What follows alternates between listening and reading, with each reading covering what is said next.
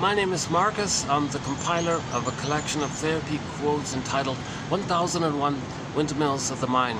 I'd like to now just continue to zip right in where we ended up at the end of part one. My phone suddenly cut out due to the battery issue here. So the introduction to 1001 Windmills of the Mind was sort of provided there, and I'm sort of still in the midst of it. So I'd like to just keep on, pick up where we just left off. So here we go. The initial birth experience may be prototypic of how the child will respond to stress later on. Okay, the notion of prototypic trauma and prototypic defense. Whenever a pain is engraved into the nervous system, the response to that pain is also stamped in. The pain and the response are a unity which becomes prototypic, so that any later stress, the original response pattern is automatically triggered. So just at the end of part one, we're talking about this theory that the child might be or can be affected if the mother takes an epidural or anesthesia while the baby's trying to be born.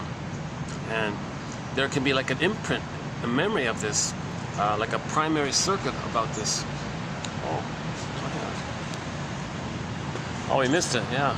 One of the birds just flew by.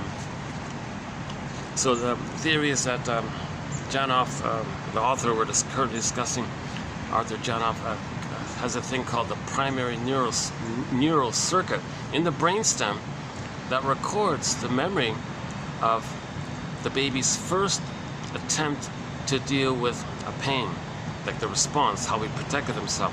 So the child's coming out of the canal, the birth canal, trying to be born, doing his thing, trying to, make the transition from the water world to the land world. But for some reason, the mother decided to take, maybe panicked or something. That's the role of the father. Maybe the father can comfort her and hold her hand or something, or maybe she wouldn't need to take an epidural. The theory is if the mother does take an epidural or massive anesthesia, painkillers, it can go to the child. The child will receive it in their brain, and there's a memory there. There's like a primal, deep, burned in their brainstem, this memory which says, well, when I try something, I blank out. I feel this whoosh or something, right?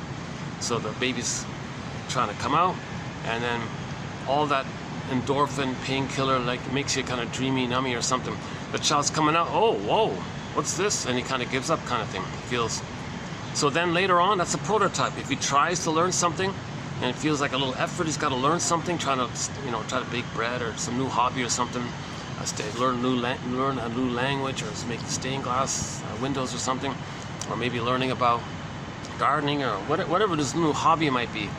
And there's a little stresses there.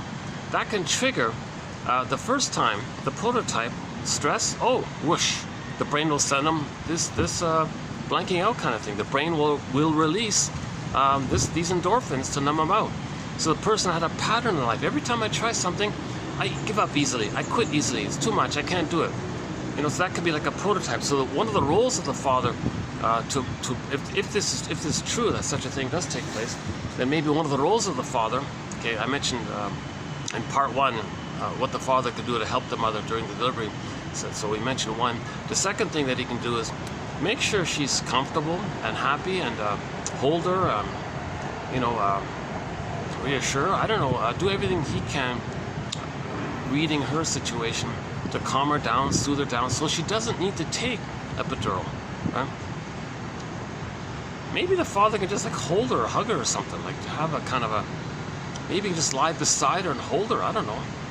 Figure something out, what can you do, or ask himself the question, what can you do to let her feel safe and soothe and to deal with the stress of giving a birth and all this. So in other words, to minimize the chance of her taking anesthesia, because if she takes anesthesia and it's too much, there can be an imprint in the brain, as just mentioned, right? Okay, so let's just go back to where we ended up in part one. So in part 1, I was trying to do my usual kind of introduction to 1001 Windmills of the Mind, and we ended up at the point where that the baby needs an extended paradise. Baby has paradise in the canal. In the first 9 months in the uterus, he has kind of a paradisal kind of place. He needs that to continue when he's born for the first 4 to 5 months.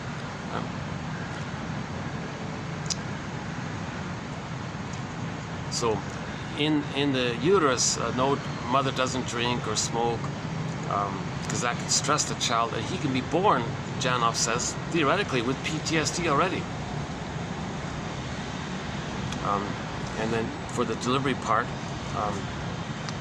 the father makes sure that the baby's handed to the mother right away, and minimizes the need or the request by the mother, or felt need by her to take an epidural or something. So let's say those first 2 basic things are met.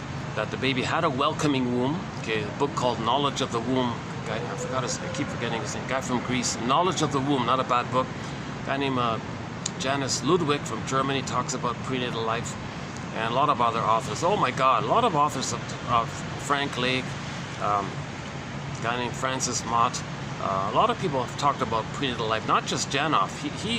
He's just kind of brought it like new life and all this, but it's been talked about for a long time. Prenatal life. So that's assuming the baby had a welcoming womb. Okay, he was born okay. Now, as mentioned in part 1, he needs the extended paradise, skin to skin, breastfeeding with mother's loving gaze for 4 to 5 months. And the role of the father would be to make sure no one separates the baby, including himself. The father should resist the temptation to pick up the baby, because babies doesn't know time. Like if the baby's removed from the mother, the baby might go, he panicked, like, where's my mother? He's abandoned, like he felt like lost a mother, no mother. He doesn't understand time. When that time is removed, there's no mother. So he's not gonna make it if there's no mother. So he'll freeze up inside, emotional hypothermia. His rage at being shamed and the fear and all this, he may associate theoretically with the father and create a frightening image of the father that's comprised of the baby's projected rage, and says the father's so threatening and all this. The father's saying, hey, hi baby, I'm your dad, say hello to me or something. I want to say hello to you. Baby goes, I don't know who you are, but whatever you are, you took away my mother. I'm angry at that, and I don't understand time, so where's my mother?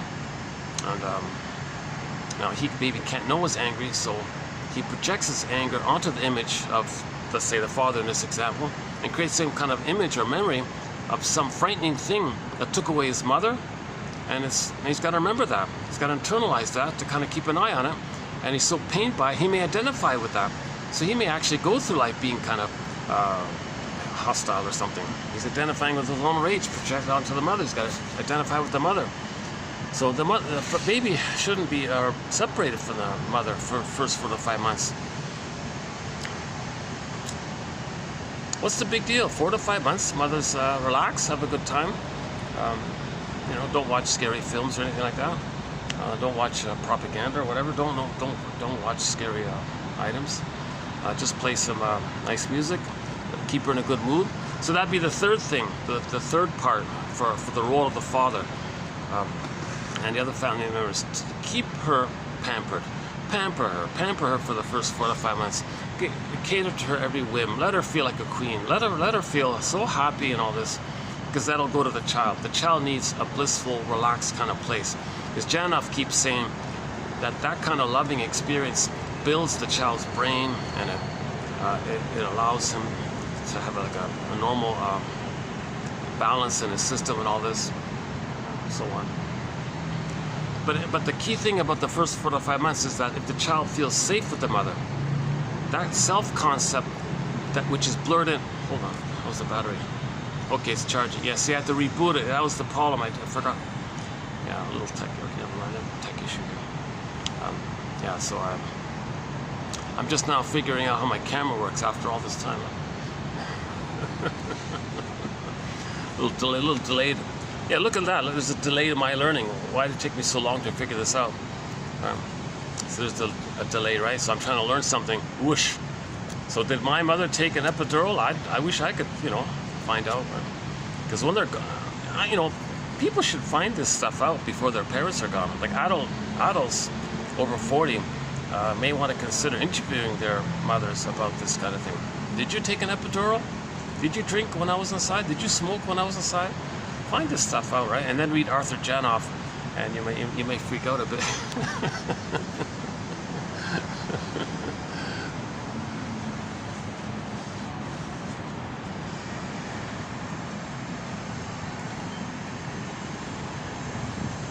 Sorry, just give me 5 seconds here. Hold on a second.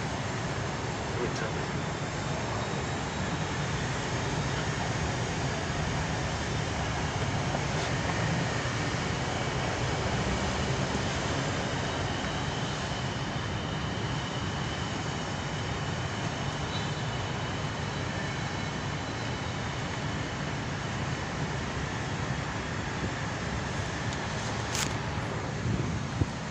I was surprised that the battery in the phone is now down to 30 minutes.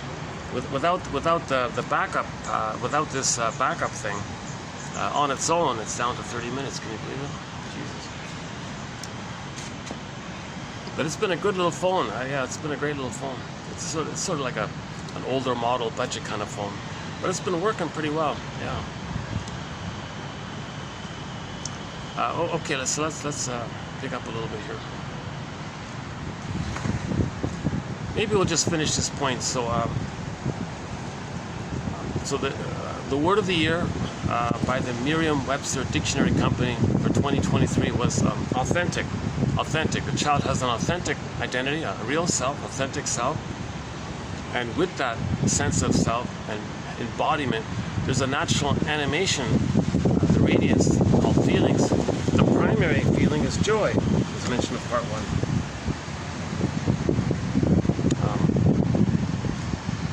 But if the child doesn't have a secure attachment with the mother, if the bond is broken or something happens, either prenatal trauma, birth trauma, or trauma post the birth, so that sense of embodiment freezes up, petrification, turns to a statue, numb, feels unreal, feels unalive, alexithymia, emotional illiteracy, affect phobia. It's where is his inner life? Like the golden ball goes down the well. Okay, the earth opens up. This core, authentic core, this core, K-O, the Greek myth, this core, refers to the child's authentic core. His sense of self gets pulled down. Okay, earth opens up, this core gets pulled down. That's a metaphor that who we are kind of gets pressed down into the brainstem. It's going down in that primitive first brain. We've got 3 brains, right? Brainstem, limbic, and cortex. It gets pressed down into that earliest one. That's what they mean, right? So it gets pressed down like that. So the memory of who we're meant to be, our sense of self and all that, it gets stuck there. It gets pulled down like that. Baby feels immense shame by this. It's linked to his identities, emerging real self-identity. Needs unmet, unloved. He feels shame by this. So that's why the backdrop is the hell scene. Okay. So in myths and fairy tales, the hell scene is simply a metaphor for the emotion of shame. Shame is this kind of like a burning, biting feeling. Right? That's the hell scene. That's all it is. Myths and fairy tales are metaphors for inner psychology. They're true on the inside, treated like dreams, soul stories. Every character in a myth or fairy tale represents some kind of psychological element belonging to the mind of one person. Like a whole fairy tale is like one long dream for one person. They're not separate kind of thing, separate kind of things. So the motif in myths and fairy tales of the earth opening up, it cracks up like that, and then the guy with the horns yanks down the maiden like this, right? Okay, that's the metaphor. The maiden is the metaphor for our pureness, our authentic self. Okay, it got yanked down. Okay, so the yank down is called repression. Okay, now notice there was a character that did the yanking. So that's the metaphor by the storytellers, that the child thinks his mother is the guy with the horns. Can you believe it? So the baby's nursing at the breast, but she's misattuned, malattuned, not doing around. Maybe the bottle is used or something. Baby's enraged. He's enraged by this. So he can't know that rage, his own rage. So there's a thing called projection, something about yourself. whereby if you were to admit it belongs to you, it would cause too much pain. So as a defense against the pain, the trick is you say others have it, not me, called projection. So the mother's enraged. Now, in my I'm still guesstimating here about the horns part. Maybe originally the baby was enraged, looked at mother's eyes, and made like the flames image. The storytellers would make like little flames image and blur the flames image onto the breast image and create the guy with the horns. And then later on they would use the bull when that's some other point. But originally maybe the storytellers created this image of some character with the horns. Really it's the flames of the eyes. The baby is enraged, looks at mother's eyes. No, mother's enraged. Look, see this flaming, look at all that heat from her eyes or something. Anyways, the baby has to protect himself from too much cortisol and adrenaline. So he does these little tricks in his mind to soothe himself somehow. It's not perfect. It's like a compromise. Like I'm not enraged. I don't have needs to take in. What? Yeah, the mother's enraged. She wants to take me in. She's a hungry wolf. She's a devouring monster that wants to eat me. She's like a Cyclops character. She's like the Boar Queen in the White Bear King Valamon story. She's like the bad witch in Hansel and Gretel that wants to eat the children. My mother's like that. So, or the guy with the horns who pulls it down.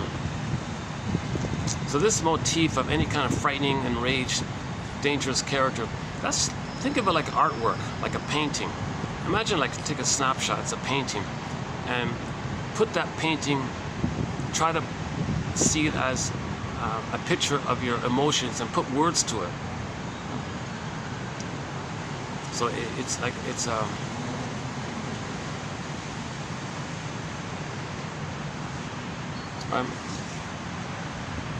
not real, right? There's something going on in the baby. The baby has imaginal thinking. It's pre-verbal thinking. It's pictorial thinking. The baby thinks in pictures, they say. Okay, so this is called primary process mentation. Early on in the brainstem, it's primary imaginal process mentation. Right? Things are exaggerated. There's no time in there, no kind of sense of proper place or anything. Alice says, up is down, left is right, here is there. There's no kind of, the cat and Alice, it's all mad in there. It's a whole different kind of thing in there. So we live in these two kind of worlds, right? So the brainstem has these wildly exaggerated. Now, myths and fairy tales are from there. Myths and fairy tales are about this. So myths and fairy tales describe a traumatized mind, right? So that's a scene in trauma. The earth opens up and the person's authentic core gets pulled down, right? Now, of course, in the healing journey, core comes back, becomes Persephone, a revealed symbol of the return of our soul, getting back ourselves. Odysseus got back home to Ithaca and was reunited with Penelope. So Penelope, for men, would be like, like for a man gets the return of his feelings, there's Penelope, and a woman gets back her feelings, she becomes, that's Persephone, right? Etc. So let's not get into the myths and fairy. It's a fun thread. We have an exciting thread in our collection called the psychological interpretations of myths and fairy tales. That's we do with the Odyssey, Arestia. Okay, some of the tales that Chinnen likes to tell, Robert Bly likes to tell, Woodman, John A. Sanford. John A. Sanford, the guy who wrote Invisible Partners and Healing the Bull, is that one there about religious stories.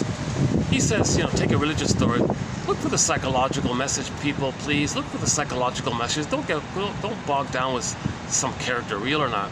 Look for the message. Look for the psychological message, because he treats most religious stories, again, when religion is being used as a tool of the plunder system. So I kind of compartmentalize that. Anytime, all throughout, anytime any comment about religion is being mentioned, it's only in reference to when religion is being used as a tool of the pillage and the plunder system, right? I'm only talking about it that way. I'm not talking about victims of the plunder system. They got immense pain there. So we can't really, we got to heal the aggressor side, right? What's the aggressor side? The aggressor side is when babies are so traumatized they imitate the mother and treat others the way they were treated. That's the aggressor side. So that's a harder thing to heal. So this aggressor side is called identification with the aggressor. Okay, identification with the aggressor takes place when there's trauma before 18 months. Before 18 months. So let's back up a sec. So the child has needs for a secure attachment style. So let's just assume for the moment he got paradise in the uterus. He was able to be born okay. In other words, no birth trauma. He didn't freeze up at the birth. Some babies can freeze up at the birth. If the baby's removed, the cords are moved, that'll do it. Put on a scale, that'll do it. Birth trauma. A lot of babies are getting birth trauma. For Pete's sakes. And if you put some kind of procedure on the baby called the CIRC thing, see, the baby's he has this instinct to take in the mother's experience, and you're going to do some violent medical, it's not even medical, it's some violent thing on him like that. Okay, he's going to identify with the aggressor. He won't know himself. He'll reject the feelings. He'll reject the human side of being human. He'll revert and search for the old, once upon a time safe place that back in the uterus he was on the throne. He was a little king, special, a little god, the so-called chosen thing. Let's pause here for a sec. Let's see if we can save this phrase. The odds are, some mathematician said that the odds of you being here on the planet are 1 in 400 trillion. Think about that, right?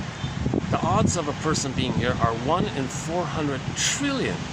So the Great Spirit, this nature, this powerful natural force on the planet and stars and things moving around, whole universes and galaxies, all this energy, all this stuff, all this life that's going on, let's just call it the Great Spirit.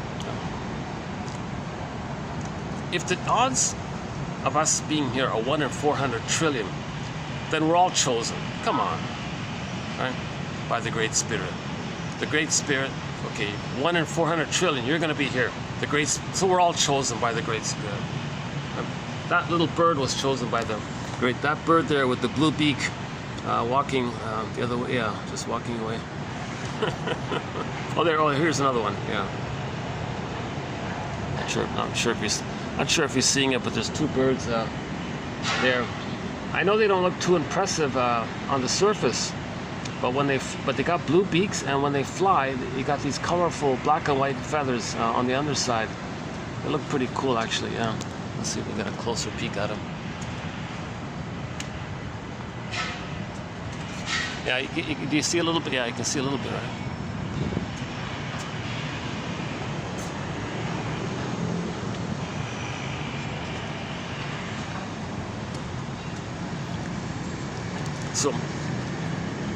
So back in part 1, we talked about the baby was on the throne. Okay, so he was like special, chosen. Okay, that refers to that. Now, if somebody's traumatized, they got to look back at that. That's a sign of trauma. So, in other words, this idea that we're all chosen, we can say that's a healthy, normal thing of the uniqueness, that everything in nature is a little unique. John A. Sanford also makes this point that the Great Spirit likes it that way. The Great Spirit likes it. That every leaf on this bush here, every leaf on that stem is unique. Everything's kind of unique. See, and people have uniqueness as well. By the sidebar here, by the way, when we're conscious of our uniqueness, see, with a strong ego, you're conscious of your uniqueness, which you express via your consciousness of it. There's pleasure, loving life, a path with heart, meaning, and all that. So we're looking for a strong ego to know our uniqueness. Trauma, that ego is damaged. That's the scarecrow guy, submerged and frazzled up. Okay, so again, Wizard of Oz, it's down this other world, like this other dream world, right? And all the characters belong to one mind. So in attachment trauma, that ego didn't develop. It's down there, it didn't develop. It's got no brain. Remember, the scarecrow's got no brain? So that's what these 10,000 quotes are for, to give the scarecrow a brain, right? So we have 10,000 quotes here. So we're going to add another couple today as well.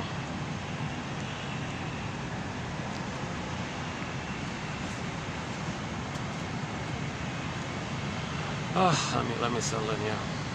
It does break the rhythm. I just started to get into the rhythm in part 1. I just started to get into a little flow there, and then my battery conked out on me. I feel like I'm trying to get back to it.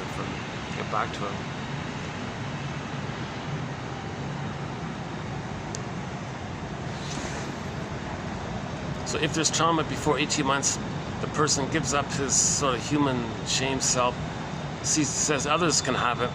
They revert to the old and take refuge to that old time when they were special, chosen, on the throne. That's called infantile megalomania, egocentricity, the glorified self, the idealized self. And you're in that attitude that it's all just for you, everything's about you, you're the center of the universe, the whole universe is for you, and it's called part object relating. The baby's relating to just a part of the mother's, right? Just like the breast part, and that part just serves the baby. It's all for the baby. Now he got frozen there, he got traumatized there, so he's still stuck trying to get that kind of thing. But post the critical period, post age 3, it can't be done.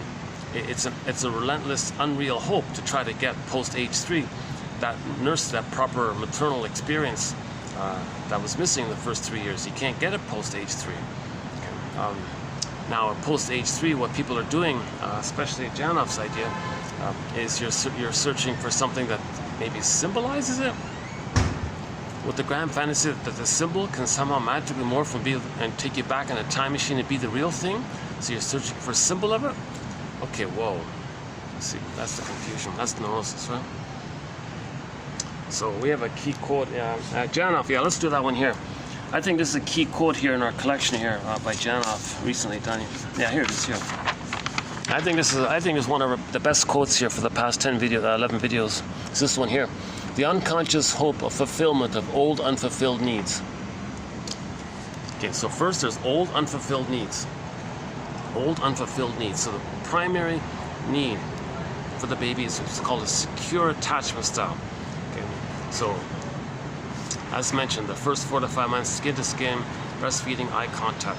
That's secure. So that's for the paradise. And then from 4 to 5 months to 18 months, there's another phase.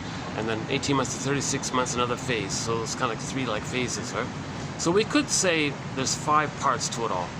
The prenatal life, the birth transition, the extended paradise, okay, then the 4 to 5 months to 18 months phase, and then, oh, there he is. And then the 18 months to 36 months phase.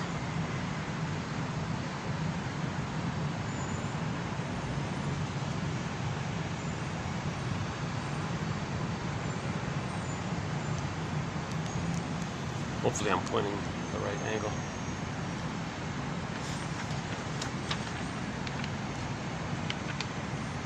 All right, so the primary old unfulfilled need that wasn't met was for a secure attachment style.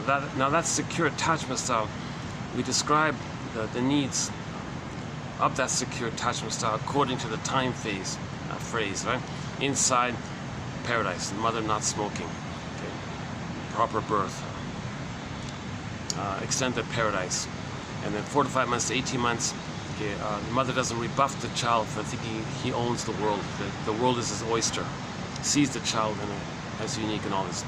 And then when the grandiosity dissipates at post 18 months, the child enters into the rapprochement phase, and now avoid your phase, now seek that 4th phase.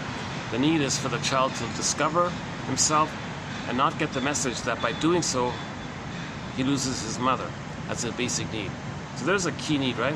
Between 18 months and 36 months, when the child's learning about things, and he runs to his mother, hey mother, look what I found here. Mother says, I'm busy. Okay, child gets the message, gee, if I learn something, I lose the mother, I better not learn anything. So he could be stuck there. So he has these basic needs for a secure attachment style, little points about it within it. And in previous videos, I kind of spelled out a little more detail about it. So if that's that critical period from birth to 3, if those needs aren't met, okay, they're going to go through life in search for a kind of a mirage of it, called a symbol of it. It's never the real thing. But when they search for the mirage of it, they're replaying the disappointment, which keeps them bonded to the trauma mother. So they're bonded to the trauma mother to search for, to replay the disappointment. Now, when they replay the disappointment, they can get others to play them, to be disappointed. They play the shaming mother, they play themselves, or they play themselves to get others to reject them the way that mother rejected them. So the original prototype was baby was in a passive, helpless kind of receiving victim place, right? and the mother was the active aggressor hurting the baby, right? And that's all fused like this. So if the trauma is before 18 months, they just play the shaming mother and find others to play them and shame them, to replay how the mother shamed them, to say that replays the record. That maintains the trauma bond. Although they're hurting others, they're imitating the blueprint. Mother hurt them. They just play the hurting mother and find someone else as a proxy for them. Proxy, right? Evocation of a proxy. Proxy means someone plays a role for you, does something for you, or feels for you, something like that. So you find someone else to stand in for you, your shame self. But the thing is still going on within. Mother shamed you. You just go through life shaming them, shaming others, non-threatening substitute other, innocent others, because you were innocent once. So you find some non-threatening substitute other, shame them to replay and maintain the bond to the mother who shamed you. But the trick is you don't feel the pain of it. You do feel the pain of it on some level. So what you do is hocus pocus, auto-hypnosis, double focus. You remember Alice in Wonderland? It's a mat in there. Oh, hold on a second. So I got some people coming by this end here. Let's take a second. Yeah, hold on a second. I like this spot because it's sort of a dead end here. That's where the staff come out and have their smoke breaks on that end. So usually the whole like pool area is off on the opposite side here. Sometimes people wander, taking a look what's down this end here. That's how I found this spot. Took me a long time to find a nice little. I'm in a very popular, busy city. It's kind of hard to do these in public, indoors and outdoors. But I want to get the quotes out. So again, don't judge this by yours truly, how I'm delivering it. I have anxiety. I haven't been analyzed. I haven't been analyzed. You know, I'm trying to learn this material.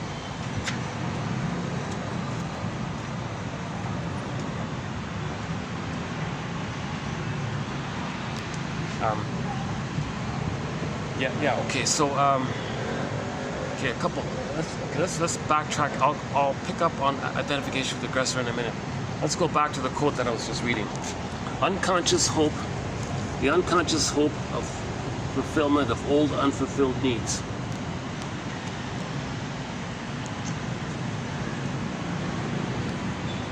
So we call that the cry for love, right? Everything's love or a cry for love. If the child has a conscious ego, they know their uniqueness, they have differentiation, the golden ball is there, they're embodied, joy runs the console. Normally, but joy can step aside and let sadness run the console when there's a loss, to admit a loss. And we accept the loss, admit the loss. Sadness can step back and let joy run the console again. So there's a wide range of feelings, needed feelings, appropriate feelings, aliveness of feelings. So we have our embodiment. That's called differentiation.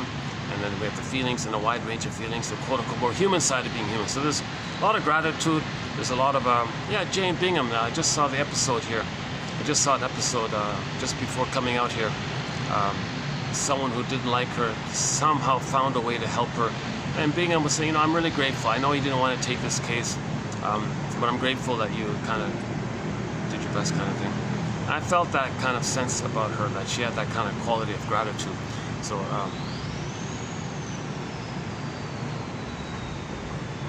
yeah, you wouldn't see that with the other one, right? But you see it with Jane. So that's why Jane is sort of the lead star here. That's a good show, yeah. Drop Dead Diva, a legal comedy. It's a science fiction comedy, metaphysical kind of story. Wait. Hang on a second. Let me get some kind of paperweight here. Okay, let's get my guava juice here.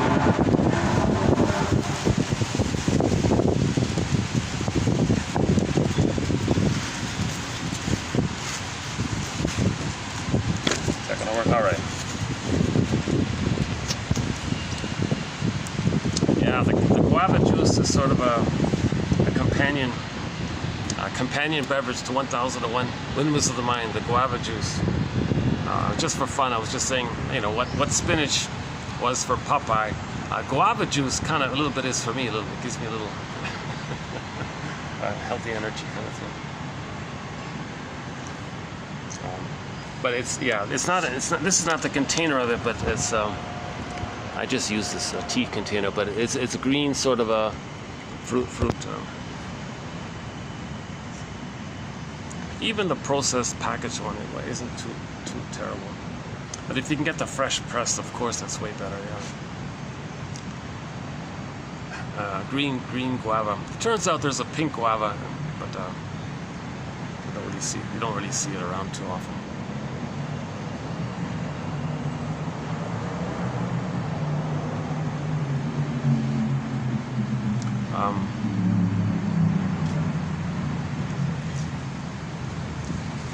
So it's that critical period, right? Birth of 3.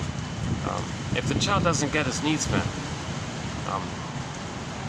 Jesus, then he's kind of cursed in a way. There's like a deep imprint in the brainstem, and he's stuck there. So that's, Jana puts it this way, that imprint, that deep memory, amnesic memory, you know, as the child gets older, the other parts, like evolution, right? The brainstem, the mammal, and the neocortex. So finally, the neocortex is on the scene. Now, the neocortex is getting the message circuitously by the brainstem of this loop. Cortex, we got pain here, and I'm searching for mother's love. And we're in pain. So originally, when the baby's in pain, there's an electrochemical flashing neon light that's flashing within the system. Unloved. Okay, when the needs aren't met, he means unloved. So the jargon here is whenever they say unloved, it just means that the baby's needs were not met. If the baby's needs were not met, just as a shortcut, we just say unloved. So there's a flashing neon light inside saying unloved, so needs unmet, pain, that's a pain, of course, right? Pain, needs unmet, okay, unloved. Okay, so imagine a baby flash frozen, screaming in a 3-dimensional, like frozen woolly mammoth. So imagine like a baby inside, like the frozen woolly mammoth, trying to scream, but he can't get the voice out, voiceless, silent scream, and it's frozen like that. But he's still in that screaming place, but it's frozen at the same time, and it's timeless and it's infinite. It's an infinite scream, but he can't scream, it's frozen. So you got the light going on, unloved. Now this neon light saying unloved, the baby scream. Okay, that's called pain. So the brain sends the mercy, the endorphins. Okay, so like an umbrella swoon of this mushy, numbing, daydreaming thing keeps you numb. So the person's going to go through life, sleepwalking through life, feeling that life is passing them by, feeling that they're living the provisional life, asking themselves, when does life begin? Life's not supposed to be a dress rehearsal. Feeling that something's missing and so on, right? So they're going through the motions of life, basically, like in a trance almost, right? And as they're going through life, they're just maintaining this loop. So what's this loop? Well, the needs weren't met. Unloved, pain, unloved. So they're gonna. It's going on like this. This is because the organism is trying to heal. When we're wounded, we're trying to get the needs met to be healed. Now this is this phenomena disconnects us from ourselves.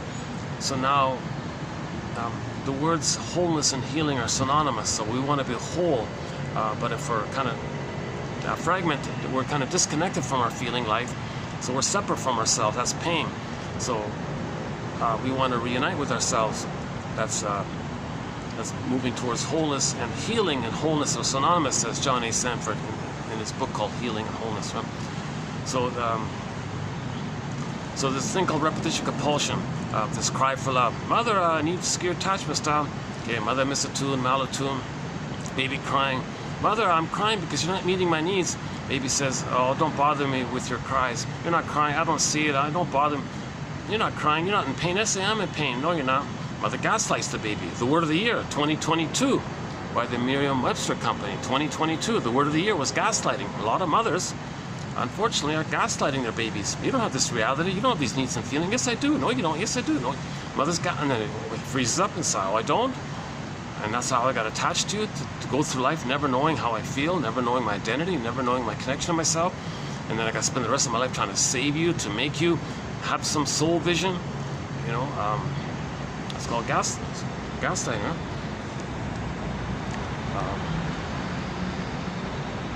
Okay, so there's this loop. So we can call this a cry for love. Mother needs your love. Okay, so it wasn't met. So now, at the same time, we can call this an inner conflict. Okay, so the baby still has those needs, but the first time he had those needs and feelings, mother didn't meet the needs and gaslit his feelings. That led to so much pain. So there's a conflict now. For him to get in touch with his needs, let alone his feelings, that the needs weren't met, it's going to trigger the memory of the pain. Simple, basic, classical conditioning. No one wants to feel that kind of pain, so they don't know their needs and feelings for their development. So how do they heal if they don't know their feelings and needs? Okay. And they're frightened of the pain memory. So that's like a conflict. There's a huge inner conflict. Okay, it's repressed. It's set in. It's a neural pathway. Imagine it burned in or grooved in on a 45 disc record, and let's call it the cry for love. Let's say everything's love or a cry for love, right? So now the baby's in his cry for love. Now, this cry for love makes a person neurotic, because we're not loving life in the present. We're not being who we're meant to be in the present.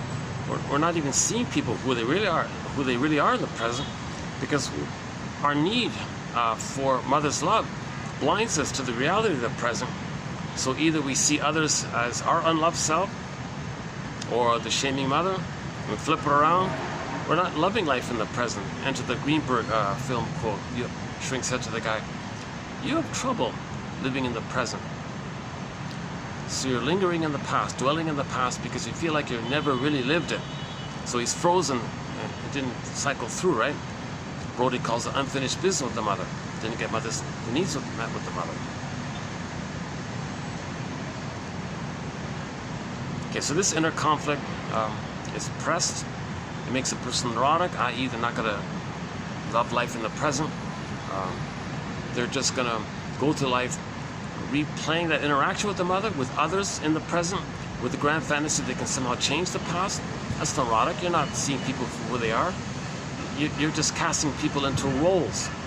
Either others will play your shame self, you play the shaming mother, or you play your shame self and others play the shaming mother. You're just recreating that original thing. So it's called transference acting out. Like you're going to transfer the past into the present and act out the thing, like a theater thing, acting out, like actors and all, co-actors. We do it because of the pain we're feeling. So the present is just, is sometimes called the presenting past. We're presenting the past. So the present is just the presented past. The present is sometimes called like a new edition or a replay of the past, a reenactment of the past, or replaying that thing. Because when the baby's traumatized, it's the part of the brain that doesn't know time. No time. The trauma clicks in, get the love, but there's no time. You see? So there's a funny thing there. The trauma says get the love, but the trauma means you didn't get the love.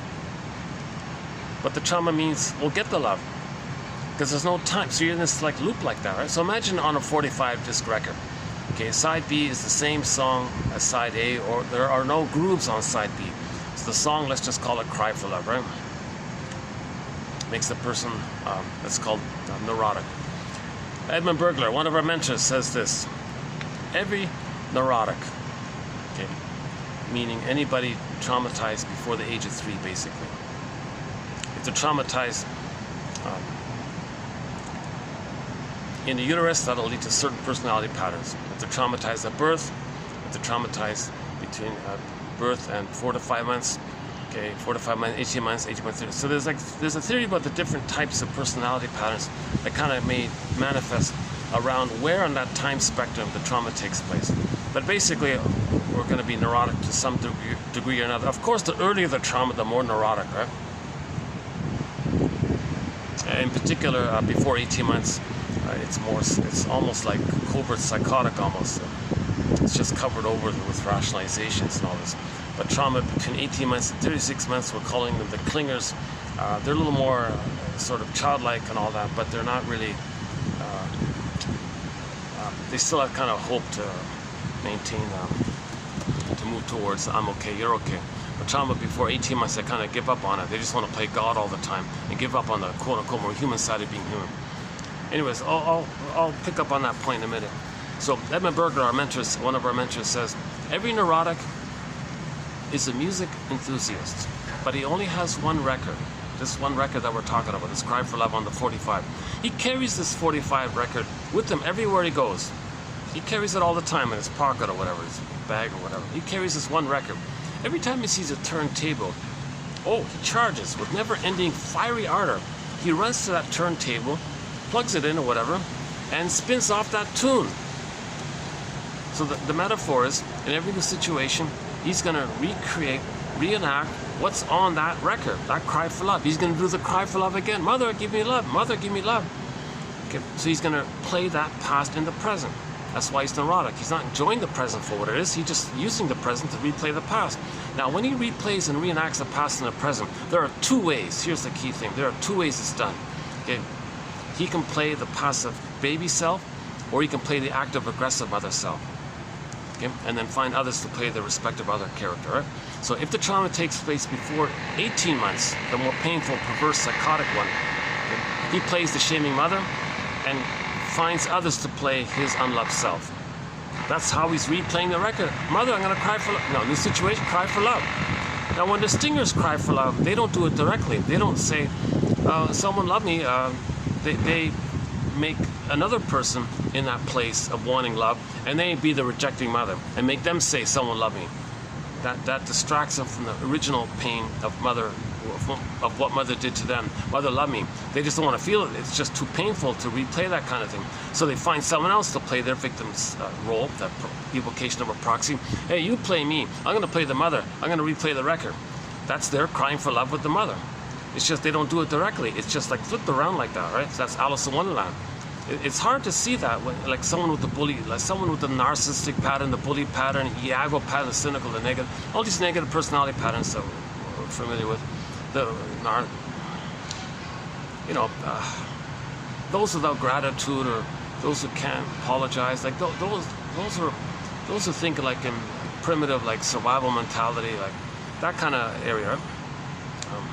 It's hard to see that their crude behavior or whatever onto others is a cry for love, that they're replaying it. They're just doing it in flipped code form. They just get others to play their shamed self, and they're playing the shaming mother. As if to say, you see the victim, they're crying for love, and see how negative I was? That's what my mother did, and that's why they're crying for love. Well, that's the original scenario. I was crying for love like the way they're crying for love. They're just replaying the whole kind of thing. That's called identification with the aggressor. That's a very troubled psychological maneuver of the mind, because they don't admit themselves. They don't admit their authentic self. Their authentic wounded self, their pain, shame, authentic, the others can stand in for that. So they reject the quote-unquote human side of being human. Trust, affection, tenderness, kindness, reparation, gratitude, affection, and feeling bad. Someone's hurt because of you and you want to make amends. No, that human area, that whole mammal, like human love, they reject all that because it's too painful to admit that. And as a defense against the pain, they're dependent on seeing others in that place where they play the shaming mother. That's the trick, right? It's such a basic point. I don't know why the shrinks aren't spending more time talking about it. It's called identification with the aggressor. A guy named Sandor Ferenczi first came up with the term over 100 years ago. And of course others have discussed it all along. But it's still not... I think maybe we can... actually, there are... you know what's funny? I think self-help does talk about it in some of their slogans. Like one self-help line was... hurt people to communicate that they're hurt. That's identification with the aggressor when they say that, right? When Edmund Berger talks about it,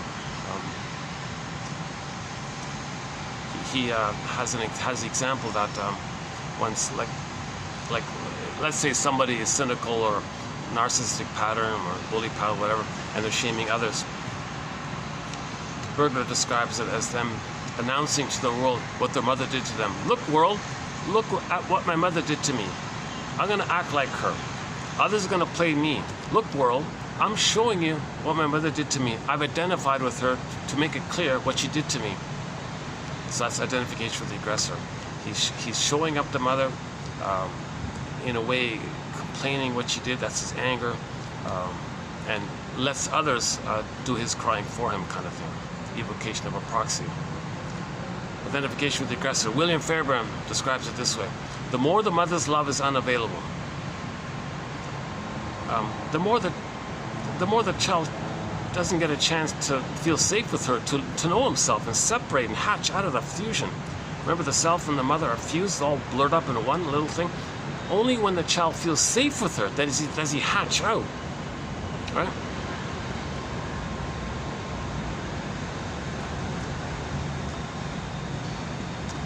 That's common. I don't need to explain. That's common sense. If the child feels safe, the natural thing, he'll hatch out. His self-concept will hatch out.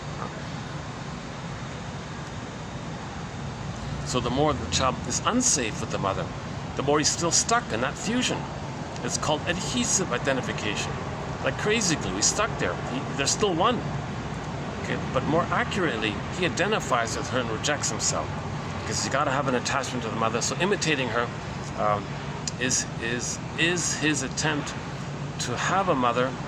If he imitates her, thinking that by imitating her, it's A, his connection to her, and B, it's his hope that if he imitates her, maybe the mother will feel loved and change her ways, be healed, and provide the love in return. So another way of saying it is the baby's trying to save the mother, cure the mother, heal the mother. Look, mother, you didn't give me love, so I got to fix you, I got to save you.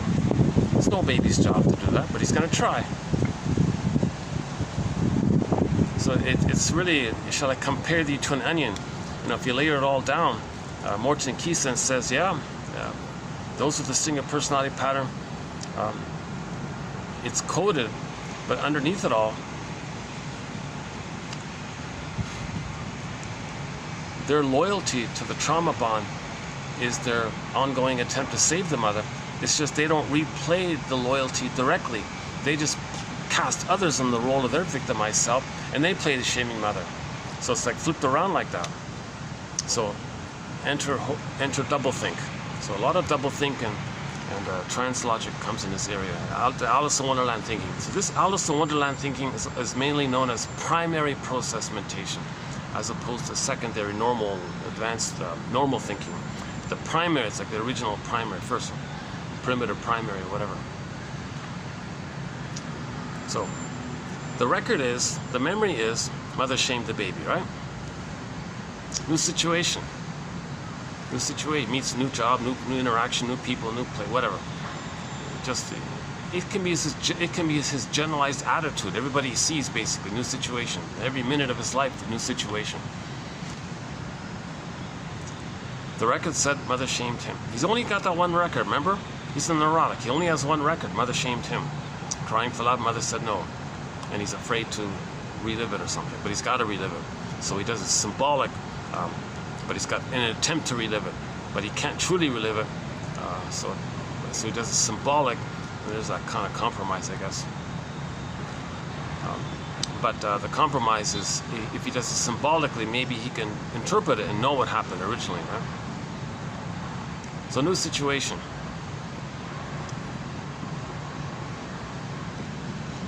Okay, new situation. Meets a new person, whatever. Okay, he'll play the shaming mother. That new person will play him. The record said mother shamed him. Remember, they're fused, right? They're blurred up. It's all fused. Mother shamed him. So he'll shame himself.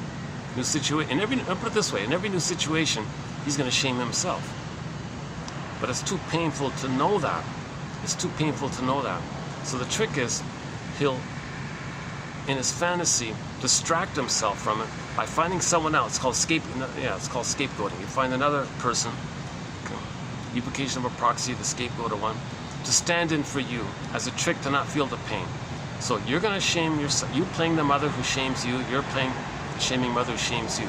So in this situation, you'll be negative, cynical, or say negative things about them, whatever, or rude things about them, or direct your anger at them, whatever. You're going to be negative towards them, shaming towards them, right? So you're going to do that to yourself. But that's way too much for the system to deal with that. So the trick is, he scapegoats somebody, finds a non-threatening substitute other, whoever that new person is in the present. Okay. He's going to be loyal to the script, the traumatic blueprint script. His mother shamed him. He plays the shame, mother shames him. But since he sees him, quote unquote, in his projection over there, the behavior is he's shaming the one over there, thinking he's shaming himself, thus being loyal to the script, the mother shaming him. He's looping it around. See, it's like a sideways trick like that. Now, when he replays that, okay, hurts others to replay how the mother hurt him. On some level, he does feel the memory of mother hurting him. So when he hurts others, he does feel the memory of mother hurting him. Hocus pocus, auto-hypnosis, double focus, flip-flop. The one he just hurt in the present, he will think that that person in the present is his mother who hurt him back in the nursery. Now he goes flip-flop. Now he flips it again. Now he's the victim of his mother. And the mother is this dangerous one. So the one he just hurt in the present that he thought was his shame self at first is now the aggressive mother. Now he feels justified in saying how bad that person is and how dangerous they are. So first, the person with the bully pattern, I say, first of all, oh, he's no good, he's shameful, what a pitiful, fill in the blank, he's got all these insult terms. Oh, he's such a this, he's such a that, he's a helpless, no good, shame, right? The way the baby felt shame. So first he says how terrible, no good, and then he flips it. Oh no, they're the aggressive mother. So the baby felt shamed by the mother, and the mother was the shamer. Okay? So the other person first is going to play the shame self and the shaming mother, which is a threatening one, right? They do all this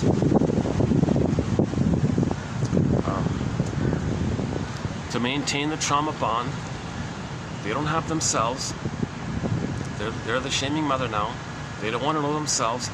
Others can play their wounded human self. They don't want the human realm anymore. They just want to play infantile God, being one with the mother. Now, when they're one with the mother, now the brain chemistry comes in.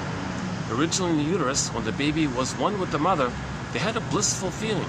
There was an oceanic blissful feeling, but we forgot it. But the theory is the baby had a blissful oceanic oneness with the mother. Robert Bly said it was kind of ecstatic or something. So when they shame others to replay that memory of mother shaming them, yes, it's painful to be hurt by the mother, but they have the mother. The part of being one with the mother, that's the blissful part. The pain with it, it's numbed over with the endorphins. So they kind of split the feelings like that somehow. So they get addicted. When they shame others, they replay the blissful oneness of the mother, the symbiotic oneness of the baby. So this symbiotic oneness, sometimes people can get like a taste of it in the honeymoon phase of marriage. The two of them can do anything. Just the two of us. We're powerful. We love conquers all. We can do anything there. We're powerful. Wow, it's amazing. And you're this hot. You're walking on sunshine. Walking on, floating on. What is it? All the songs that talk about how blissful and exciting it is. Yeah, walking on sunshine, right? And the song "When I'm With You," when you touch me, it's like you touch me with the warmth of the sun.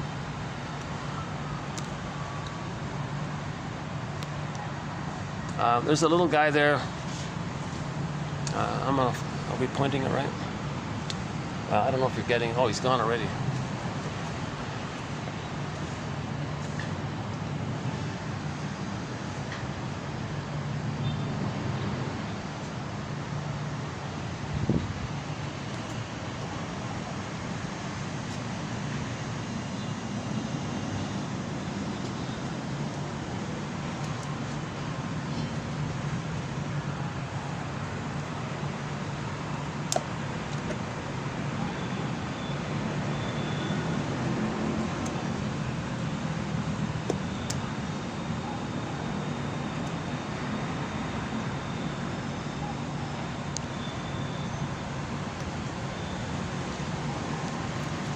all of the personality patterns that develop when there's trauma before 18 months lead to one of the stinger personality patterns.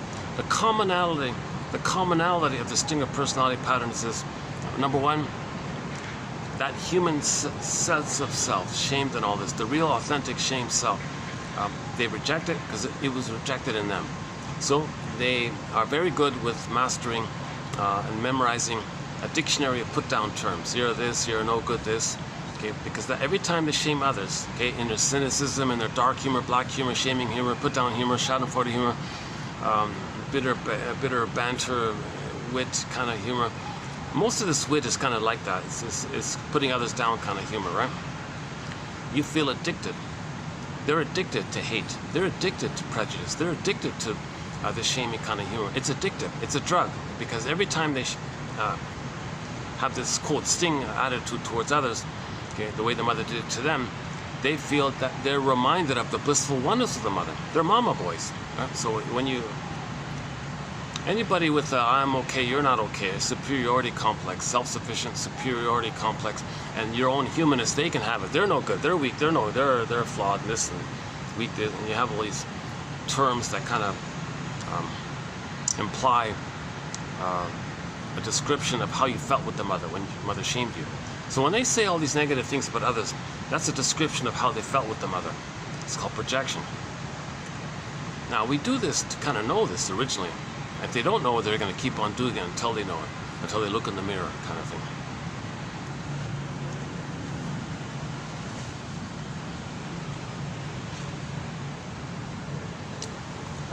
So that's one common point about the stinger personality patterns. Affection, tenderness, trust,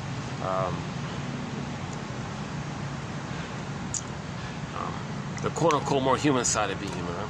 Being an elder late in life, sharing and giving, and the pleasure of expressing your uniqueness. They're far removed from that kind of thing. They're just addicted to the thrill of the blissful oceanic oneness they had with the mother in the memory brain imagery. That imagery releases that blissful feeling that they're one. It means they're safe. There's serotonin. Now there's pain. There's the pain of being trauma. That's the endorphins that numbs it. But you get the bliss. That's the serotonin. So you're getting serotonin from the blissful oneness, and you're getting the endorphins of numbing the pain part. And the dopamine is the chase. So the dopamine is exciting because you're chasing. You're chasing the shame. So you get the blissful oneness, and the pain part you numb it over. Yikes.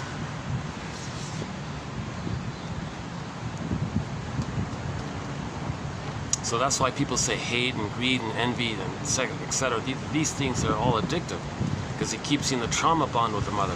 Now the trauma bond with the mother is also called emotional masochism. Pleasure and displeasure phenomena. The pleasure and displeasure principle or phenomena. Berger calls it psychic masochism, emotional masochism. So you get others to play that part. You still have it though, but others can play it.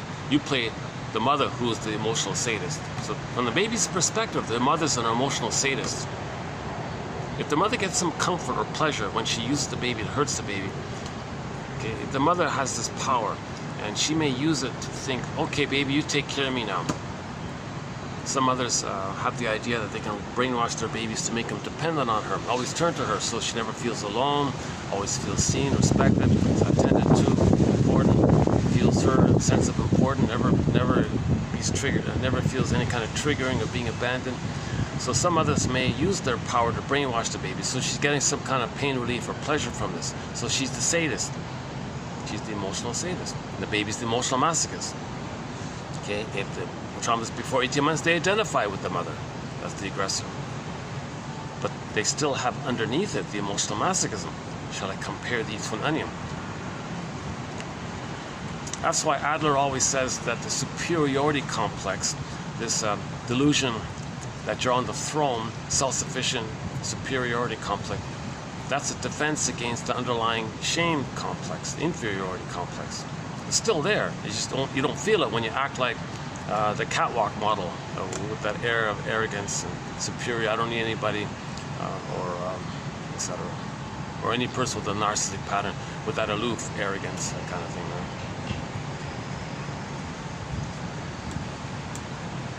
So you can have empathy for people like that in that mode. You can have empathy for those sort of in that mode or mindset. They're searching for the throne. They're taking refuge in that. They're taking refuge in that. What else is there? Their feeling self, their authentic self is too shamed. They see it onto others. What do they got left? Think about it. What does the person have left? If the baby's soul is so squelched like this, and they got to see their shamed self onto others and say how bad others are, what do they got left? They revert back to that old blissful good old days. Yeah, Robert Bly jokes, yeah, times were good. So of the ecstatic, blissful, oceanic oneness of the mother, where they were on the throne, self-sufficient and superior, and the human part hasn't entered the psychological picture. It's just so ashamed. If they see it, they got to put it down. They got to hate it. So the main emotions for those with distinct personality patterns are hate, greed, envy, grenvy, spite, vindictiveness, schadenfreude. Okay. This constant search for the throne, various ways to describe it. In the Pied Piper story, the guy was singing, give me prestige and power and all this. And he was actually singing, forget about feelings and inner life. And the children were locked in the mountain because of that. So he was singing, give me prestige and fame and all this. Emily Dickinson's poem, Fame is a Fickle Food. Poem number 1702 by Emily Dickinson. Fame is a fickle food.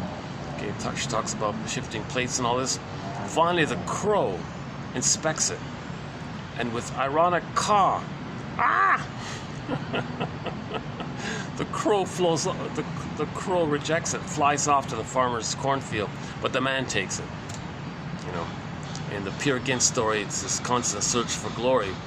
But when Karen Horney means it like what she means with that phrase, the search for glory, she means it in the way the Don Juans and the Peer Gynts and the selfish playboys search for this constant being on the throne, basically, glory. She means it that way. So they're constantly searching for the infantile megalomania, egocentricity, and all this. Okay. Now the yardstick. Prejudice is very pronounced. The either-or thinking is very pronounced. The survival mentality is very pronounced because the yardstick is impossible. It's called the infantile yardstick. If something in the present isn't the perfect, blissful goddess breast mother experience in the past, forget it. If it's useful to preserve their narcissism, fine. If not, it devalued. It's like either-or mentality. So they got this infantile yardstick. Now they don't have the psychic structure for their feelings to be there because there's no sense of self. No self, no feelings. They don't have the self, they can't feel. So what if there's a loss? What do you do then? So denial, contempt, sour grapes. Didn't need them anyways. They call that a Pyrrhic victory. Can you believe it? So the psychic structure needed to accept loss is to have a self. They don't have the self. Well, it's lost. It's repressed. It's repressed, projected, disassociated, lost in the forest, down a tunnel, down a cavern where the light is never shown. Okay, buried in the mountain. It's lost. It's somewhere. At midlife, you got to search for your soul. You got to get it back, kind of thing. That's what the whole hero's journey is all about. The second journey of midlife. At midlife, you search for yourself. That's the whole thing in midlife. We got to get back our feelings, get back our sense of self. Odysseus did it. He's a role model. He got back Ithaca. Okay, and that means that Ithaca is a metaphor for his psychic house called the soul castle, and the feelings came in Penelope, right? And Odysseus had all these temptations, you know, right? The sirens were saying, "Oh, why bother? Just give up." So we know what happened. So he tied himself to the mast, put wax in his ears or whatever. You know, Calypso said, "Oh, just eat cookies. Just comfort yourself. Just kind of stay like, just comfort yourself like a child or something." And Circe said, "Oh, just go into dreamland. Okay, Lotus Land. Oh, just numb out. Get all these temptations, kind of thing, right?" Finally, Poseidon is unconscious. Okay, I don't like this, Odysseus. You playing this macho act all the time, projecting your feelings, meaning himself. Poseidon is this personification of his unconscious. It's Poseidon, and in the TV series, the one starring Armando Sante, there was this wave with they used special effects. They made the wave speak. You could see Poseidon speaking. "Who are you?" Odysseus said. I don't like this. You're ignoring me. Who are you? I don't know what this is. You've been ignoring your second self, your denied self, your repressed self, your secret self, your double self. I'm the one who walks with you, who's not like you, but who is you. I'm living your life. You don't even know me. I don't need you. Oh, really? So finally, he got the idea. He's got to connect with himself. So the next scene was he went to the underworld. What did he see in the underworld? His mother, Jocasta. What else did he see? Agamemnon.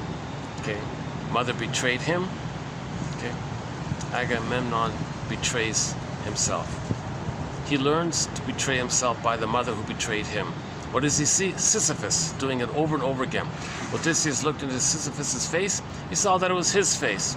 So that's how he finally made some links. He made some connections there. Okay. Mother betrayed his feelings. Okay. So that's why his mother's there, Jocasta. Okay. Agamemnon means he betrayed. He betrays his feelings. And it's like looped around like Sisyphus like this. That's just the basic of it all, right? So then he went, okay, oh, I get it now. Oh, wow, I was traumatized. I got to find myself. I want to get home. I want to get back home. 20-year journey. So it takes men 20. And Robert Bly says, he said, a lot of people say this about adult development, like the midlife issue called adult development. It's called adult development. At midlife, post 40, men got to find, and women too got to find themselves. It takes 20 years on average, right? That's called the hero's journey, the second journey, midlife examination period, midlife audit, self-reappraisal period, etc. So this is kind of initiated, so to speak, at roughly around 40, when people have that sense that Poseidon is speaking to them, or people say, gee, something's missing or something.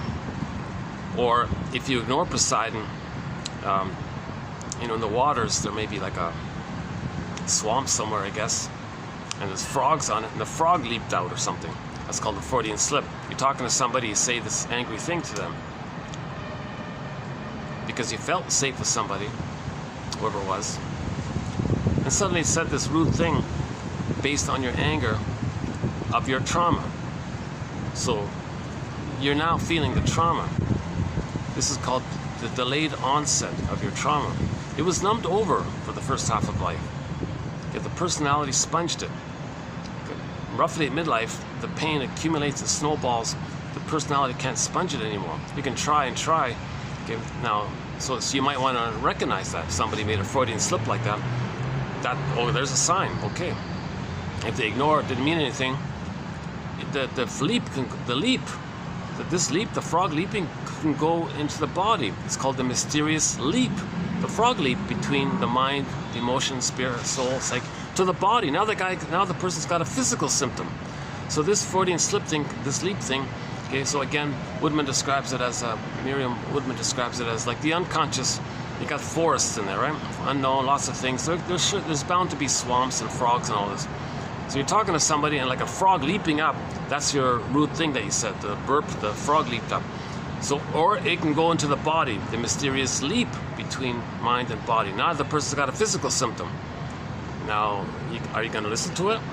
Are you going to regard the physical symptom as a message from your unconscious, as a message from Poseidon? Okay. It's revealing your conflict, it's hiding it and the pain of it. So it's like a message. It's like that obnoxious thing you said to somebody, the Freudian slip. Okay, the Freudian slip can take the form in the body, leading to a symptom in the body. So now it's coming up. Sometimes it's just rushed out. That's called now you got the delayed onset of PTSD.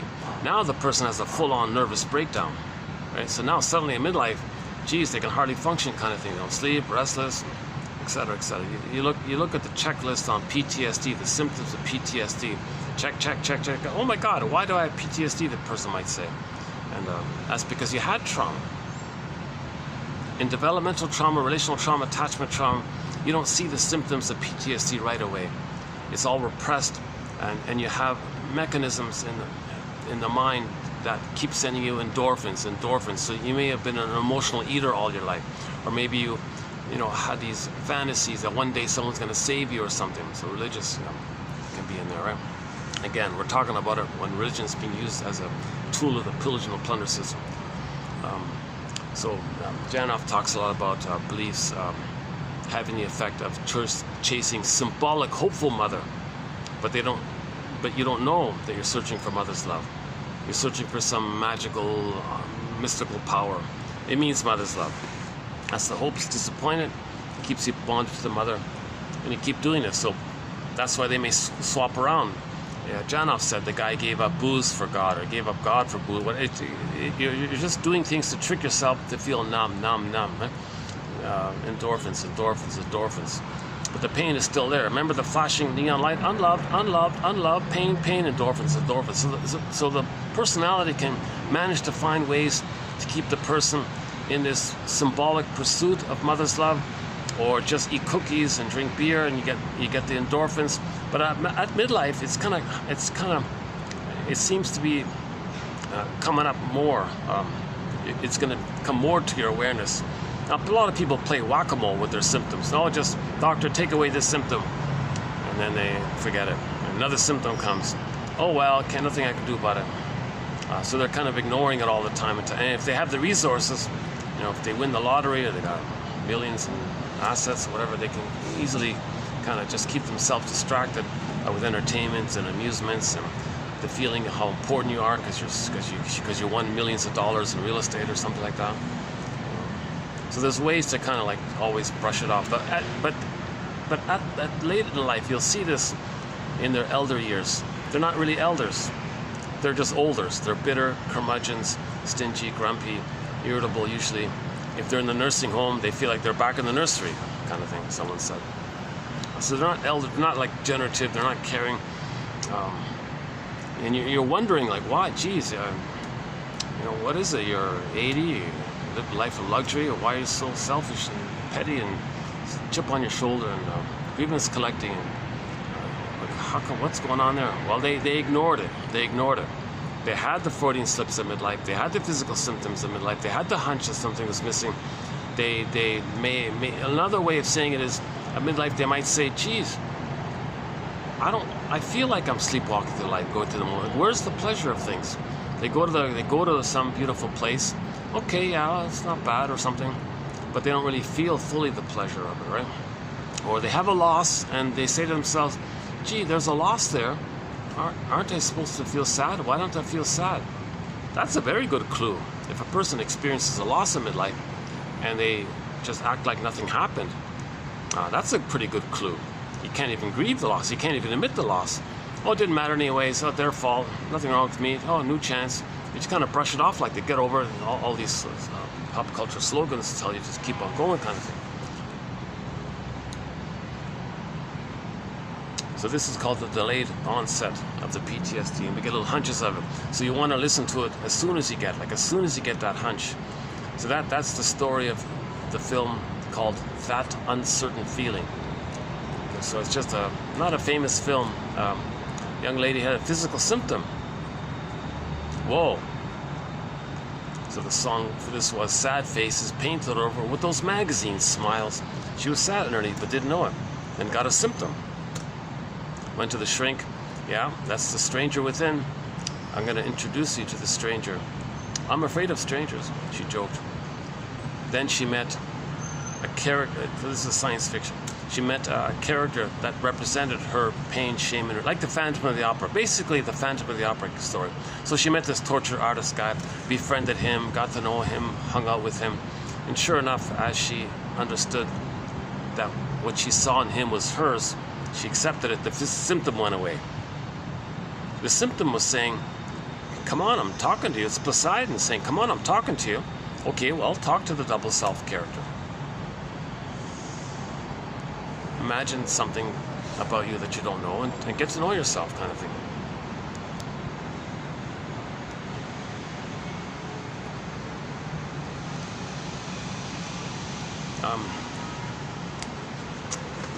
Okay, so the stream of personality patterns, generally you see them as narcissistic and egocentric, right?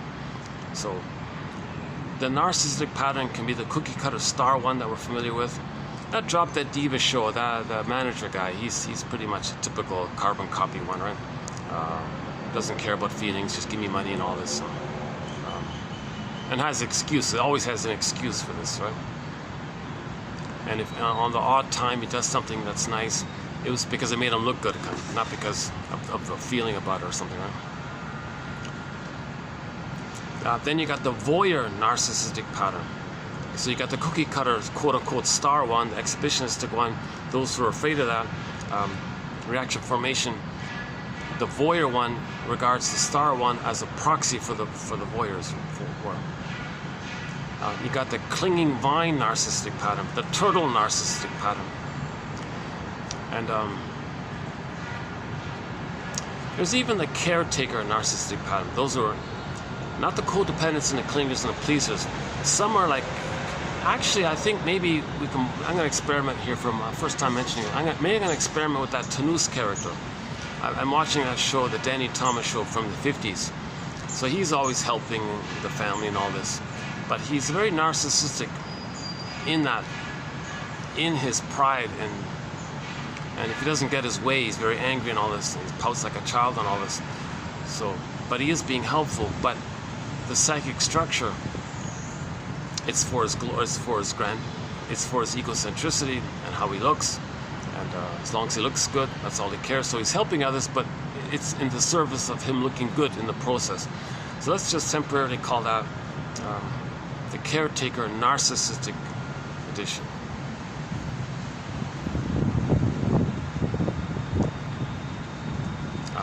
The appearance of being a caretaker, but it's for narcissistic giving.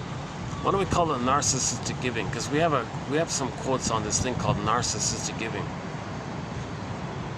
where it does something that's giving, but the purpose is to make him look good. So let's call him that, the narcissistic giver one. I got to work on that one. Okay, and so on. Look at the bully pattern, Iago pattern. Yeah, so envy is very pronounced. Envy is very pronounced. Envy means hatred of the good. Baby had a goodness. All that goodness was rejected by the mother. The mother is called the envy breast in that case. Baby identifies with the envy breast. To be one with the envy breast mother, the condition is he's got to act just like her. To do so, he's got to generalize and hate goodness in general because the mother hated him in the prototype. Okay, so the interpersonal, the original interpersonal between the baby and the mother creates this blueprint, imprint, working model, schema, script, traumatic script, CCRT, core conflictual relationship theme. Just some kind of set mapping in there. Right? And this set thing, this script, this imprint, this prototype. Remember, the breast mother is the world for the baby.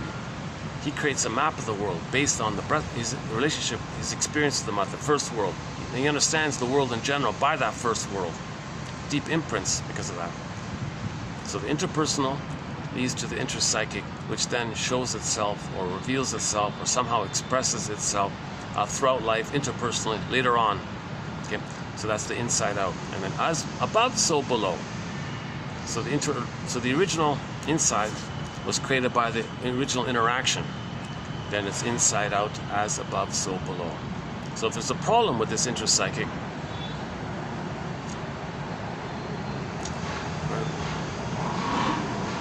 so we want to step back and study all this. Object relations theory or psychoanalysis is the study of all this.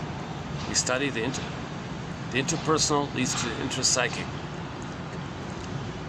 Object relations theory is the study of the internalization, the making of blueprints of the interpersonal, which then reveals itself interpersonally later on with others. Now, when there's a problematic script, when there's a traumatic script, our relationship with others is a repetition of what caused it. So that blueprint is expressing itself by repeating what caused it. Now, when we repeat what caused it, now it's expressing itself. Now we get a chance to know it. So we observe our present behavior as a symbol, as a communication of knowing the imprint. So, for example, those are the bully pattern, those are the stinger personality pattern. If they're negative towards others, that's for them to know that that's what the mother did to them. In the clinger pleaser personality patterns, when they just expect others or prod others to reject them, that's for them to know the mother rejected them. Actually, we have one about the clinger here. Hold on a second. On today's quote, there's one quote about the clinger. In this area here. Hold second. Oh, I lost it. Did I lose it? Yeah, okay, here it is here. So the clinger, okay, so the clinger is traumatized. Okay, hold on a sec. So the stingers identify with the aggressor, right? So we mentioned it. So we talked a little bit about that already. Now the clinger means the child can hold on to a soul post 18 months. But he's traumatized before 36 months. So he's still in that mode of being himself, trying to save the mother. Please them. What do you need, mother? How can I help you, mother? How can I fix you, mother? He's still trying to save the mother. But he's being hurt by her. So he plays himself, sees everybody else as the mother he's got to save. That's the clinger and the pleaser. So in that area, being a victim of parental cruelty. In adult life, one may take the role of victim as an unconscious demonstration of this cruelty. Through her attitudes towards others, the person is saying, I'm being abused, help me please. They're recreating that cry. Mother hurt them, ouch, someone help, no one helped, okay. They go through life, finding others who will reject them. Look, world, you see how cruel others are? Can someone help? They're still in that mode. Now, in the clinger, they don't hurt others. They don't play the hurting. They play the victim. The baby was the victim. They maintain the victim. But the stinger says, oh, too much. No way. I can't. It'll cost me my soul. It's to deal with the you-know-who. Okay, so identification with the aggressor. Okay, so in pop culture is to deal with the you-know-who. Okay, the you-know-who just means the mother, basically. But the mother, it's not reality. It's the baby's experience of the mother. It's to deal with the baby's experience of the mother. So they reject themselves, and that's why they live forever, right? Because that part of the brain is in a state of timelessness. So when in stories, when they say make a deal with their experience of the mother, it maintains that part of the brain where they're infinite. There's no time. So they live forever, right? And they have that power, like they have, I think, the little gods. So that's a metaphor for this. So Goethe, okay, was a shrink, right? And Mr. Freud said he became a shrink because of Mr. Goethe. So using literature, Goethe was a shrink. The whole Faust story. And Mr. Freud said he was inspired to become a doctor in the first place because he read Goethe. And in German, when Freud wrote his stuff, it was all in German. He didn't get any kind of psychology award. He got the award for literature. So Freud's writing has won a literature award, the Goethe Award for literature. Right? Now we don't include, by the way, we don't include any Freud quotes because of the convoluted English translation.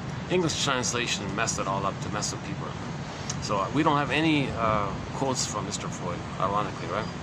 Now on occasion, a German author will say Freud said such and such. If Edmund Berger says, and he has said a couple of times, that Freud said such and such, yes, fine, good, I'll include it. So I can only trust when a German analyst who's writing directly in English, and he says, and he translated himself. Oops, hold on a sec. Sorry.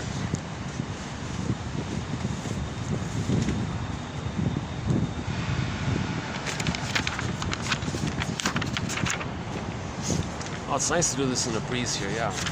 And it's not too windy. You're not hearing sometimes when it's too breezy, you can't hear me.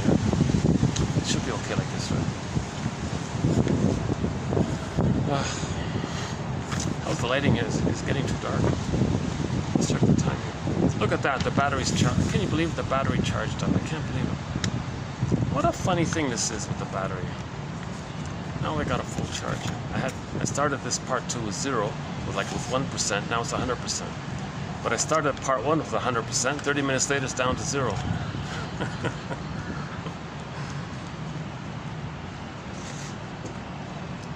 Yeah, so this is a good example of repetition compulsion. So when clingers replay the record. Okay, so when clingers replay the record. So the record said mother shamed them. New situation? They just keep on playing themselves. They're still on developmental track. They didn't give up themselves. They're not going to project themselves. They're not going to reject their soul. They're going to keep their soul. Yes, it's childlike. Yes, it's wounded. Yes, it's painful. Yes, it's ouch. Yes, it's... But they're going to accept it. It's painful. They feel helpless and powerless and childlike. But it's them. It's who they are. It's their real self. The stingers reject that. The stingers reject the real self. They only want the false self of the delusion of their little God. They only want that false self. They reject the real self. They reject feelings and authentic trust. They reject all the quote-unquote human side of being human, the real self. Anything authentic, they reject it. So they hate it because it was hated in them. They're envious of it because it was envied in them. So the clingers are somehow managing to hold on to their soul. So that's why they look more overtly childlike, naive, whatever, because they go through life trusting everyone, and they'll only trust people who will reject them, because they're replaying how mother rejected them, because they want to replay the record of mother rejecting them. Look how cruel mother was. The stingers say, no, I'm going to be the cruel mother. Others can be the victimized me. The clingers say, no, I don't want to cross over like that. I still want to develop to the normal place of age 3 where I'm okay, you're okay. See, in the very beginning, it's I'm not okay, you're okay, right? So when the baby comes out, doesn't get his love, he thinks he's defective, he's flawed. Tries to save his mother, couldn't do it, he's defective, he's flawed. Mother's quote-unquote defective because of the fusion, he thinks he's defective. Baby thinks he's going to save the mother, couldn't do it, he's guilty, he's wrong again, okay, etc. So but the baby must see the mother's good to feel safe, to survive. So all babies begin with, I'm not okay, you're okay, right? Now the stingers, when the pain is too great, up to 18 months, when it's strained again and again, mesothelioma bowel schedule, mesothelioma, mother's constantly and bitter at her role. It's just too much. So at 18 months, the person, the psyche says, this I'm not okayness, I can't do it. Others can have it. I'll revert to the time, once upon a time when I was on the throne. Me being a little self-sufficient God on the throne, well, that's okay, I'll take that. My humanness of not being okay, others can have it. So their attitude is, well, I'm okay, like a delusionary, solipsistic dream thing.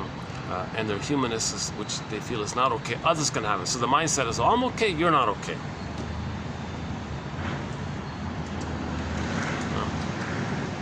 Plus they're addicted to it, because while they're playing the infantile God, they're one with the bigger God, the mother. Right? So when they're acting like the bigger God, it reinforces the little God thing.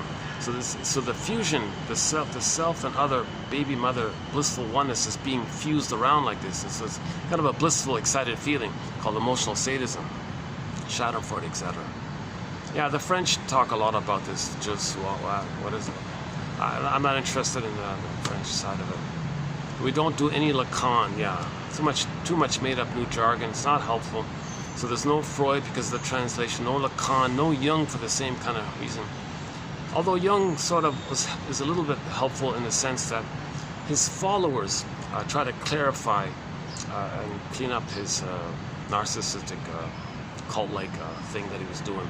So a lot of his followers maybe kind of filtered out his narcissistic side and kept maybe some of the more hopeful side of trying to interpret myths and fairy tales and give psychological interpretations of myths and fairy tales, and let's get away from all that convoluted jargon. So we don't have Jung for that reason, but luckily the thing with Jung is he inspired a massive amount of people to look into this area of trauma, of prenatal, of early trauma.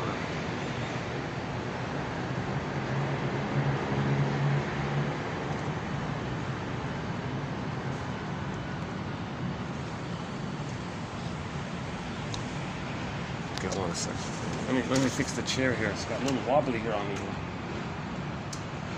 sorry about that. I'll just put something on it.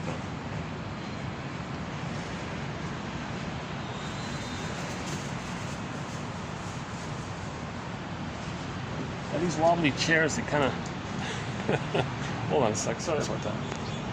Just give me a half a minute.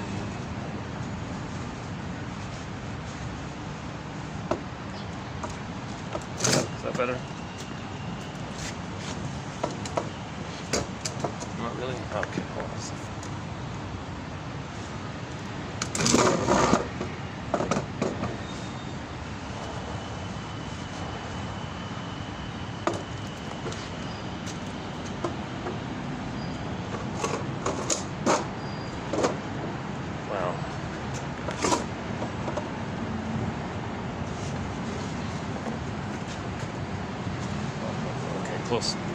close enough.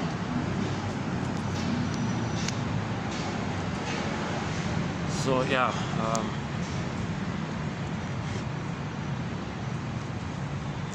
so clingers maintain the development, the emotional developmental path. They maintain the I'm not okay, you're okay. They're trying to get to I'm okay, you're okay.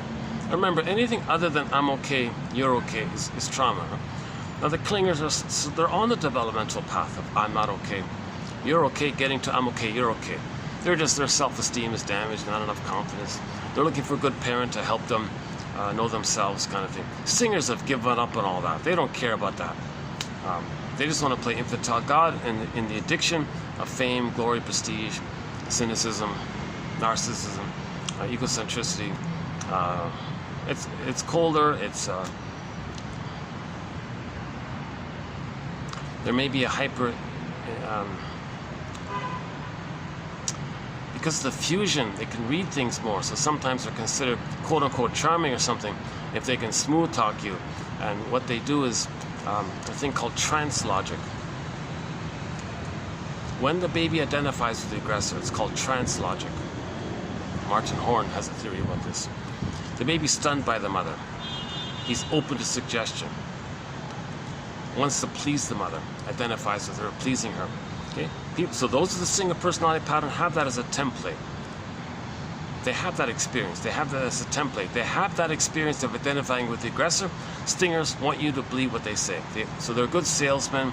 They're good PR, propaganda, lies, and all this stuff, right? So the idea is first, stun the audience. Stun this. If it's advertising, confuse people with something. Once the person's confused or something, what's that? That's interesting, I don't know, but I'm confused. Okay, they got you. Because then they say, the product does this, and the product is wonderful. Oh, the product's wonderful. And you do it because you want to please the hypnotizer. You want to please the salesperson. You want to please the televangelist. Whatever it is, you want to please the person who confused you.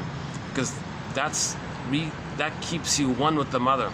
Because as a baby, you wanted to please the mother, save the mother. So the baby took the mother's voice as their voice. Okay, fast forward. You want to take the televangelist's voice as your voice. So you want to please the salesperson the way you're always pleasing the mother. It's just transferred like that. It's just, there's no time there, right?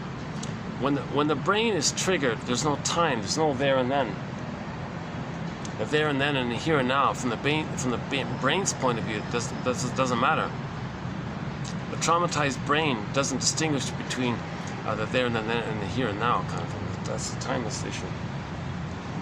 Okay, that's the whole topic. Look up Martin Horn. We did 4 videos on this topic.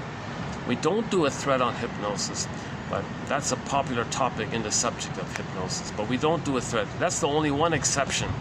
This thing called trance logic. It's basically identification with the aggressor. Baby wanted to please the mother, so took her voice as their voice, pleasing the mother. They have the mother. So just apply that to sales and advertising and propaganda, and the mother was powerful, so put on that kind of angry tone. People feel scared and confused. Oh, I believe what you say. Okay, so propaganda is probably in that area.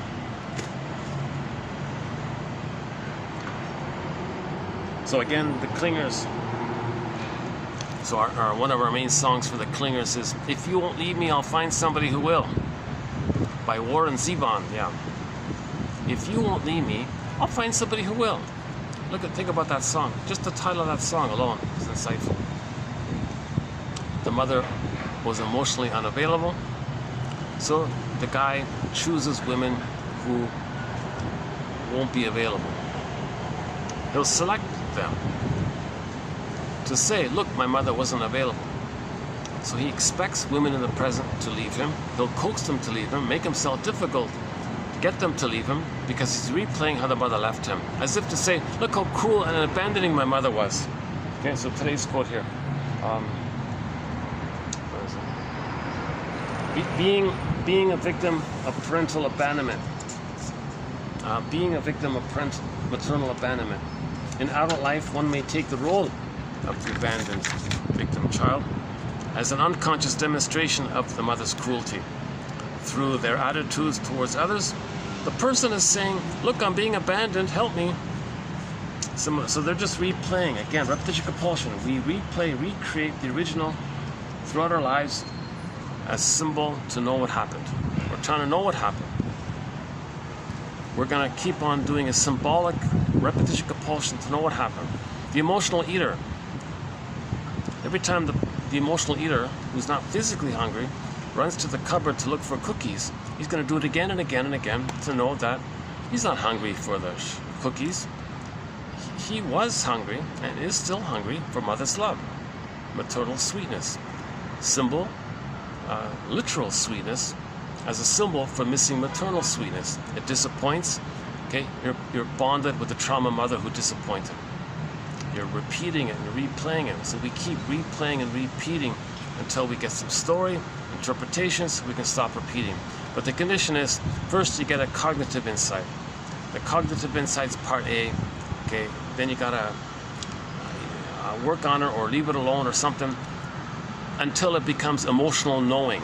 So the emotional knowing is what we're talking about. The cognitive insight won't change that imprint. The cognitive idea, it's usually not enough to change something burned in the brainstem kind of thing. The cognitive insight just lays like a nest. Nature does the rest. Maybe an egg appears in the egg. In one story, there's a firebird in the egg. The firebird cracks out. The protagonist hops on the back of the firebird and rides the firebird. So from the unconscious up to the conscious, the person's riding the firebird. That's the image for emotional knowing. You're getting the emotional feeling back. But first you needed a nest for the egg. Again, psychoanalysis looks for an egg in a basket that's missing. So first, weave the basket. So that's what these 10,000 quotes are for, to weave a basket. These 10,000 quotes are to weave a basket or to strengthen the ego, giving us night vision, giving us a lantern for the unconscious, clues, etc.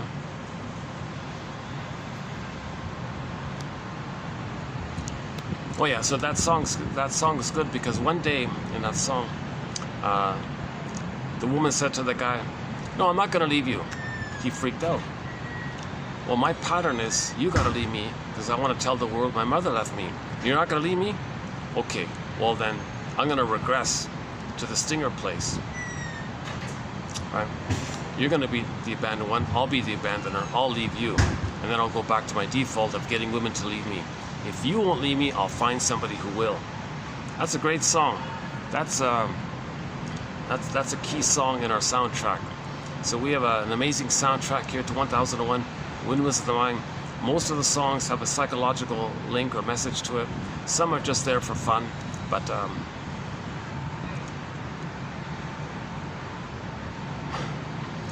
most have a psychological message to it, like that one. If you won't leave me, I'll find somebody who will.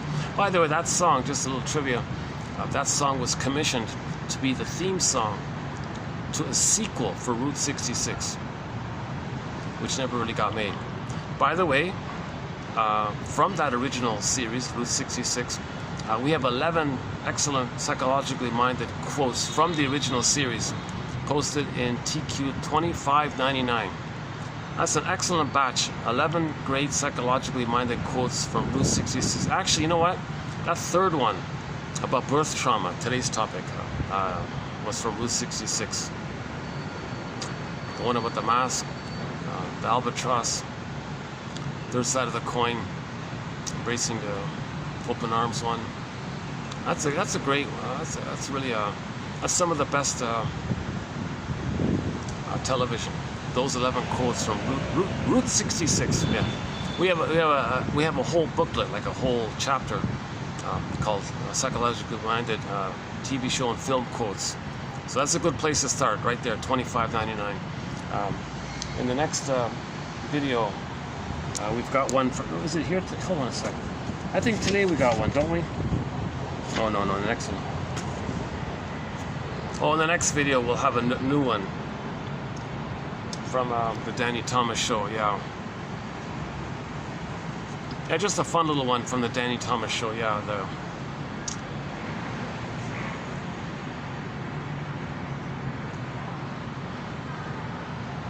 The gist of it was, in self-help, we sometimes say this: the way you do some little thing, maybe that's a pattern of how your whole life. The slogan is, the way you do anything is the way you do everything. I mean, just ballpark. So he was saying that in that Danny Thomas show. The scriptwriter put it in for one of the characters in one of the episodes of that show. Yeah, you know, you were doing this little thing here. I'm thinking maybe that's a pattern in your life. Maybe you do everything like, maybe you live your whole life kind of like the way you just did this little thing. So the situation was, he did this little thing. It was a little thing that maybe was like a sample of what he does all the time in his life. So the whole episode was about interrupting this, making him aware of this. So the self-help line is, the way you do anything is the way you do everything? Question mark.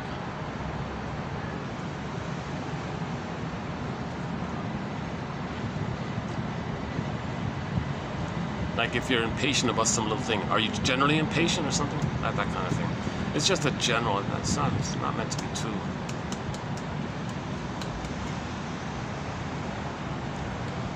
Okay, I'm wondering, we should get into the quotes here.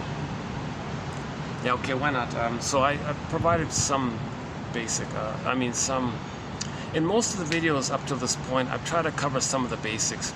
Okay, repetition compulsion, that's the record we talked about. The stingers and the clingers, we did a little bit about it here. Identification with the aggressor, a little bit about it. There's a wealth of material. Maybe it depends on my mood if I can get it out smoothly or something. I think I'm looking for that nice, smooth, 2-hour, brilliant kind of, delivery where I can get it all out, make it become a classic or something. It's kind of like how authors are. They write a book. The next book is like a rehash, a replay, trying to update. Next book, same kind of thing. It's the same kind of stuff. They're just kind of fine-tuning it a bit and a bit and a bit. Masterson was doing it.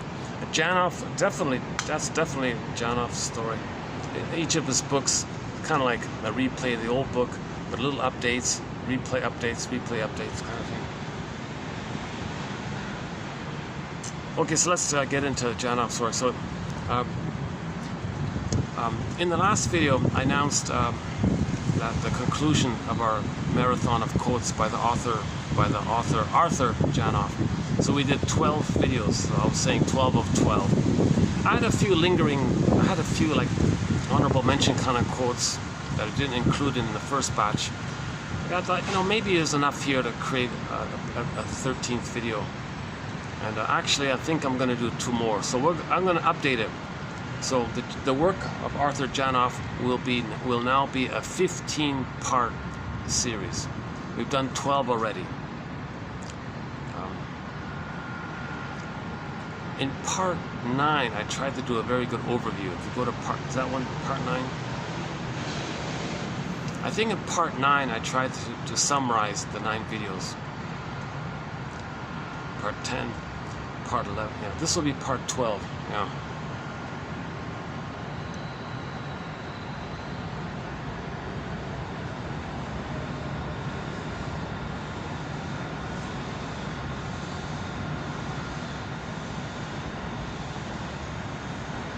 Let me just run through. So, for the time being, I'm just going to say there's sort of 3 kind of themes to Mr. Janov's approach. Oh yeah, but to preface it, I'm not interested in the so-called technique, the primal technique. I'm not going there. I've talked about it several times. So I'm not interested in the so-called technique of being in a padded, dark room, lying on the floor, stay with your feelings. And you may relive and breathe at that point when you couldn't breathe. So if the baby had birth trauma, he couldn't breathe. Well, there's air in the room, right? So if you can feel back to that place somehow, it's not easy to do, of course. Then now you can do the breathing. And he said when people do this, it's called locomotor breathing. They do this huge, deep breathing. and the physiology changes, their body cools down, the breathing is the tone, their system kind of adjusts. He wires people, it measures people's vital signs, and it works. According to him, hundreds of people have done this, and they've been healed by this ability to kind of, now the important point is you don't push it, number one, you don't bypass anything, you go from your thoughts to your feelings to your sensations, right? Sensations, feelings, thoughts. We have three brains: sensations brain, feeling brain, thinking brain. Okay, limbic system, sensation, mammal brain, limbic feelings, and then the thinking side. Thinking, brain, feeling, brain, sensation. Evolution: sensation, feeling, thinking. So you follow that sequence backwards. You have a belief. Somebody didn't listen to me. Okay, who didn't listen to you? Oh, your mother didn't listen to you. Okay, how do you feel about that? Oh, just don't push yourself to feel. Just let it. It'll come if it can come. And then you go to the pre-verbal area, where he says people can, their spine and their brainstem gets the person to kind of wiggle around on the floor in agony, and they look like dolphins, he said, or something like that, or salamanders or something,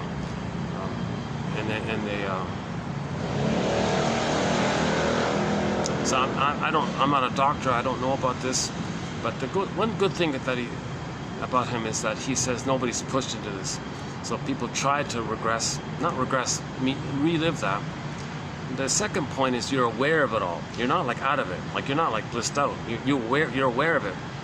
You're conscious while you're feeling it, and you know you're in the present, and your emotions are in the past, your sensations are in the way in the past, but you're conscious. So your three brains are involved. You got to get three brains all involved in this. You can't bypass something and be out of it. That's my understanding. Is you know you're in the room, and there's oxygen in the room.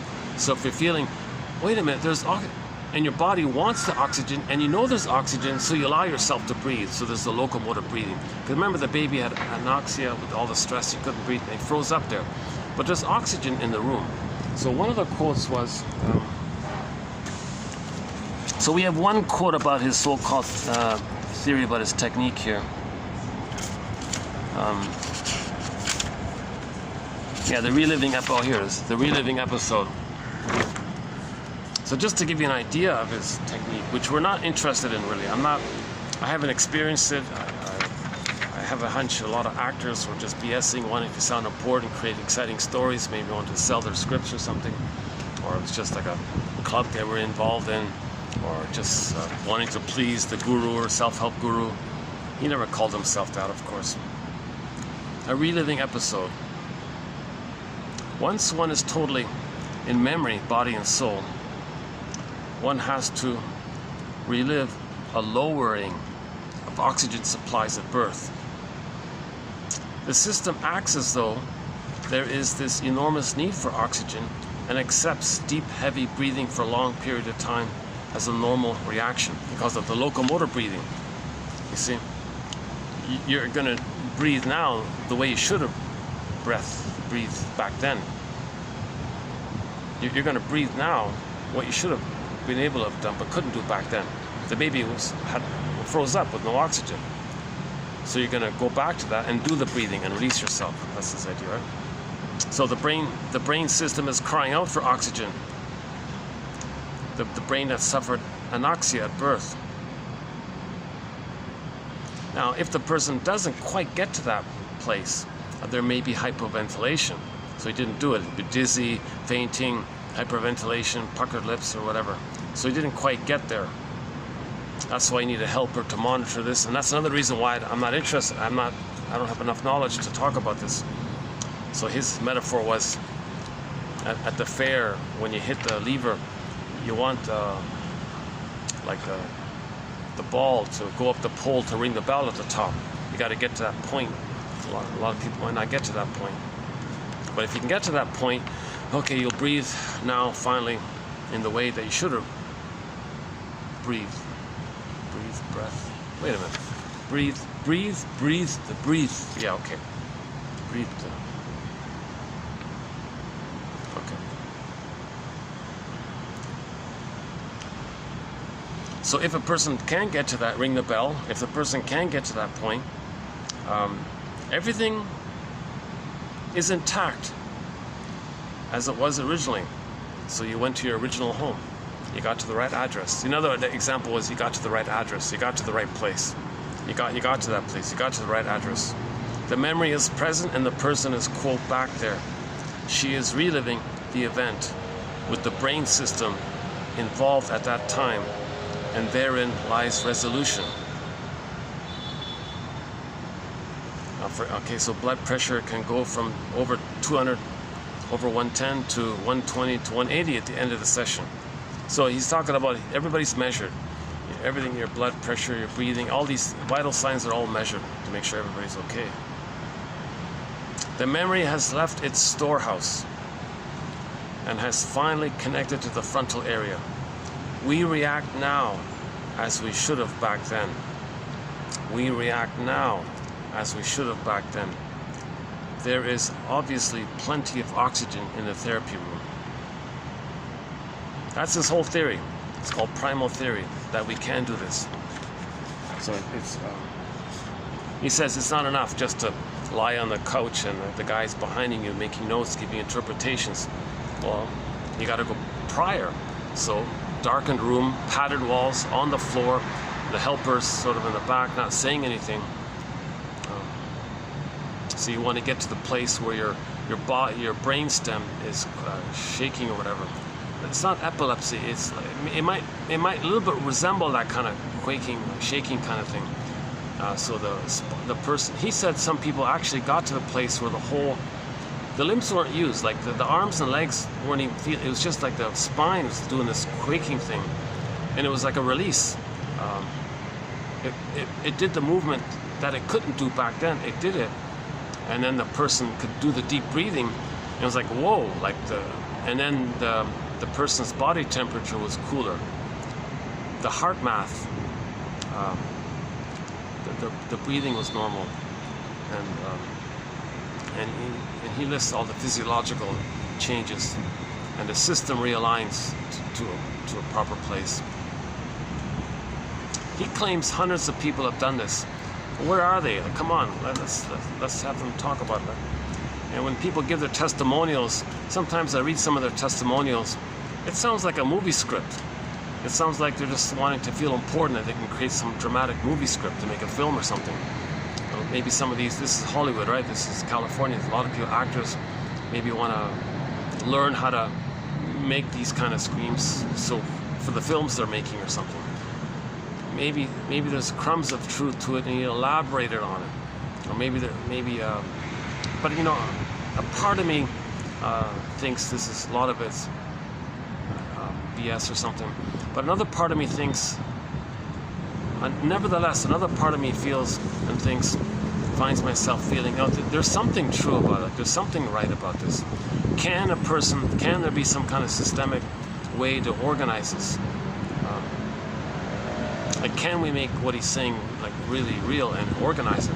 Because if it's possible to get someone to go back and relive and live what they couldn't live, but now they can live it with the three minds now, and oxygen in the room, and bring the oxygen in the room to the oxygen in the past, kind of, so to speak, and kind of give yourself the oxygen that was needed back then. If that can be done safely, let's study this, and because we're homo traumicus, and that would heal our birth trauma. Now, it doesn't heal developmental trauma. Like, it doesn't heal. It wouldn't heal. It wouldn't heal not being seen and loved, like post-birth. It doesn't do that. But at least we can heal that physiological thing, because he claims to be consistent with his theory, and that if there's so much trauma prior to birth, they're just living on the blueprint from there. Never mind any patterns post. What they learned afterwards is nothing. Who cares? It's the deeper thing that matters.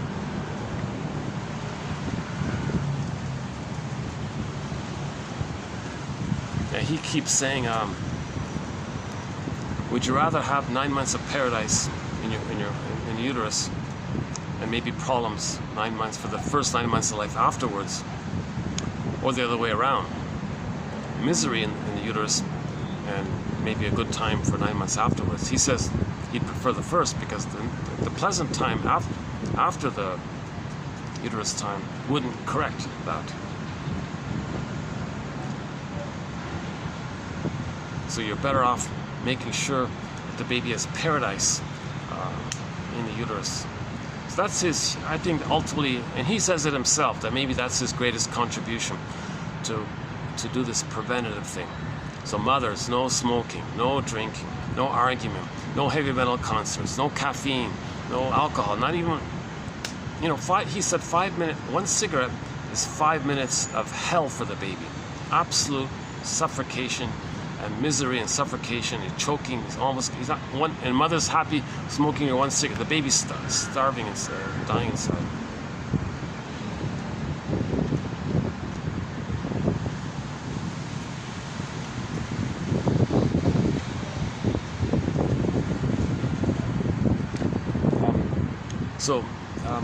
Okay, I said 3 points, right?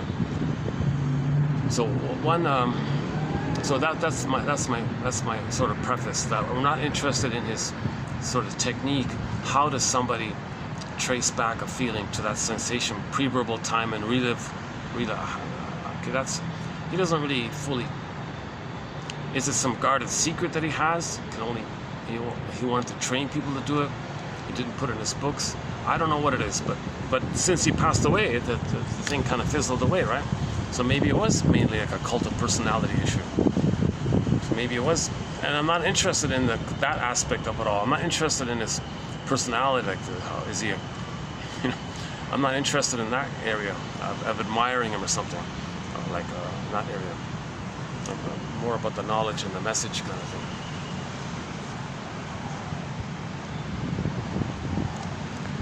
But his gift was he taught to the public in layman's language, in simple, clear language, the brain's response to trauma.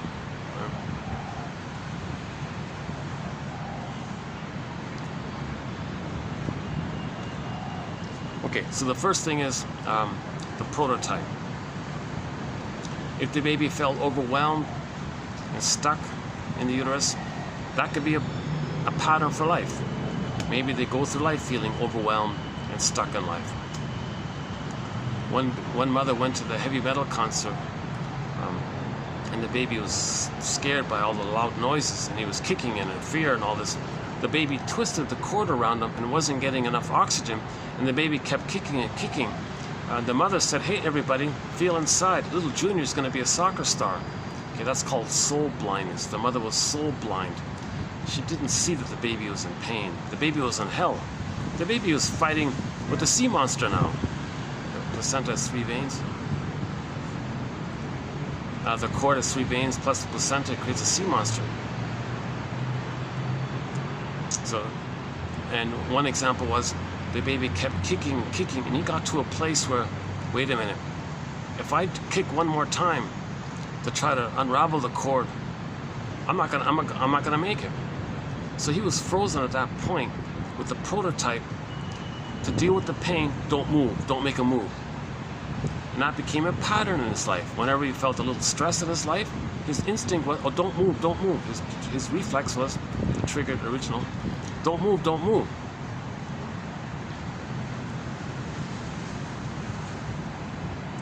The woman who was born with PTSD because the mother was drinking, easily flew off the handle. Husband said, "Gee, darling, the bus is leaving in 10 minutes. Oh, you go, I can't, it's too much." That's a symptom of PTSD, easily reactive, easily triggered, easily quick to anger and all this one. Okay, and in the past 12 videos, I've included some of the main examples that he gave in this area. And another one was, another one sort of similar to it was this one here. The guy would always give up. Remember the hobbies? He would always quit, give up. Okay, here's the first quote here in today's video. The client said, "Gee, what's the use of trying?" He had this kind of general attitude. What's the point kind of thing? Well, the reason for this attitude is that when he thinks he's going to try to do something, at that point, he's close to that time he didn't make it in the uterus. It was like a life and death issue, right? So she could not try during the birth sequence being brought up against massive anesthetic odds. Okay, similar idea, yeah, okay. So the child's trying to come out at massive anesthesia. So the person tries something, what's the point, what's the use? Whoosh, gives up. So it can be like, I quit my hobbies, I quit my interests easily, I give up trying things. So this is just sort of like a more negative version of it. What's the use? Just a variation of it.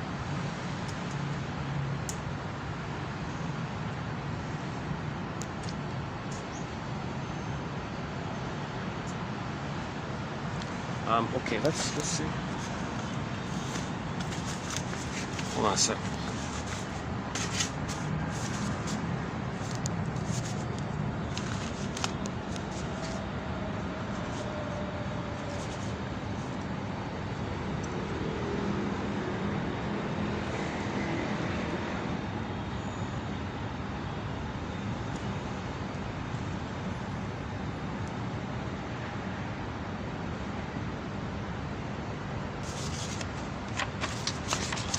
Okay, you know, okay, I went through this already, so I'll leave it with you to go through.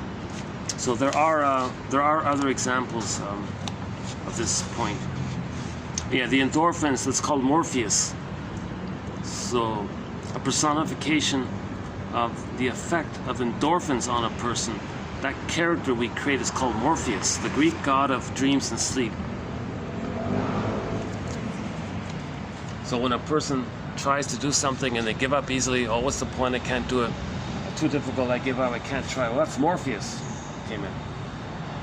Right, in the Matrix, Morpheus, everybody was asleep. And he offered the protagonist, oh, you can take the blue pill, you can stay asleep. Take the red pill, you can wake up from your dream. They called him Morpheus. Okay, that's one point. So let's you know, the heartbreaking one was the asthma kid. The baby inside was under so much stress. He wasn't going to make it, right? So but he did a panic thing. He constricted his bronchioles as much as he could, I guess. And that was his first response to the pain. He constricted his bronchioles inside in the amniotic sac. Right? Okay, that's the template. That's the blueprint. In life, when there was any kind of stress on the poor kid, he had an asthma attack. So the present triggered the past response. So here's a vivid example of neurosis, quote unquote, because you're using a past response in the present, but the present isn't the past. And it doesn't apply because in the present, you're not in the past. And to apply the past in the present is dangerous for the kid because in the present, if he has an asthma attack, what if he doesn't have his puffer kind of thing? So that's another example that some kind of deep imprint can be created in the uterus. So we mentioned overwhelmed, stuck. You know, another confusing one, interesting but a little confusing. Though we had a quote about the rhythm between the baby and the mother. If the mother was disconnected from her body and the baby's trying to communicate to the mother while he's coming out, "Mother, you're not hearing me. We got to be together on this so I can come through the canal properly. Where are you? You're not listening." That was a pattern. Throughout life, he found himself saying, "Nobody understands me. I communicate, they don't hear me." So he would create it. He would pick people who are passive-aggressive. Remember, so passive-aggressive, one of our topics. So passive-aggressiveness means they see the demanding mother everywhere. So you find someone who's passive-aggressive because you sense they're not going to cooperate with you because you're going to say something, they're going to interpret it as you being demanding, so they're going to climb up. "Don't you understand me? I'm not listening. You're the demanding mother. I'm trying to get through to you." So they're recreating it. So they choose passive-aggressive people to recreate how no one understood them. "I'm communicating clearly here. Don't you get it?" So he manufactures that situation. And he says that all through life, he has this general feeling that nobody understands him. He speaks clearly, no one hears him. No one gets what his point. No one gets, that's the prototype. He's back in the uterus. Mother, where are you? Okay. So the mother is disconnected from her feelings and her sensations and the rhythm and the rhythmic quality that's supposed to take place between the baby and the mother, where the mother hears the baby. Right? So normally the mother says to the baby, baby, you're in here. I hear you. I'm here. I get where you are. I hear you. I'm here for you. You're there. I get it. I'm here. Baby's, oh, mother's there. Mother gets that I'm here. And mother gets that I get it. And I get that mother gets that I get it. We both get it. We're together. We're communicating with each other.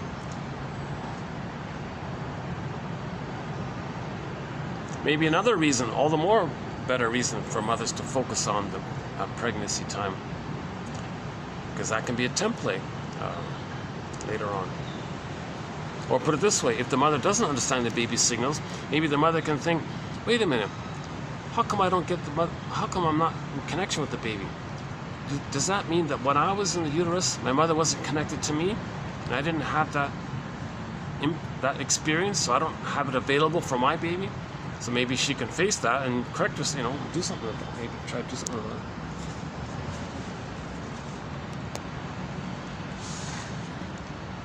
Okay, the second major point sort of branches off into an A and a B, of it. So the first major one is this prototype we just talked about. The second major point by Janoff is that we're searching for symbolic mother. When we search for symbolic mother post age 3, we can do it in two ways, A and B. One is directly through cookies and ice cream and all this, or a beer, or whatever.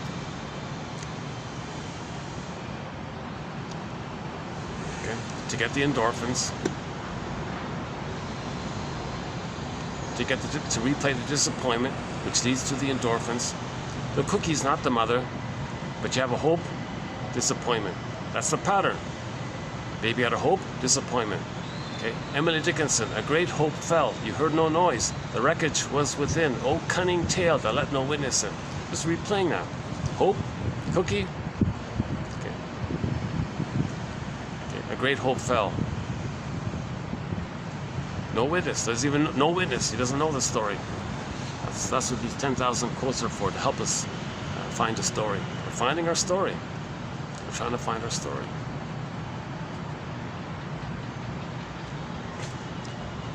So the result is to get the endorphins by the disappointment. The part B is we can do it through beliefs. Meaning beliefs, when beliefs are being used as a defense against pain. So the belief is that some vague thing, whatever it is, that's a code, it's going to save you and love you and give you the needs that you met. That's a belief. So that's the hope for mother. It's disappointment. There's the pain, endorphins. So the hope part is the safety, the serotonin. Okay, disappointed, hope again. Pain, endorphins, hope again, serotonin, pain. Okay, endorphins, serotonin, pain, endorphins, serotonin. You kind of loop around like this through the beliefs. So somebody has these kind of beliefs, kind of thing. That's in response to the pain. The pain created those beliefs. Beliefs were made by the pain. So there's a whole, I don't know, a good more than a third of the quotes for the past 12 videos were about this beliefs issue. So I don't want to redo it here. It's available. It's available. Just read the quotes for the past 12 videos. So this thing with Janoff's work, you're not gonna, I don't think you're really gonna get it by any one video worth. You got to get the 100 plus as a package and go through it like that. Then it kind of makes sense. I'm sorry, I'm kind of disorganized with Janoff. In all of the other videos, it's pretty much self-contained a little bit. Some kind of theme or message was pretty manageable within one thing. But with Janoff stuff, because it's new to me and it's new territory, and I did this panic thing where I read little bits from different books, like a little bit from The Feeling Child, a little bit from Primal Healing, a little bit from Imprints, a little bit from Beyond Belief, a little bit from The Biology of Love, kind of like bounced around a little bit and plucked out quotes across like that. So I'm a little disorganized here. So to appreciate this mini crash course introduction to the work of Janov, read the quotes for the 15 videos. This is part 13, right? So go to the 15 videos and click the more link, and you'll get roughly 10 quotes for each. So you'll get over 150 quotes. So and then read the 150 quotes to get the gist of. Better yet, of course, read the books directly. Oh my God, of course. But or if you don't want to look up some of the books are hard to find, out of print, too expensive to ship and to buy and to ship. Oh my God. Some books are not available. The Janov Solution book seems to be unavailable. Oh no, yeah, you can buy a print one. Oh no, wait a minute. What am I saying? Yeah, I don't even. Okay, some of his books are available. Some of them are not available.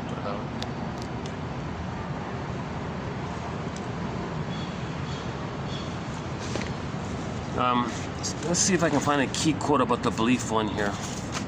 Hold on a sec. Oh, let's finish. Sorry, let's backtrack. So I went off on a tangent. Let's finish up this first quote. A key quote by Janov here was this one here: "The unconscious hope of fulfillment of old unfulfilled needs." So that's the symbolic, either directly with cookies or the hope of dope, he calls it.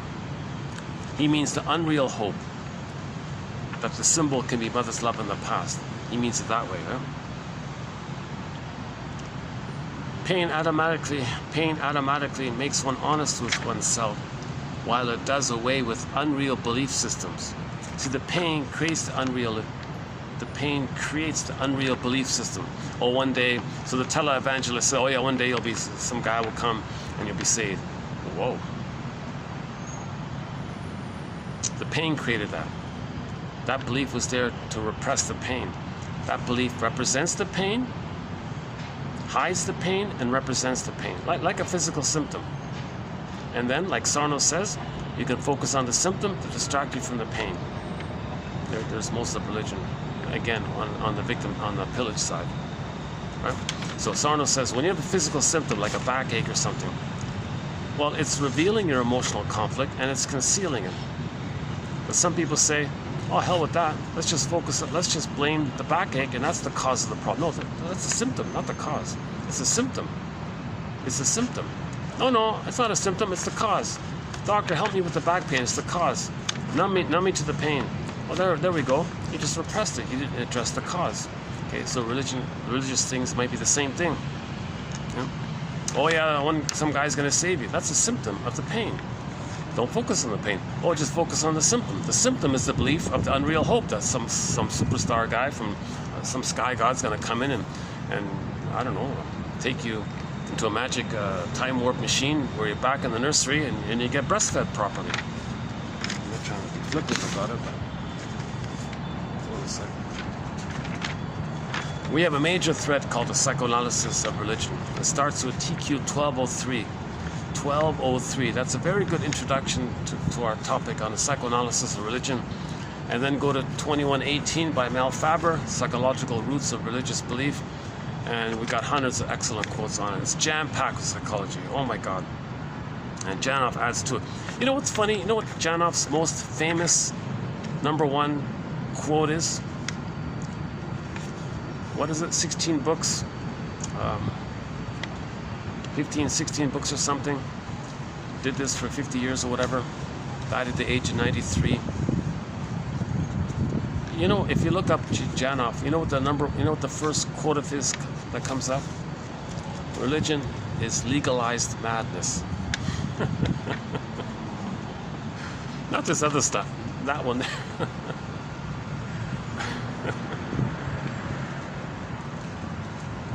So if you face that primal pain, if you can, those beliefs will disappear. The crutch, it wasn't a real crutch back to 1203. dope of hope. The dope of hope. The hope, the savior thing. That's the dope because it numbs you to the pain. Pain created the belief. So, what's the pain? What's the old unfulfilled need? It's this here. We never got. Can I get it here? Can we get it here?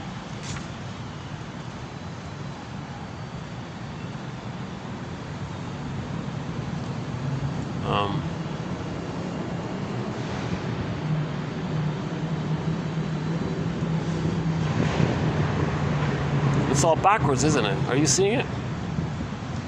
Okay. All right, sorry. It's just click the more link in the videos, you'll find it. We never got.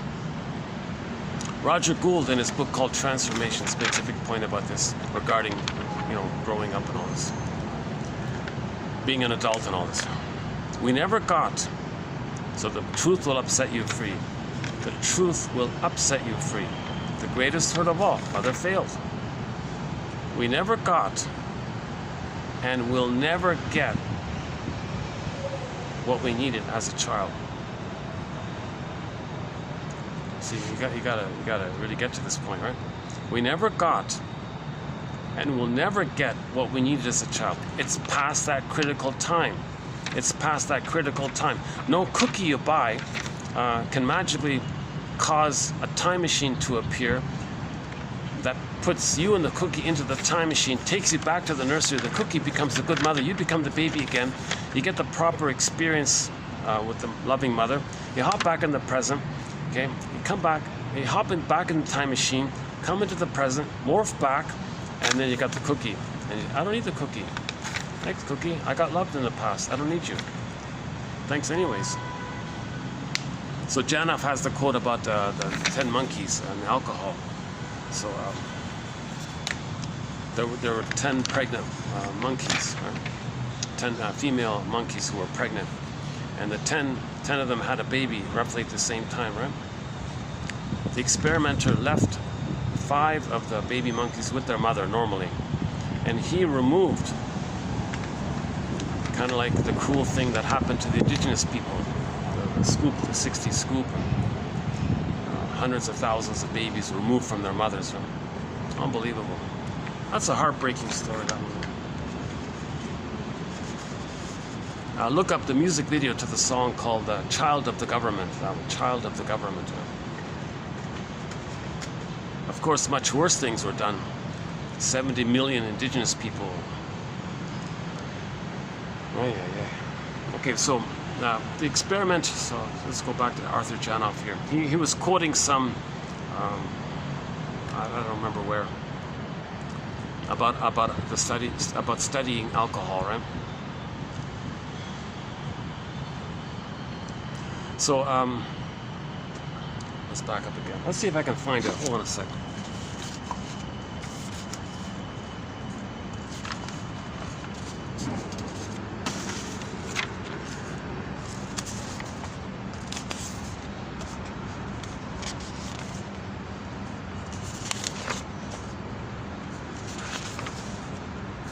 What? Is that it? Oh, no, that's a different one.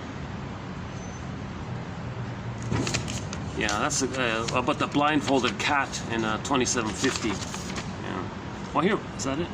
No, that's not it. Yeah, we have another monkey quote here, though. That's a different topic. Oh, yeah, there's the Drop Dead Diva TV show. Yeah, here's the law. The law is the wisdom of the ages wrapped in the opinion of the moment, a reflection of society. Apply that to yourself. I was saying at the time, see if you can apply that quote to yourself. The law is the wisdom of the ages wrapped in the opinion of the moment, a reflection of society. Yeah, we got one about the UFO one, and the alien one. Yeah, trauma's alien. So if you believe in aliens, that's code for trauma.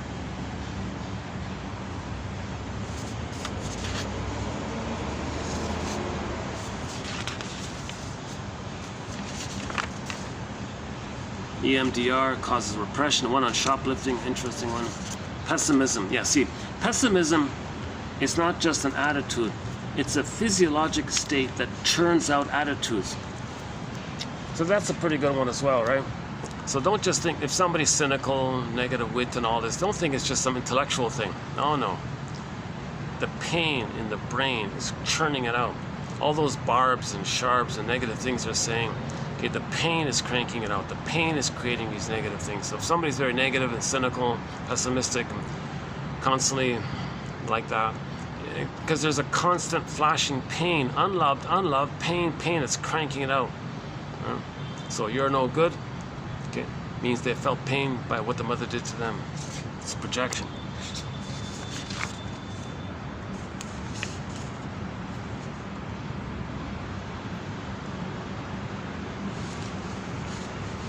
Prisoners of belief.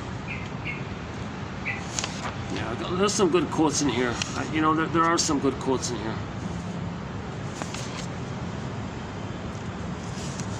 This could be, maybe some of them could be kind of pruned out, but there are some excellent quotes in here, so I'm leaving it as is for you to kind of find it on your own. There's some good quotes in here. Yeah, ideas reflect feelings, right? So the right side of the brain, okay, the brain stem and the limbic system, right? The right side of the brain, the feeling and the sensation side, right? Says to the cortex, hey, left brain cortex, I brought all this pain here. The left says, okay, I'll repress it with the flurry of ideas to bury it. The left side ideation symbolizes what lies in the right side. Now try to talk that person out of their philosophy. See, they're going to be resistant to their philosophy that one day they're going to be saved because it touches the pain. The philosophy was created by the pain. Question of philosophy, it brings up the pain, so they're stubborn to believe the philosophy, however far out it is. By the way, the more pain, the more far out. So this stubbornness with the philosophies, it's this resistance because they don't want to feel the pain. You got to think it in those terms, no? The link between pain and beliefs. The left side creates ideas that reflect, however obtuse, the feelings on the right, even when the left side has no idea what is exactly on the right side. Ideas reflect feelings. Yeah, so that woman who was obsessed with aliens, she had no idea that that was code for, she felt that it was wrong and alien for the mother to abuse her. That's like an alien kind. That's a strange, unnormal, strange thing to happen. It's alien. Mothers shouldn't abuse their babies. That's an alien thing. The imprint is in there. It's on a loop like that, and the person feels, what's this thing in me? Like, what? There's this strange alien thing in me. It's called trauma. Trauma is alien. It's not natural. So she was obsessed with aliens. That's to externalize, okay, and to distract her, and to know the alien feeling of trauma, which alienates her from herself. So her true feelings became alienated from herself by the alien phenomena of mother shaming the baby, which is a strange, out of this world thing. Right? So they were a symbol, the idea and the symbol and the belief it reveals the pain and it conceals the pain like a physical symptom, like a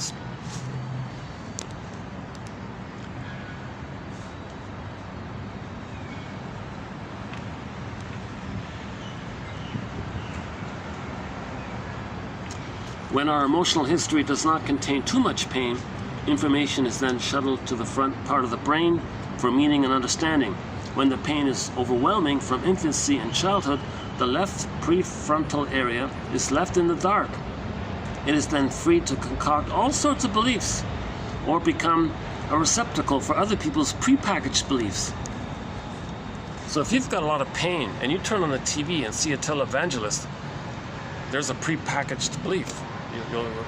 It'll protect you from your pain. These merchants of hope of dope, merchants of hope of dope, right? Peddlers of hope of dope. How do we call these people?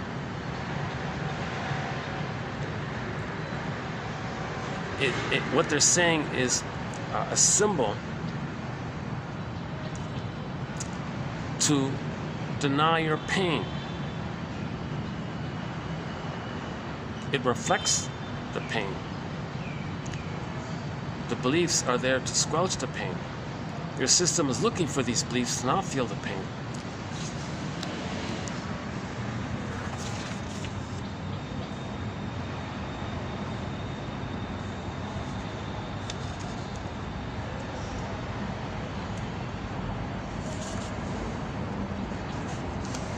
Yeah, ideas follow feelings, not the other way around.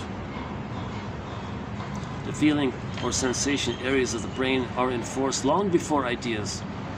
Moreover, the feelings militate upward and forward to create resonating ideas, thoughts that, quote, rationalize the feelings. That is why we can take an idea and help the client follow it down to feelings. So the belief might be, oh, they don't like me. That's your thought, right? Well, stay with that. Stay with that. It can lead to, Mama, don't hate me. Mama, please want me. You see, the they, right? The generalized they is because of the pain of the specific mother. So with the pain with the mother is specific, but when the pain's so great, it goes to they. The they means the mother, right? Cognitive therapy deals mainly with the results of feelings on the left brain when feelings on the right are importuning at all times. On this point here about the they, hang on. Let's do that one here. Hold on a second.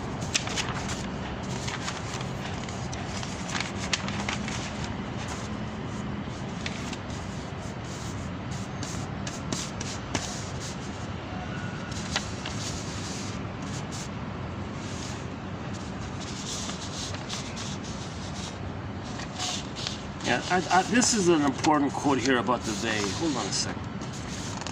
Bear with me here.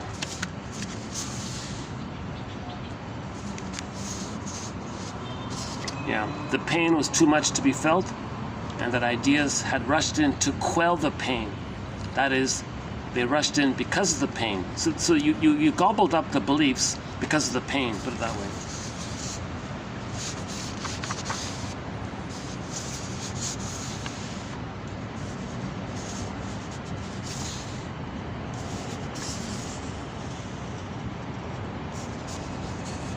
Oh, here we go. How the frontal cortex can take, love me, mama, I feel so unloved, and twist it into, they don't really like me, they've got something against me. The they in his head really is mother who didn't like him. It is so painful that it is generalized as they. That's called projection. Okay, that's called projection. Pain makes us project. The pain with the mother makes us project onto everybody, and there's your they. Again, how the frontal cortex can take, quote, love me, mommy, I feel so unloved.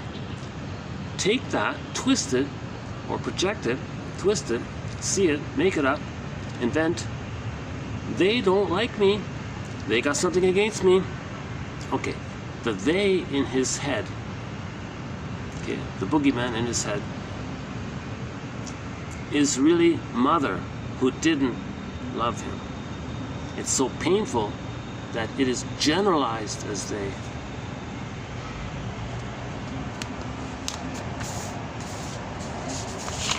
Okay, hang on. Let's we got a quote here about alcohol and monkeys. Hold on a sec. Drunk monkeys. Hold on a sec. Where are the 5 drunk monkeys?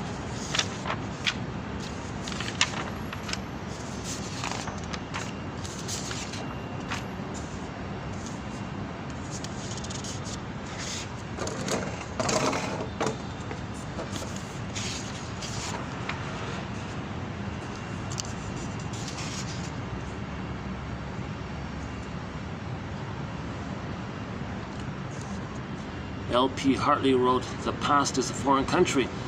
We must take that exhilarating trip there to make it our own so that we are no longer strangers to ourselves. Okay, we did one about oxytocin, the breastfeeding one. Yeah, neurosis is like a guest who remains forever, long outliving his welcome.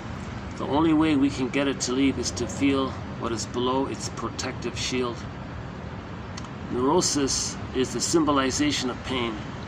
To defend against pain is by definition to act symbolically. Yeah. To defend against pain is by definition to act symbolically. Okay. So if you're acting symbolically, okay, one day you'll be saved. Okay, that's symbolic. Okay, that's to defend against the pain. Hey, what happened to the? Where did those 5 drunk monkeys go? Maybe they ran off. Maybe they got so jocose, they took off. Yeah, alcohol. Okay, so look up Edmund Burglar, jocose, morose, bellicose, and comatose. I think that's one of our best quotes on alcoholism. But Janoff focuses more on sort of the physiological side of things.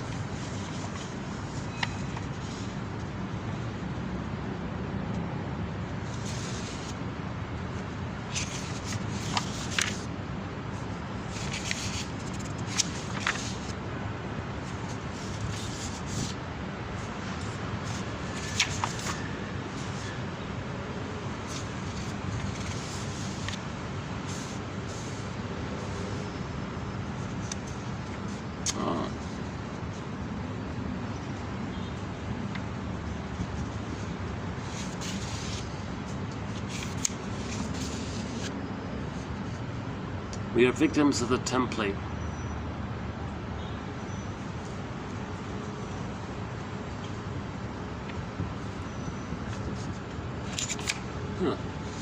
Hang on.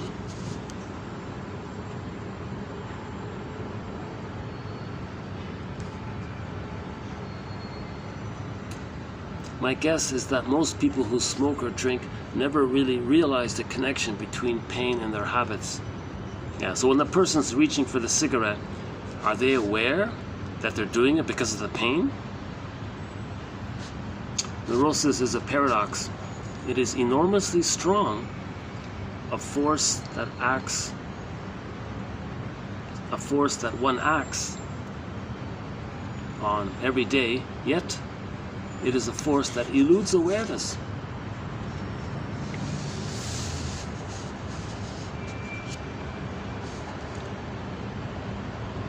Okay, this is a good quote here by Elderman and Tonini from their book, A Universe of Consciousness. I recommend that one. It's a good one.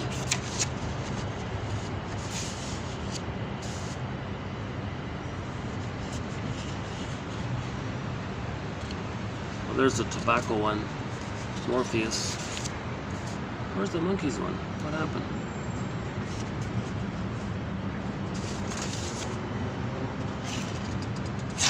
Huh.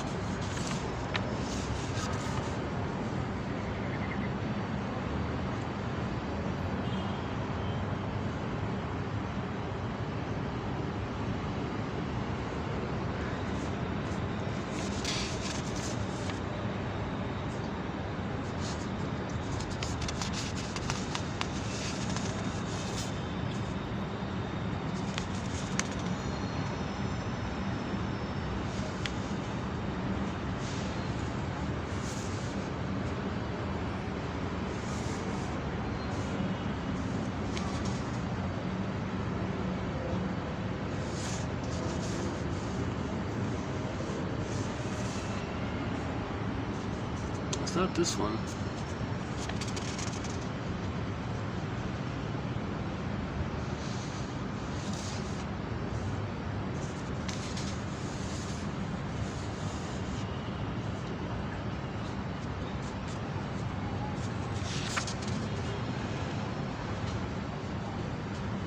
Yeah, see, the guy with prejudice, right? There was this,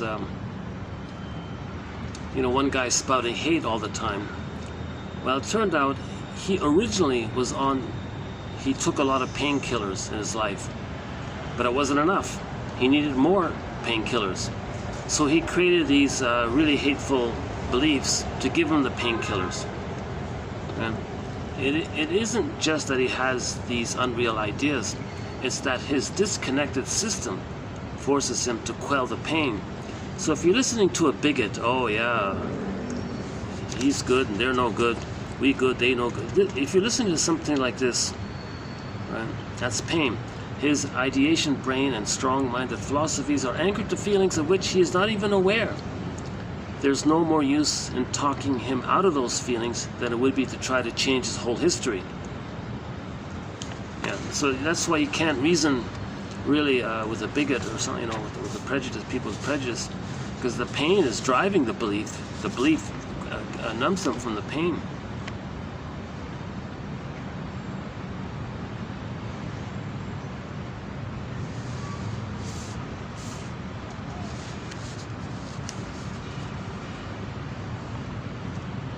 Oh, here it is here. Okay, here we go. We know from animal experiments that those deprived of touch and love right after birth tend to consume alcohol later on when offered. Those loved animals refused it. Because these monkeys were deprived of love early on, they later felt the need to comfort their pain and did so with alcohol.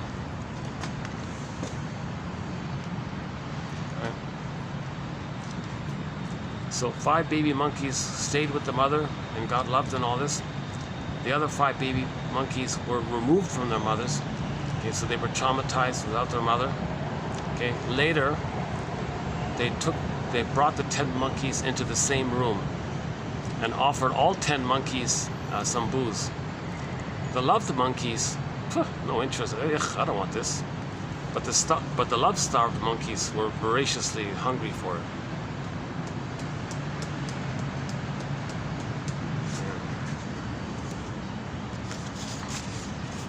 Okay, let's get into today's batch of quotes here. Hold on a sec. How are we doing here? Okay, let's do today's quotes here. So we mentioned the first one already. So the baby received lots of anesthesia. So they went through life kind of with this defeatist, why try? I try or easily give up kind of thing. Okay, and we did the one about the clinger and the pleaser. Okay, being a victim of the cruel parent. Well, later in life, they played that victim role as an unconscious demonstration of what their mother did to them. Through their attitudes towards others, the person was saying, I'm being abused by my mother, help me.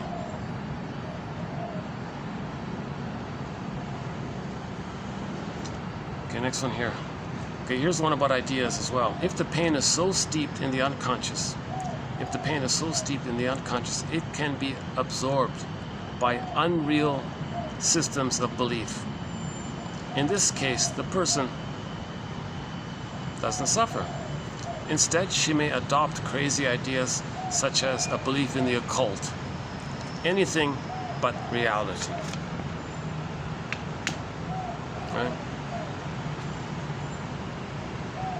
So all these New Agers were obsessed with occult kind of things, and they're not looking for psychology. Like if they're not looking at that stuff as an issue with unmet symbiosis with the mother, if they're not looking in that area of unmet merging and fusion and symbiosis with the mother, if they're just looking at like some outer fantastical ideas, right? Past life, and oh yeah, 1,000 years ago I used to be a king in a land or something or whatever, and they want to believe these outer, that's a defense against the pain. That's a defense against the pain.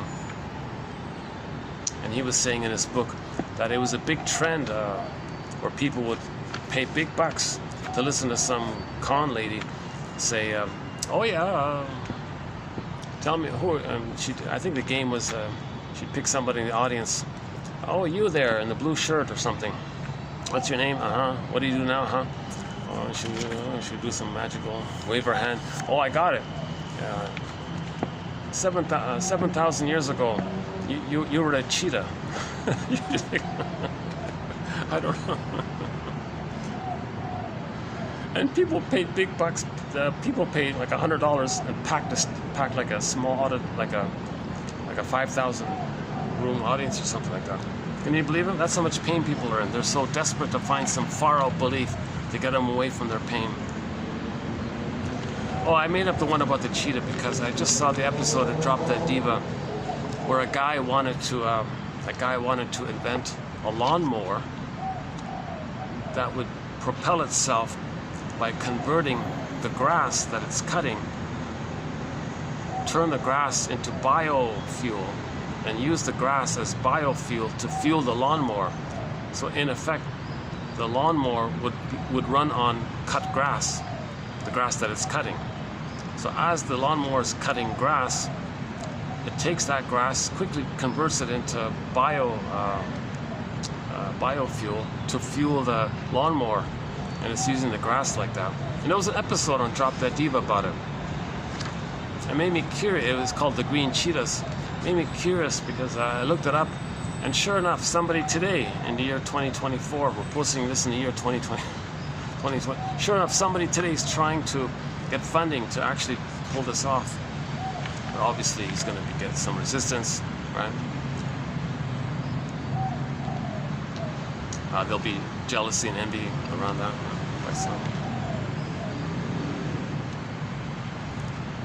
Okay, here's a very graphic example about the power of beliefs to trigger your internal brain chemistry. A dentist can administer a placebo, a neutral empty pill, which is like a little bit of sugar or something. Tell the patient it is strong medicine that numbs pain, and the patient doesn't feel the drill against the nerve. The frontal area denies us our own agonizing sensory experience. The frontal brain, the cortex, denies us the pain. Look at that, eh? The tooth is in agony, but, quote, we are not. Quote, we being the appreciative, comprehending cortex. If the idea were changed,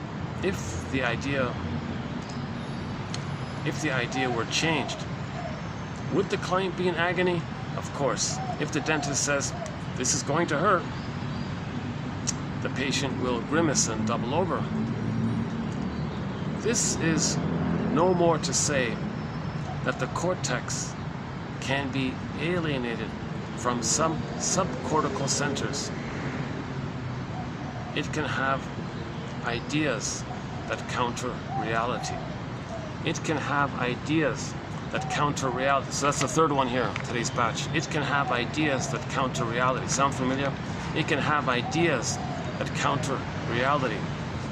Through the power of suggestion and the trust and the belief in the dentist, and him managing to sell that belief, right?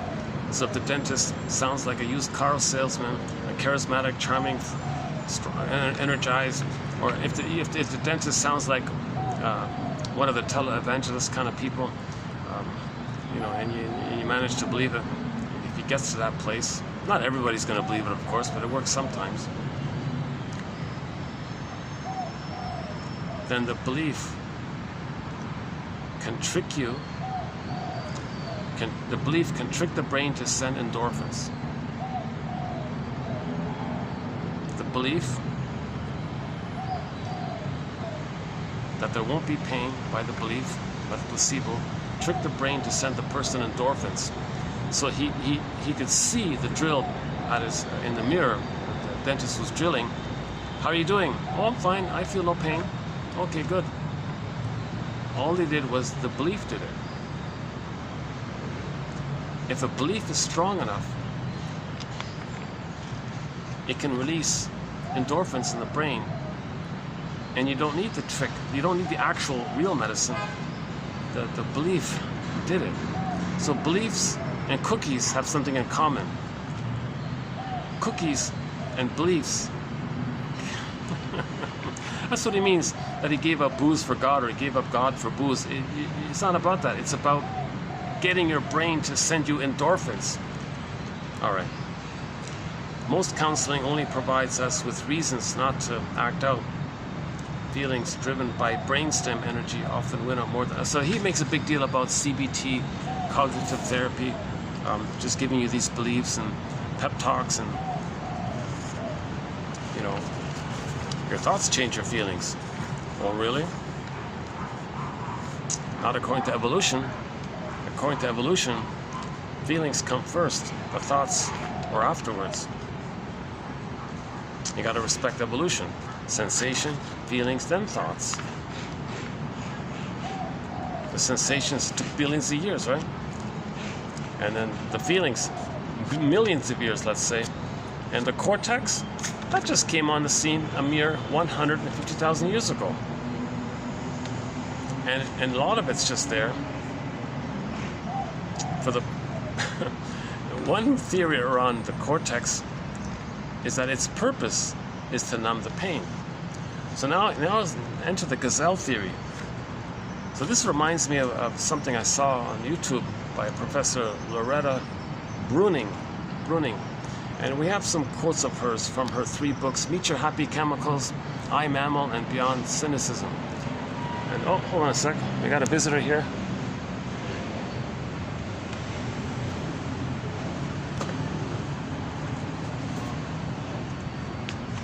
Am I getting it here?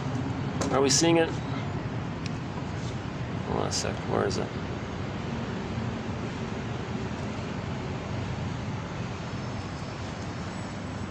Oh.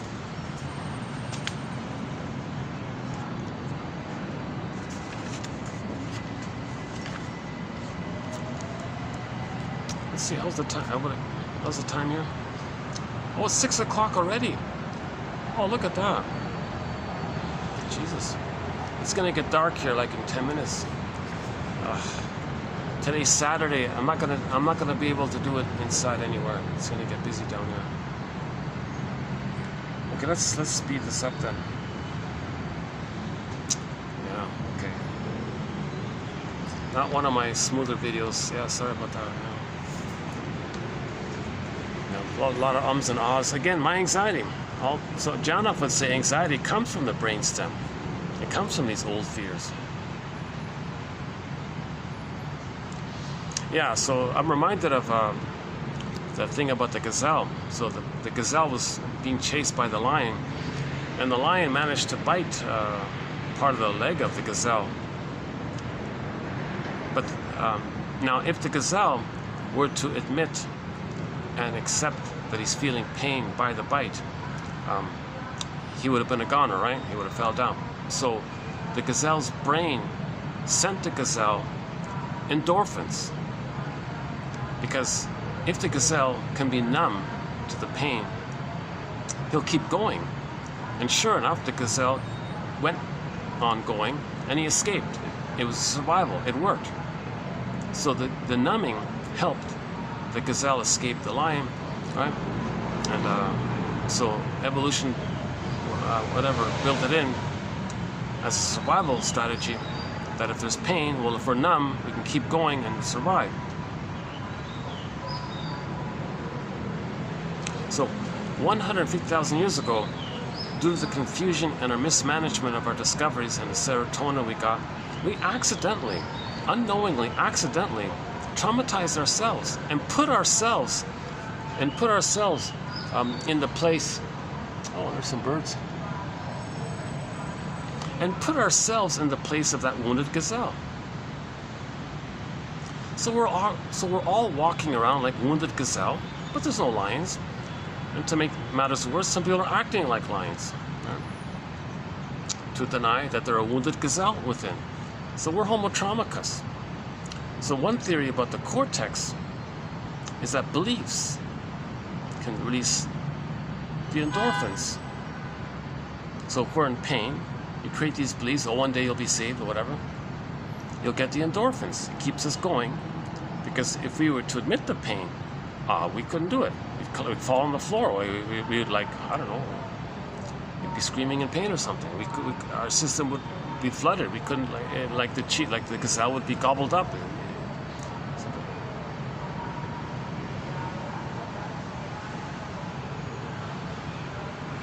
The only way to feel the pain of trauma, well, that's what Janop's big hope is, or promise is, or maybe partly genuine, partly charlatan, I don't know. But that's his presentation, that we can feel that stuff. Lie on the floor in the padded room, darkened room, you got an assistant there, your vital signs are being measured. Stay with your feelings, say what comes to mind, stay with your feelings. What does that remind you of? Okay, patience, patience. And maybe you ring the bell and you get to that place and you're crying. First you're speaking, then you're crying, then you're making sounds, and then you're in the brainstem area where you're just squiggling around like a salamander or something. He says you can go back to that prenatal trauma. That's his selling argument. And when he wrote that book in 1970, his first book called Primal Scream, right? Celebrities endorsed him. He got huge endorsement by celebrities, and he sold instantly 1 million books. And people were flying to California. Oh, your idea is very promising. Can we do it? He said, not so fast. It's a gradual thing. But then there were spin-offs. There were fake people, the holotropic breathers and the rebirthers.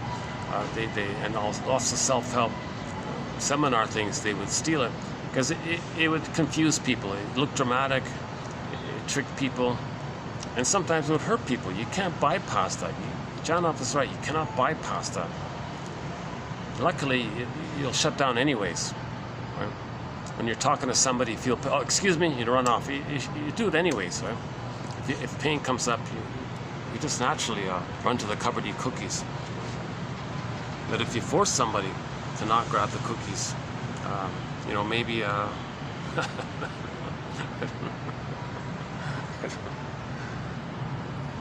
well, maybe the connection with the person it'd be okay because you had a friend there helping you, I guess.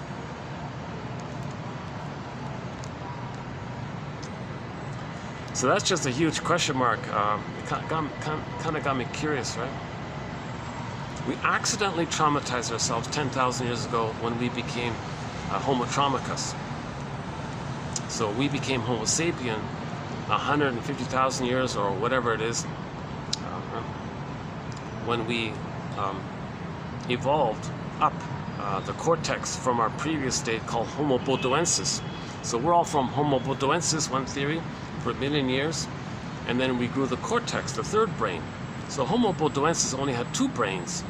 When Homo bodoensis grew the third brain, we have 3 brains, right? We call ourselves Homo sapiens, so we had that 100,000 years ago. But then we spread around all and settled different places, and while we were in different places, we became a traumatized version of ourselves. And one person called Homo economicus, Homo short-sellicus, Homo traumicus. Now, if we made ourselves Homo traumicus, and this started when we removed the babies from the mothers, oh my God, what a desperate thing to do, because we got our discoveries of farming and agriculture gave us all this serotonin, but that was like a surplus. A few minutes later, it dissipates.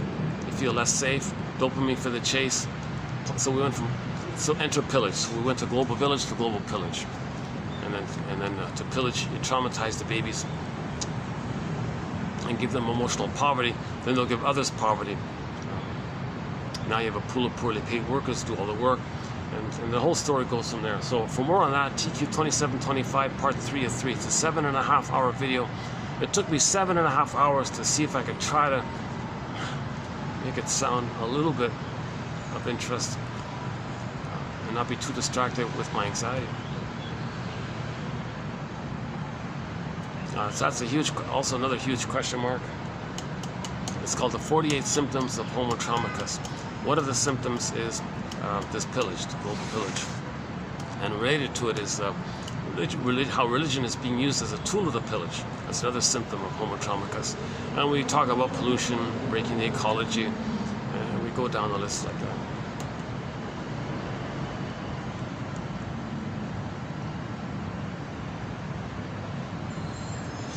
Okay, let's do the next one here. Okay, so this next sort of part here is total new territory for me.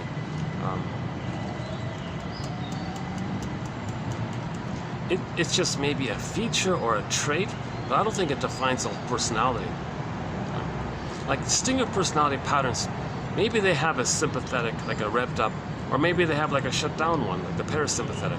Maybe the clingers and the pleasers, maybe they have a revved up sympathetic response, and maybe they have a shut down parasympathetic response. So I don't think that alone is going to determine the personality. So there's the weakness of Janov's work. He doesn't do developmental theory, object relations theory. He thinks everything is just biology and all this. He gives us this biology knowledge at the expense of not integrating it in with the developmental theory, object relations theory.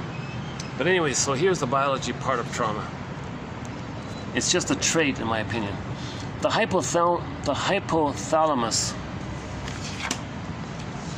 Okay, the hypothalamus controls the two divisions of the automatic nervous system. Okay, so something in the brain, some brain part called the hypothalamus, it controls the two divisions of the automatic nervous system. Okay, one, the parasympathetic. Okay, and the other one is the sympathetic. The parasympathetic and the sympathetic. Nothing to do with sympathy, nothing like that. Yeah, strange terminology here. Forgive biology for its jargon, just forgive it. So one can be like the sympath personality.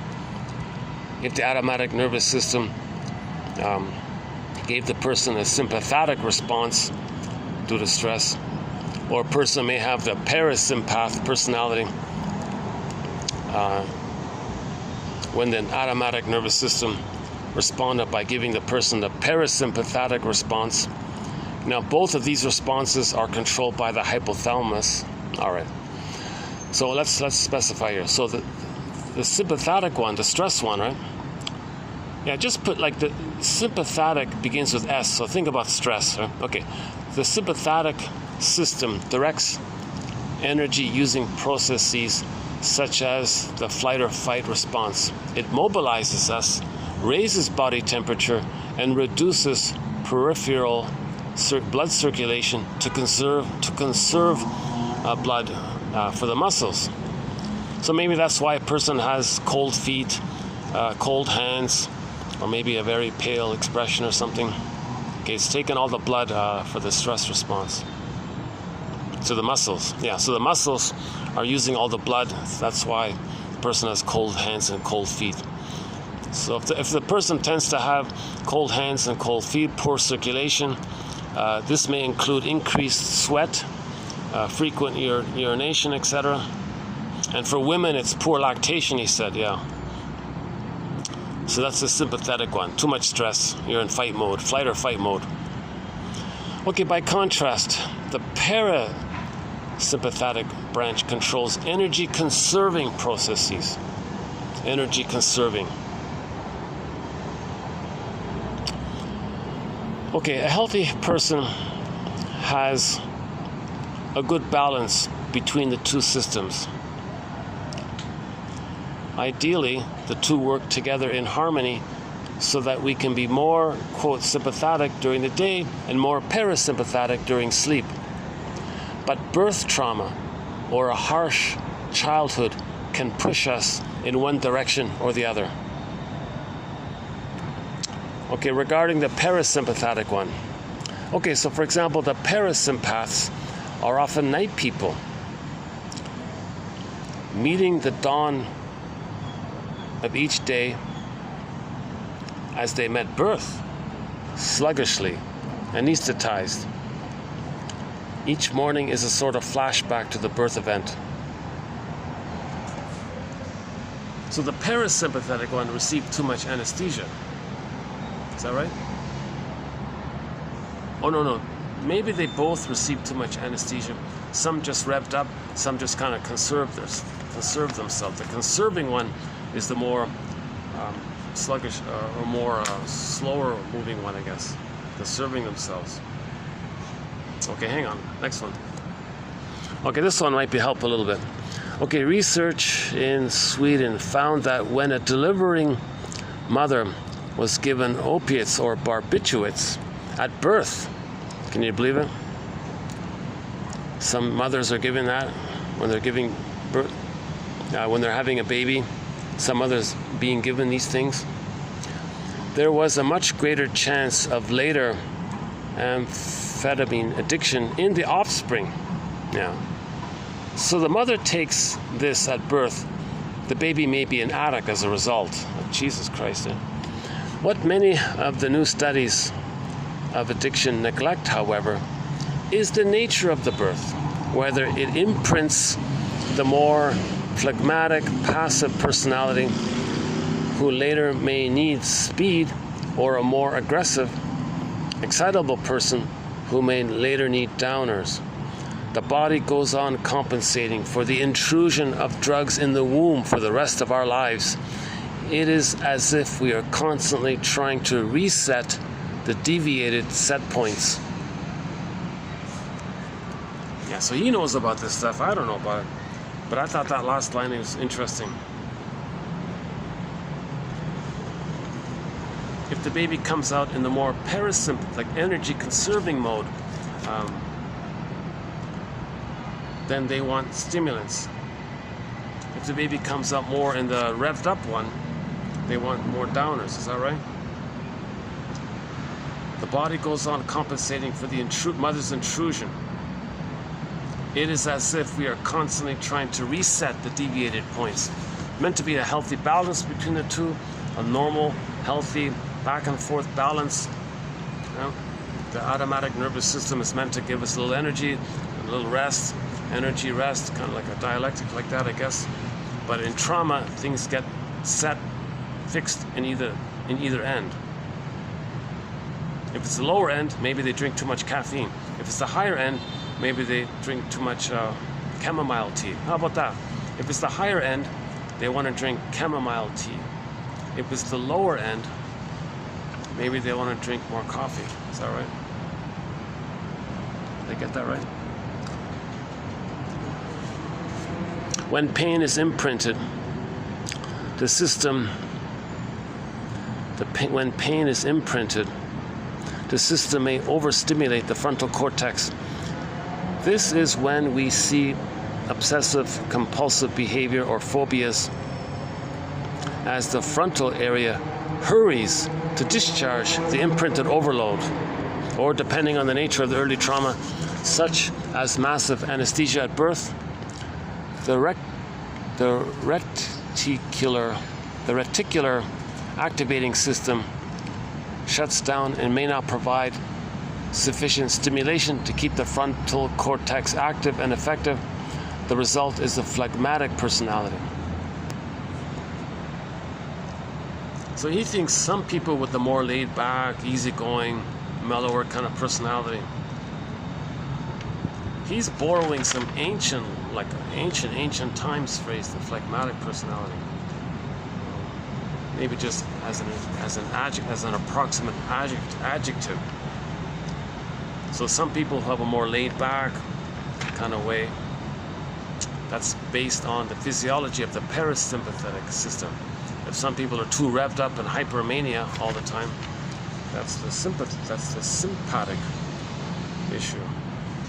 But it doesn't mean that the sympathetic one, the revved up one, are necessarily bullies, because codependent types can have that. Maybe even healthy types have it. And yeah, sure, think about that. Some people who have the more placid one, they could be narcissists. So there's no connection to personality just by this physiological nervous by the hypothalamus. So in other words, the hypothalamus is not determining our personality. It's just determining some of our biological side of things. A pain that endures, which is why adults need painkillers to stifle the cries of being unloved early in life. Right? The pain that endures. Okay, that's the blinking light inside. that endures. It's an imprint, it's timeless, so they spend their lives looking for ice cream and cookies, etc. Okay, a pain that endures, which is why adults need comfort foods to stifle the cries of being unloved early in life. Symptoms indicate that the system is in disharmony. The person may be aware of malaise, but she can't shut it off because she cannot shut off the early feeling. When pain is imprinted, the system may overstimulate the frontal cortex. This is when we see obsessive compulsive behavior or phobias, as the frontal cortex area hurries to discharge the imprinted overload. Pain mobilizes the system, keeping it alert. Okay, so maybe this OCD stuff, this idea, do this, because there's a lot of pain going on. So all these ideas, OCD ideas, because the pain, so maybe there's a link between pain and OCD, I guess. Whether the pain originates from a fall down the stairs or from the memory that mommy doesn't love me, the agony is the same. Stress hormones are secreted.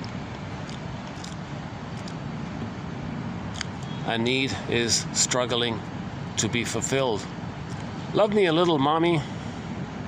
When a person, lying motionless in a quiet room, padded room, suddenly experiences a radical increase in heart rate, we know that she is beginning to relive the feeling.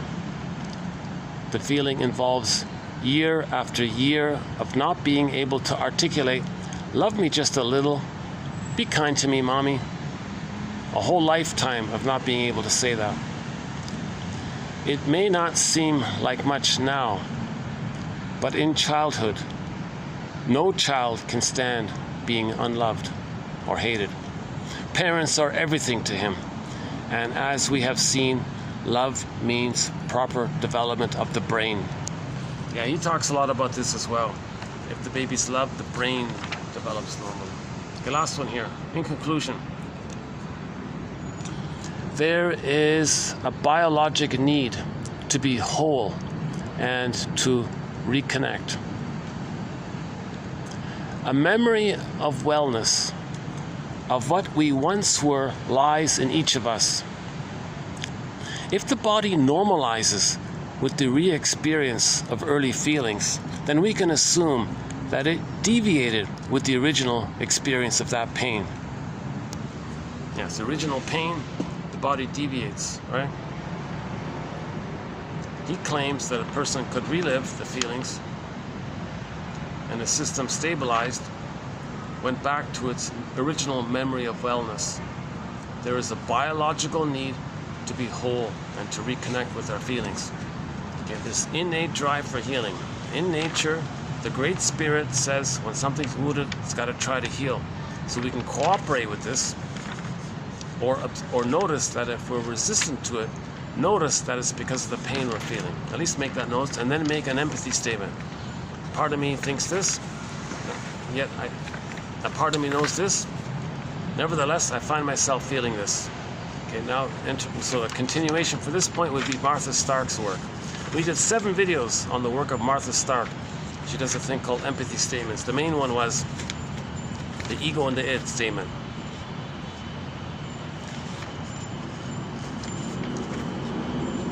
Although I'm not convinced of John Off's present theory that it's possible to do what he's saying he's doing, although I'm not convinced, nevertheless, I find myself feeling a kind of, oh my God, like maybe he's onto something.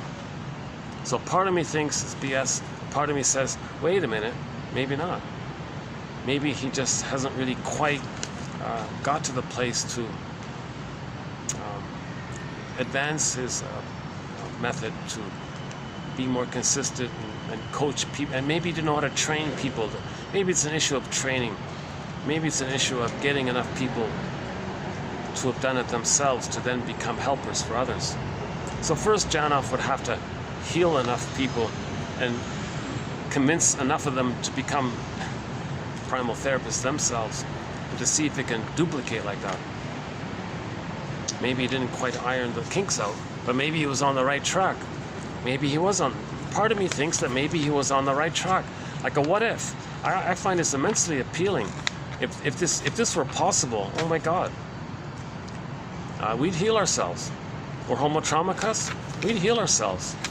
So maybe he's onto something. Several famous celebrities and musicians thought he was onto it. One famous guy said, "This is it." He's got it. This is it. This is it. This is what we're looking for, kind of thing.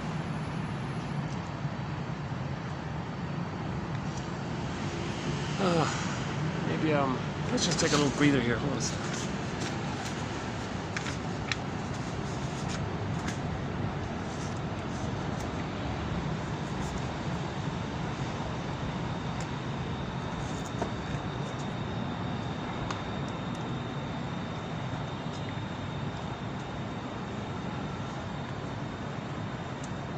Let me get a little guava juice in. Papa needs some spinach.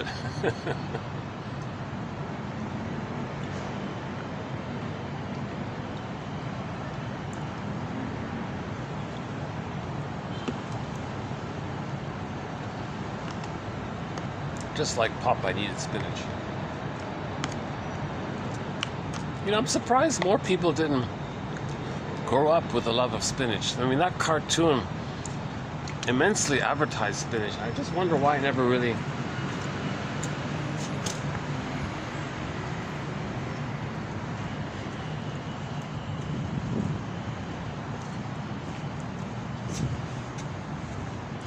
Oh, they're closed tonight here. Oh, okay.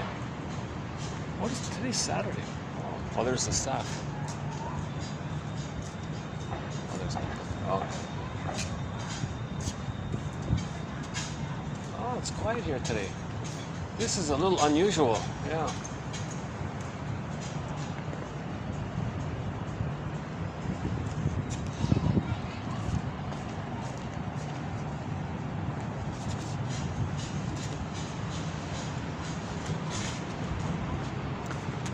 Actually, there's a major function taking place. I know. I saw the sign. So they're probably all having their meetings in there.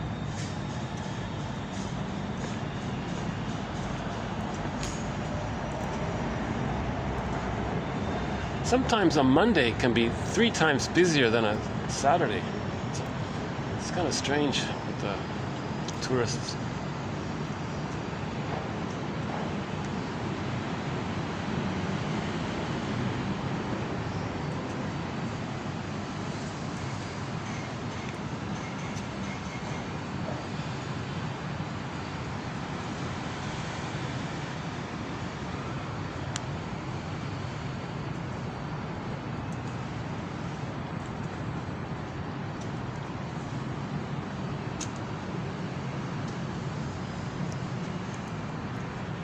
Well, maybe I'll just wrap it up here. Maybe I want to identify my favorite quote. Yeah. Let's see if I can go down and just quickly skim through the quotes and pick out. Well, I want to pick out my favorite one of today's batch. Let's see if I can find a spot downstairs. It's gonna get dark here in 5 minutes, anyways. Yeah. Give me a minute or two to pack up here. Hold on a second. Let's maybe I can do this here. Hold on a second. Let's do this. Okay.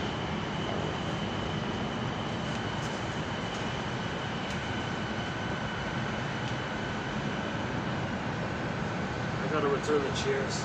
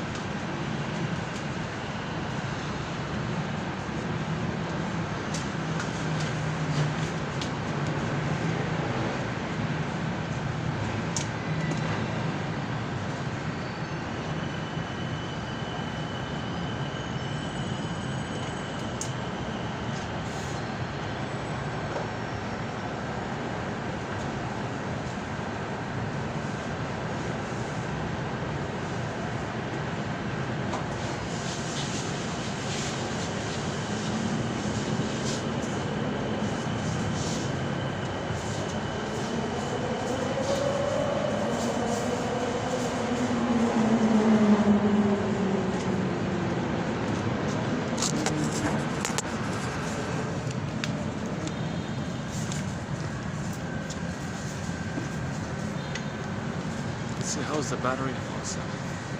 Battery's holding up, all right.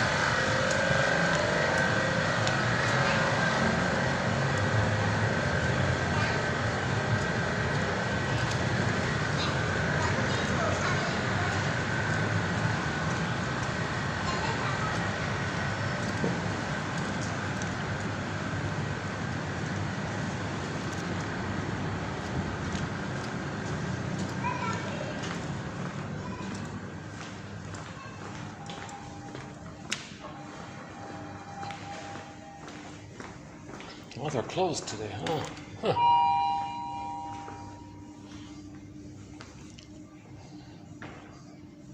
Oh, I see. Saturdays, 12 to 3. Okay. Just a lunch thing.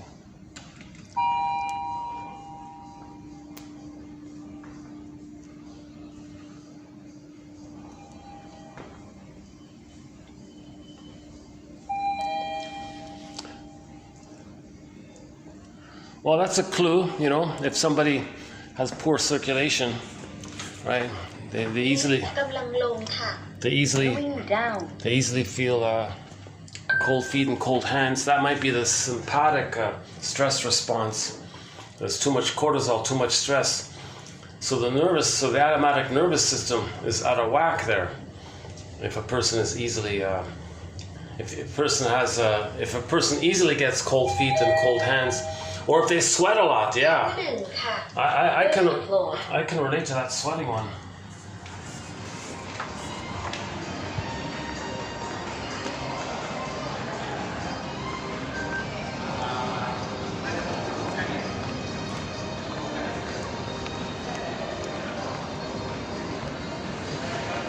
How about here?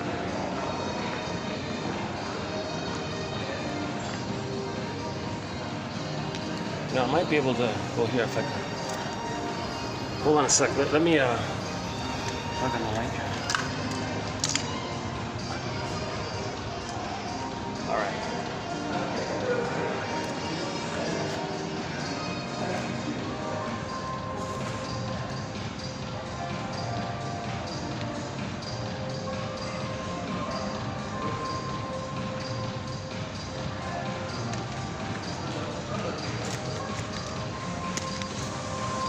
Okay, let's look at it. How's the lighting's okay here? Not so bad. Oh, here's okay. Here's better, right? I just want to pick on my favorite one. Yeah, just something for myself. Huh? Hold on a second. These are the Star Trek chairs, eh? Okay, hold on. Okay, the first one was about anesthesia. A variation of the person who has a tendency of giving up easily when they try things. Because the prototype was they were in the uterus, they try to come out, whoosh, mother gave, the mother took massive anesthesia for herself. That means it went to the child. That means he got it. The child felt overwhelmed, helpless, nothing he can do. Oh, another variation was the client said that she had this feeling that all throughout life, she has this tendency of believing that there's nothing she can do about things. She always had this kind of defeatist attitude because she was overwhelmed in the uterus. And the baby really is overwhelmed. There really is nothing the baby can do in there. Where's he gonna go? He can't ask for help, he can't do anything. He is in that state, is that there's nothing he can do about it. Now it turned out that child had a household where that pattern was consistent throughout their childhood. The child felt that feeling that there's nothing they can do about it.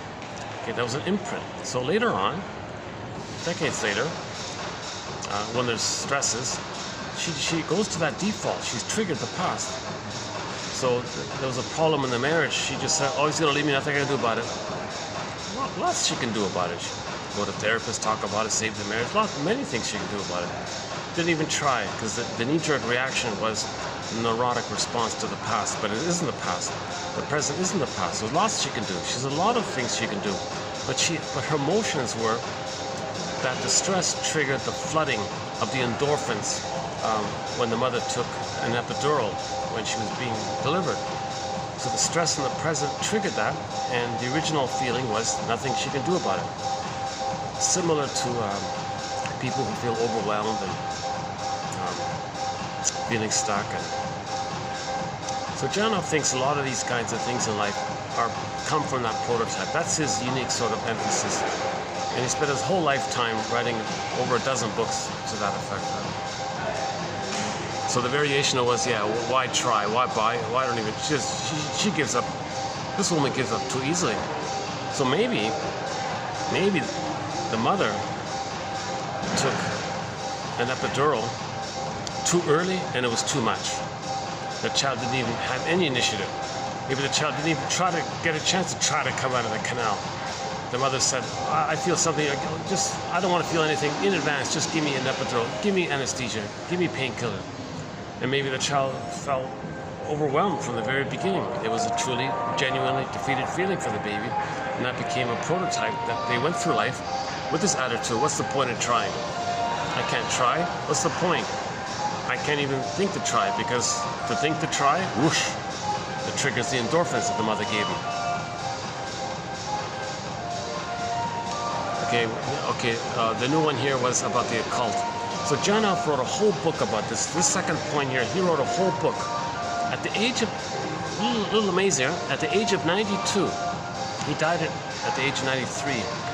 Oh yeah, by the way, the New York Times did a nice write-up about him. New York Times, Arthur Janov dies at the age of 93 by Margalit Fox, the author there. She did a pretty good job. I thought she did a very fair write-up. So if you want like a quick introduction to him, I would read that New York Times article. Yeah. But his last book, called Beyond Belief, I had a hard time finding him. Jesus Christ. He had to self-publish it. They went under. No digital copy. Like, whoa. So finally, Jesus Christ, finally, man, I got lucky, I found a copy. Jesus Christ. And many of the quotes come from that final book. Most of the quotes here regarding beliefs and all that come from that final book. Very good book. Now, most of it was sort of stories and anecdotes about people in cults. It was a book about cults mainly. So he was listing all these various cults. And, his big send-off was, look, everyone, all these people are victims of cults. They were abused in their cults. They came to me for help. I helped them. And look at their testimonials. And the victims they would all write these amazing, lengthy testimonials. Yeah, oh yeah, sure, I was in this cult, and one guy, they did this to me, and they did this to me, and all these awful things. I was so abused and traumatized. I went to Janov, and I felt my imprint. I feel free. I feel liberated. I feel at last. That seems to be the common. That's another suspicion I have about him. The common thing, and a lot of them say, at last I can feel. Oh, what a relief I can feel.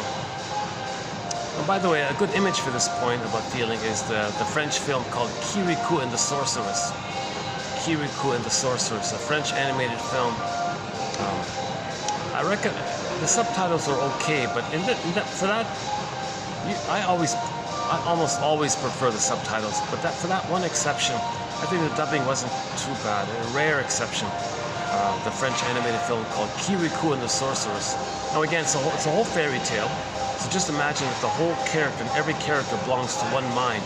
Don't think of it concretely like it's an outer story. Don't take it literally. You'll see a lot of metaphorical kind of things in there. But the one image of the free at last, that one, the emotional freedom at last, was one little Kirikou pulled a thorn from the woman's back at the end, and she was screaming, and she felt the primal scream. So she did the primal scream, put it that way. Now that primal scream, by the way, doesn't cause problems. It's a relief. It's a good feeling. Like you feel good. If you get that if you get to the true feeling, it's always a relief. Yeah, Elvin Semrad said that. It's a relief to when you can truly feel your feelings. It's always a relief.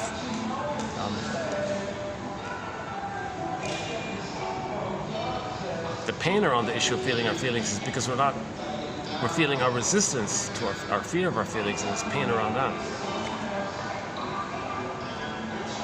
Okay, so this whole thing about crazy ideas, yeah. If the pain is so steeped in the unconscious, it can be absorbed by the unreal systems of belief. Unreal systems of belief absorbs the pain, right? Then the person doesn't suffer because you're repressing the pain. You're just bottling it down, kind of thing. Because the beliefs trigger painkillers. The beliefs trigger endorphins, so it's just pushing it down, right? Now these beliefs can be far-out beliefs. They can be CBT kind of beliefs. They can be self-help slogans. You can do it kind of momentarily. It just represses you. And Janoff says, yeah, you're creating a further gap between your true self and your cognitive. You don't want to increase the gaps. You want to line up the three brains. You want the three brains to be kind of together. You don't want to too fragmented too much. Proper balance. Instead, she may adopt, quote, crazy ideas such as a belief in the occult. Whatever. Anything except reality. Yeah, I forgot about that, yeah. I vaguely remember something about that. The immense popularity of some of these self-help scams, saying, yeah, talk to me, and I'll tell you about your past life. People were already fascinated about it. It was quite a fad or a scam, I think. Yeah, he mentioned this fad that took place back then. It gets you away from the thing. So is the person doing this helping you link to your pain? No. She's creating you fantasies and beliefs of some other world that represses the pain. Because the other world is that in that past world you were loved. You were a king in another country or something. Wow, what a fantasy, that's amazing. Now in that fantasy you feel safe, your needs are met, you feel safe, so you get serotonin by the fantasy. Did you like it? Oh, I loved it. I've got lots of, buy my book. Oh yes, of course. All these books are in the dollar bin. This bookstore, dollar bin. It's better to analyze these things, not get swept up in it.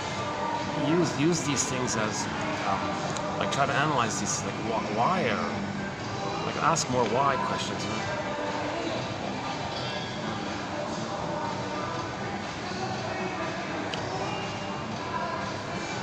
So this whole emphasis of the link between pain cranking out beliefs and the beliefs appearing because of the pain, and the beliefs symbolize but repress and hide but symbolize and represent the pain. This whole phenomena, I think his last book was pretty good. If you can find it, Jesus Christ. Called Beyond Belief, 2016. Is that right? He passed away in 2017.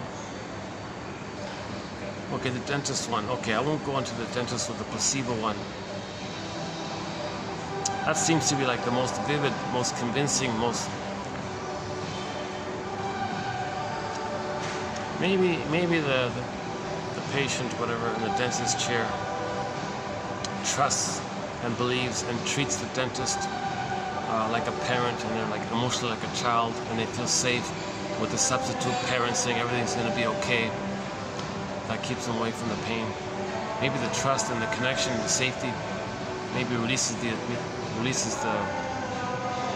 serotonin that they're safe. Anyways, here, this is no more to say that the cortex can be alienated from subcortical centers. The left brain can have ideas that counter reality. So one good example was the woman had a family photograph of her family, and the woman, and in the family photograph, her son was in it, but the son was clearly in pain, looking down, very sad. I don't know, you can just kind of feel that he was in pain. And everyone's first response was, ooh, like, ouch, like he's in pain or something. But the woman, when she was showing the photo, told everybody, oh, look at my son here. He's such a happy boy. What a wonderful boy. What an amazing, happy, wonderful boy. And they were going, what? So what's going on there? Her need to use the boy as a good mother for her was so strong that were she to admit the reality that her son is in pain, she'd have to question her need, which would bring up her pain of being unloved. But she had this great need to get her mother's love. She transferred the missing good mother, the needed good mother, onto the child and parentified the child, brainwashed the child, conditioned the child to take care of her. Easy to do. It's easy for a mother to brainwash the child, to spend their lives trying to save her, heal her, help her, correct her, take care of her. She can use guilt trips. She can be nice to him when she's crying, but punish him when he wants to be autonomous. All sorts of ways. Unbelievable. So that kid, as a result, was in immense pain. She couldn't see it. Her need. She only saw her need. She couldn't see the reality of the effects of her behavior on the child because she could only see her need. She only saw the projection of her need. That narrowed her perception of being able to see reality. She couldn't see the reality that her son was in pain, but everybody saw that the son was in pain. Should we dig up that quote? Hold on a second. Let's dig up that quote. Yeah, I think that's a... Okay, give me a minute to find it here. Let's see. This table is awfully low here. Oh, all right.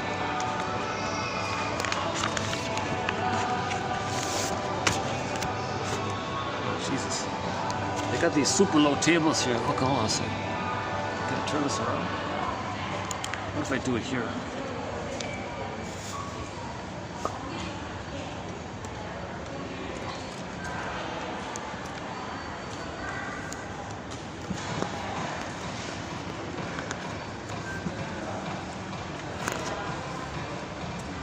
Okay. All right. Here we go. All right, let's find this one about the perception.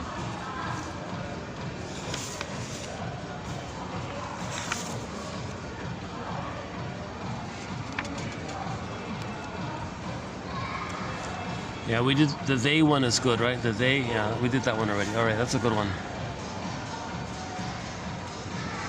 Here's another one about the placebo. The idea or belief of the pill's power had provoked the secretion of internal painkillers, exactly as though they were injected. Now look at that. That quote clarifies it, right? The idea or belief of the pill's power, the placebo, the idea of its power had provoked the secretion of internal painkillers, exactly as though they were injected into him. Unbelievable, right? Unbelievable, right? So the woman believes that the son is her savior. She gets the painkillers. She can't see the pain inflicted onto her son because she's in so much pain herself. She's in so much pain herself. She wants to be numb of her pain. So she can't see the reality of the son being in pain, right?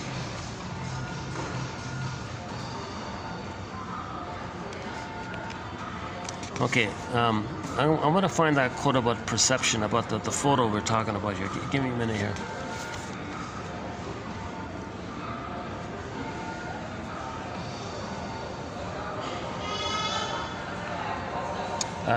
Defensive belief systems usually spell deep unconscious pain.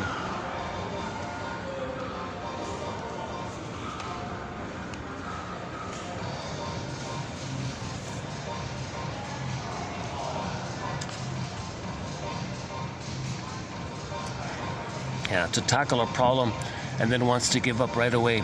The feeling of defeat has happened when her mother received massive anesthesia at birth, which entered into the child.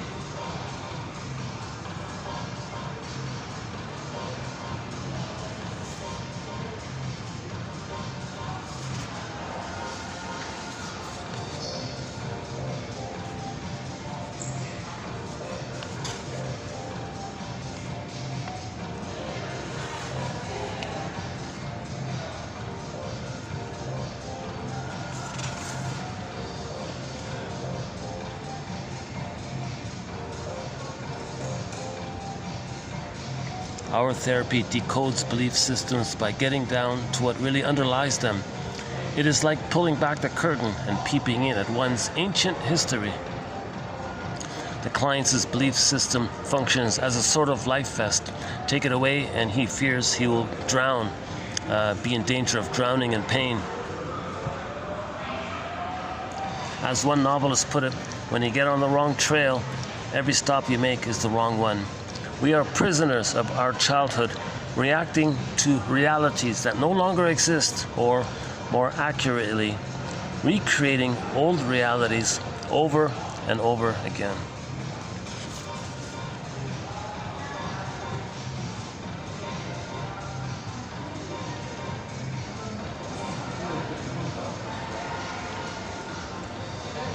We did one about the guy treats his girlfriend like his mother, that one there. The video games one is in here.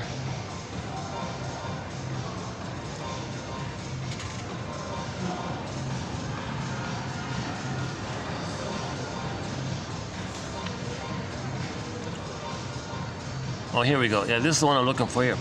Pain makes just about everything shut down or constrict, including our perceptual apparatus.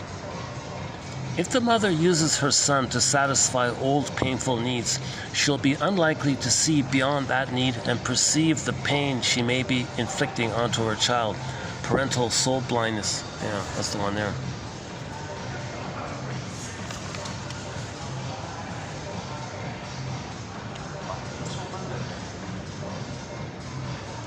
Yeah, this point about here,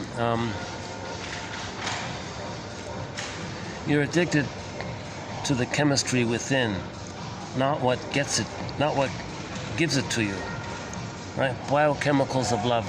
Most of us are addicted to love. Our need for it, it takes the form of overeating or drinking, but the real addiction is to ourselves, to the chemicals we produce in the brain that make us feel better when we get what we need. Just a subtle distinction there. You're not addicted to cookies. Okay, you're dependent on the serotonin that's released via the cookies. So you're looking for the serotonin. Not a major point here.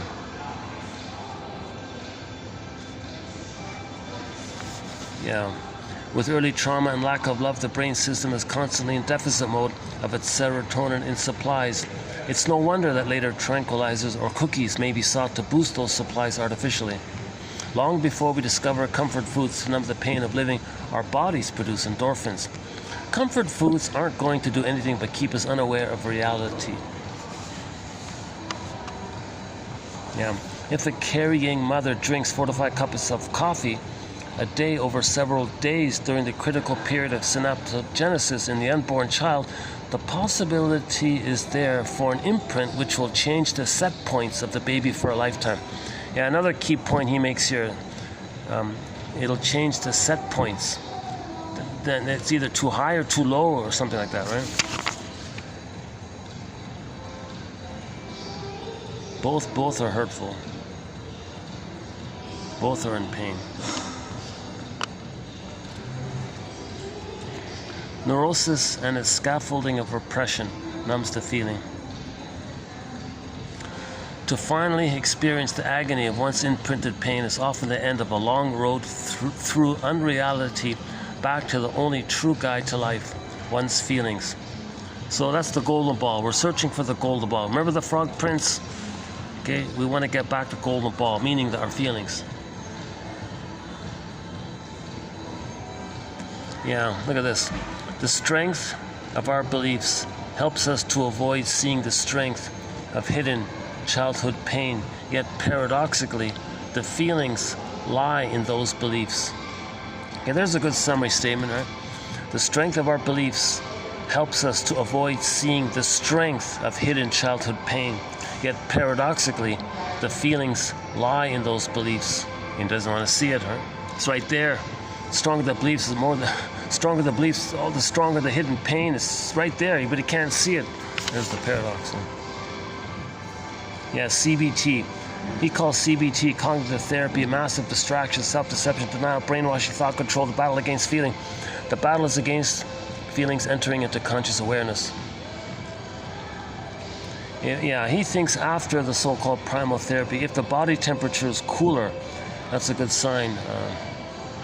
Trauma is likened to an event that is flash frozen in a nonverbal neural system. Once frozen in time, it secretes the hormones of stress in response.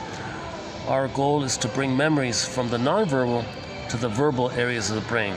Yeah, the cult guru is not going to do that. The con lady who's going to tell you your past life in a previous lifetime, yeah, she's not doing that. She's doing the opposite. She's doing the opposite. Yeah, you pay her money. She says, oh yeah, in a previous lifetime, you were a farmer in Switzerland. Well, she's not. She's doing the opposite. The purpose is to bring painful memories from our past to our consciousness, not tell you that you used to be a milk farmer in Switzerland 100 years ago or something.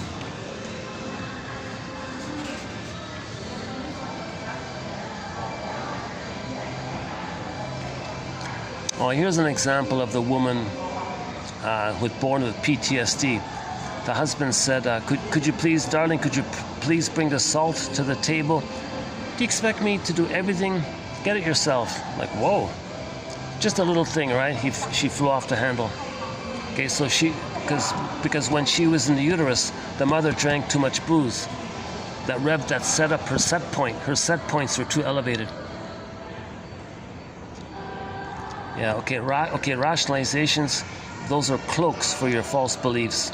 So you have the false beliefs, and then you create an excuse to believe them. This is all due to the pain, to get the endorphins. Okay, let's just go back to today's one.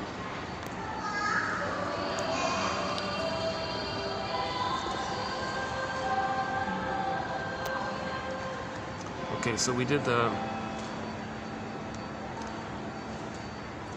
being a victim of parental cruelty. It's hard to say that phrase, right? Parental cruelty. Were they really cruel? Well, from the baby's perspective, from the baby's end, like from the baby's view, if you could see what's happening, if you could see things from the way the baby's experiencing his mother, oh, the mother's extremely cruel. She's really cruel. What about the baby's removed and given the CIRC thing? How much cooler can that get? Being removed, put on a scale, separated. And then, oh, what about mothers who say, I don't want to breastfeed because I want to look sexy for the office? How cruel is that? How cruel is that? Somebody might, oh, that's not so bad, so what? You give her the powder stuff, the baby will be fine, you're making a big deal out of nothing. But from the baby's perspective, that's immensely deprivation, it's an immense rejection, because the baby cannot relate to a rubber nipple and some powdered stuff in a plastic bottle. There's no back and forth there. We had that quote. It was very devastating, that quote. The woman had a baby, and she wasn't breastfeeding. She was giving the powder stuff. The husband came in and said, he freaked out. The husband said, what on earth is going on here? Why aren't you breastfeeding? Your nature made you to breastfeed. Essence of mothering is breastfeeding. Hold the baby. She didn't want to hold the baby, let alone breastfeed. What a cruel mother. What's going on here? He freaked out. Oh, well, I got some business at the office. I want to get back at the guys there. I want to use my sexy appearance as power to get revenge on them, because I could wiggle around and they freak out. I got power. He was sunk. The father, he sunk inside. He had no idea that that his wife was such a rotten, cruel mother. He had no idea, right? Like a Jekyll and Hyde kind of thing, almost, right? He didn't recognize there was such a split like that she would use that power to shame her baby and have the narcissist and take and steal from the baby. Like, that mother was actually robbing her own baby to have more power herself, to her pettiness with the guys at the office or something. Another one, maybe not as bad, was she didn't want to breastfeed, but she used the breast pump. So the baby got the better milk, but not the connection. So yeah, being a victim of parental cruelty. In adult life, one may take the role of victim as an unconscious demonstration. So they're recreating it. right? Yeah, what about people who don't want to eat healthy food when given the chance? No, give me the rubbish food. It saves money, but money's not an issue. Maybe they're saying, look, my mother gave me rubbish food, or rubbish. I mean, like the powder stuff, the unnatural, the processed stuff. Yeah, the processed stuff. Let's say money's not an issue. Let's say a person says, I don't know why, I could eat healthy food, or I can eat processed food. Give me the processed food. Maybe they're saying, my mother gave me the powder stuff. Okay, that's an oversimplification, but okay, what he means is if a person is self-defeating in life, if they sabotage their success and they're afraid of happiness and they're afraid to be successful, okay, they're constantly saying, look, mother abused me, look how defeated I am, look at this down position, somebody help me. They're just recreating the cry for love. Okay, so new point here about the hypothalamus. So that's a new word for me, actually. The hypothalamus, I've heard it, but yeah, new hypothalamus. The hypothalamus, something in your brain. So we know the amygdala looks like an almond, right? And we know that the hippocampus looks like a seahorse, a little seahorse. What does the hypothalamus look like? Let's look it up. Yeah, let's look it up. Hypothalamus. Yeah, I can see what happened to Janov. He got once he discovered this brain stuff. He was enthusiastically delving into it, manically every day reading medical journals about this stuff. So he really got into it. But he was very articulate and lucid in his book at the age of 92. Very articulate, very clear. And even a few of those interviews he gave, he's in his 80s, he sounds pretty good now. So the two interviews I recommend are, one is called Life Before Birth. Janov, it's only 20 minutes long. But that's the title on YouTube, Life Before Birth, the name of one of his books. That's an expensive book to get. Hasn't been digitized as far as I can tell.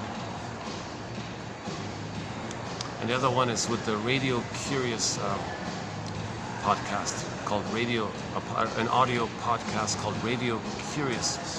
The host there interviewed Janov and his wife for 20 minutes. Excellent little interview. That's an excellent interview. I would recommend that one, that first one, and then the second one here, Radio Curious. Barry Vogel's the host, guy named Barry Vogel, interviewing Arthur and his wife France Janov, the Janovs. That's a good 20-minute interview, jam-packed with ideas here. But this is a new one for me here, hypothalamus. Yeah, we're doing okay here. I'm not talking too loud, a lot of noise around me anyways. I'm going to finish this up soon anyways here. Okay. The hypothalamus. This was my first thought about this. No way, Jose, no way. There are people who have stressed bodies, but they're helpful. But they have empathy and care and love, right? There are people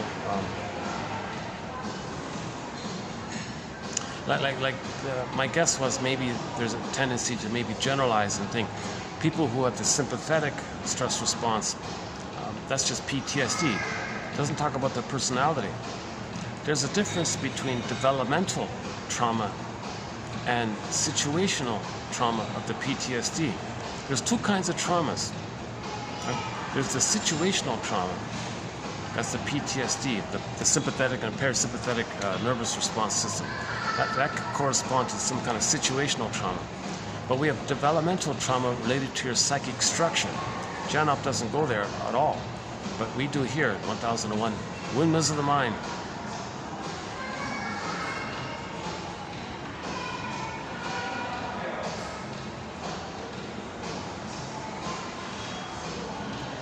Oh, I missed the old stuff. It is because the new stuff. Yeah, I got familiar with the regular staff here. I noticed some new faces. Nice, still a great place. Oh my God, this is the nicest venue right here. It's got this huge lobby here, a lot of space. Yeah, like I love it. Yeah, you got nice tall ceilings. It's a nice little place. It takes me a while to get here, but it's well worth it now.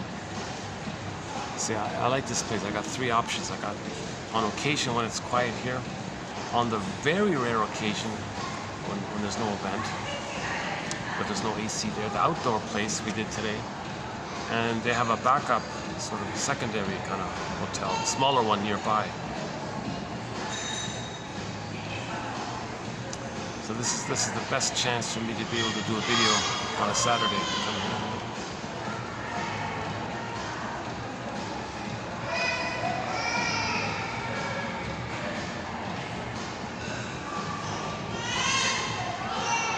Yeah, it's funny about this topic, the parasympathetic and the sympathetic. I would say the tone here is more on the parasympathetic, right?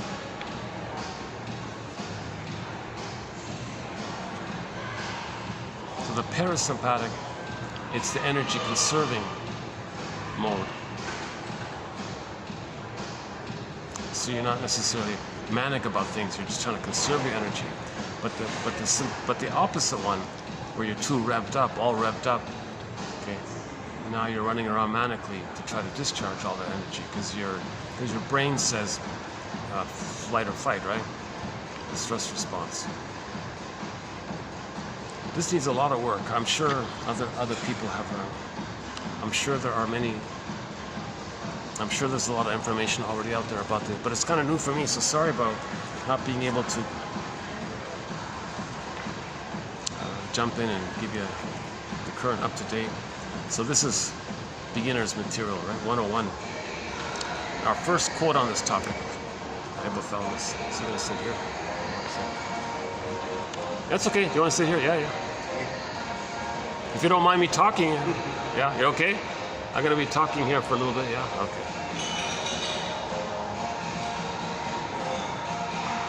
Okay, the hypothalamus controls the 2 divisions, the 2 branches, the 2 types, the 2 forms, the 2 ways of the automatic nervous system. Okay, so we have an automatic nervous system. It can go 2 ways, right? And what controls the automatic nervous system is this thing called the hypothalamus.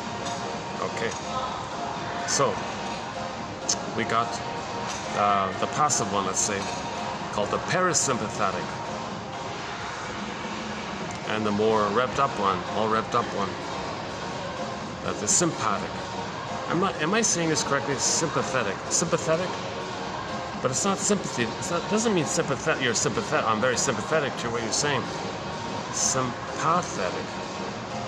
Is it pronounced the same? Are these 2 words pronounced the same? Like, the adjective is, I'm very sympathetic to what you're saying, versus the sympathetic as a noun. Are they pronounced the same, or is this one here pronounced sympathetic? Sympathetic. Ugh, sympathetic. Maybe it's, look, I'm going to temporarily go with a different pronunciation and call it the sympathetic to distinguish it between the sympathy one. So we got the sympathetic one, which is the revved up one, all revved up, right? Imagine the engine revving all the time, meaning the person's in stress mode. So the sympathetic one is they're all revved up, the PTSD one, they're all charged up, right? They're all yeah, I imagine in sports, everybody gets into revved up mode, right? Al Pacino, come on guys, rev up, it's halftime here, we're losing the game. Come on guys, rev up. And then he tried to do the haka dance. Come on guys, do the haka dance. The Maori indigenous people have a thing called the haka dance. And one guy in there kind of had that reaction. by the speech, the inches speech by Al Pacino, right, the actor. So that's the sympathetic one, the all revved up one for sports, right? For based on a football game, whatever. Oh yeah, so the parasympathetic one, those kinds of sports would be non-competitive, right?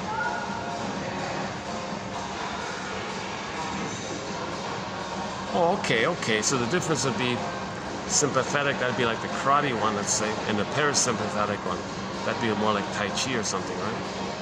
Like the more like yoga. How about that? So yoga, Tai Chi would be the parasympathetic one, and the aerobics and Pilates. Aerobics would be the parasympathetic one. I'm just trying to learn it myself. Sorry about that. Okay, next one here. Okay, the sympathetic one, the stressed one, directs energy using processes such as the stress response. Either flee, or the baby wants to flee, run away, or he's going to fight with the mother, fight with the breast. It mobilizes us, so the body temperature may be elevated. Okay, blood is being sent to the muscles. Therefore, the extremities are not getting enough blood. Hence, the cold feet and cold hands, or pale face. He says here. Frequent urination and increased sweat.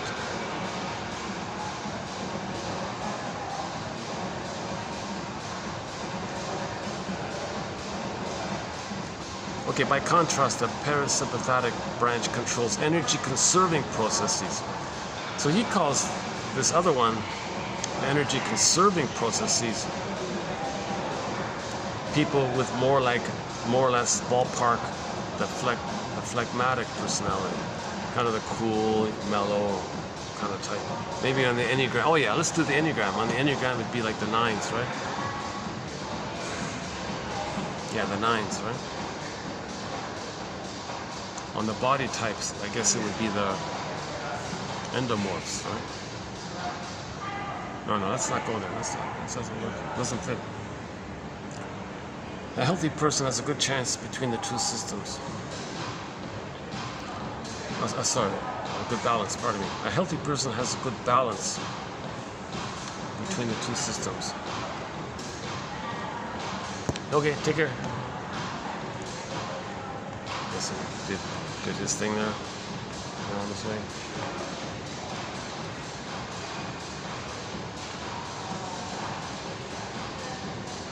Well, that guy there who sat beside me for a bit was more in the parasympathetic mode, and like laid back. He was like walking like he was in a very casual kind of way. He had no socks, I noticed.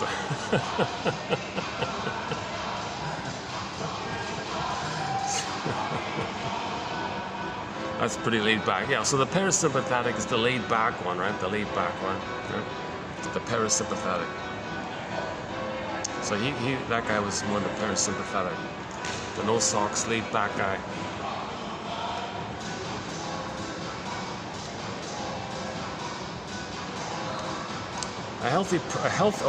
Ideally, a person has a good balance between the two systems. Ideally, the two work together in harmony. For example, maybe in the day we're more active, that's the sympathetic, and maybe at night when we sleep we want to be the parasympathetic.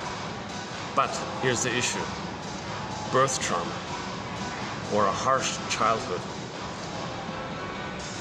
can push us in one direction or the other. That's now we're off balance. It's meant to be like a healthy balance. Oh, that's boring. Oh no, that yin yang symbol is so. That yin and yang symbol is so helpful. Let's try it with the yin yang symbol. So maybe you got the yin and the yang. So the white one, that'd be the active one, right? And the black side, that's the moon one, the sun one, right? And the moon. And you need a healthy balance. What if? Here's a thought. What if the yin yang symbol is in reference to this? What if? No, that's such a powerful symbol. I'm amazed. That symbol can be applied to so many things. So he's saying here, so what if the yin-yang symbol can also be borrowed to talk about this? A healthy balance and a harmony. A harmony that flows in harmony. So the the daytime is the sunlight. That's the whiter portion. That's the white side of it, right? And then nighttime, the moon, the yin. Okay. Daytime, the yang, the active. Okay. And then nighttime, the passive, quiet, restful moon, yin. Okay. Daytime, active, energized. That's the sympathetic nervous system. And you got the parasympathetic, sympathetic paradigm. And you want it to flow and be in harmony. But in trauma, somebody doesn't. They're missing the yin and yang. So in trauma, they don't have their own inner yin and yang in harmony. They got too much yang, not enough yin, or too much yin, not enough yang. Oh yeah, so the parasympathetic might be somebody who has too much yin, not enough yang. Yeah, we can think of it that way, right? In reference to the system, I'm talking about like the systems, like the physiology symptoms, active and rest. Somebody's always revved up, that's too much. So the revved up one can be a lot of the OCD, discharging your ideas and ideas and ideas. Okay, check this.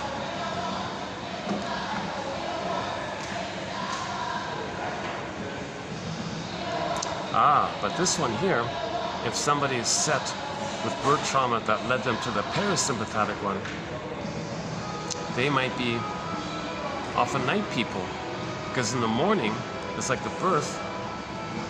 So okay, let's forget that one. You know, this one here from Sweden is good. Okay, research in Sweden. Let's take that one out. Why would the parasympathetics be more like night people and the sympathetics will be more like day people? Yeah, I don't buy that. Let's take that one out. Okay, let's do the research. Research in Sweden.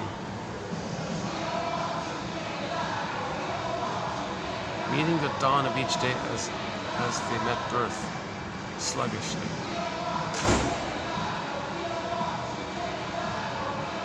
So why would the parasympathetic be more of a night person?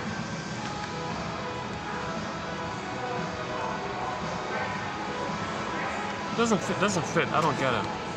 Doesn't fit. Let's take that one out. Janov does this thing. He's so enthusiastic in all these discoveries. He's not a medical doctor, right? He's got a PhD though, but he's not a medical doctor. So sometimes I'm a little confused by his ideas. This one a little bit makes sense to me. Okay, the research in Sweden, this one here, found that when a delivering mother was given, Jesus Christ, barbiturates, yikes, at birth. Do they really do that? No, maybe he means the epidural. Maybe what he means by this is the epidural. Okay, when a delivering mother was given an epidural, let's say, there was a much greater chance of addiction in the baby. But what these new studies don't talk about is this issue of the sympathetic and the parasympathetic. Uppers and downers, right? The parasympathetic one uppers and the sympathetic one downers, to kind of, in a constant, what do you say here? In a constant effort to reset the deviated set points. Look at that, eh? So they're trying to reset the set points, but you can't do it like that. It's past that critical period. Once the baby's traumatized, the set points are set in the imprint. But I want to lower the set. I want to lower the set point. I want to raise the set point. I want to get a balanced nervous system. Okay, the OCD one isn't too convincing. I'll leave it there for future reference. Maybe in the future we'll have a thread on the OCD. Now, the one quote we have about it was, the person wants to control every little thing, right? OCD, they want to control every little thing. So that traces back to the mother being difficult to the baby. The baby's enraged. The baby wants to control the mother.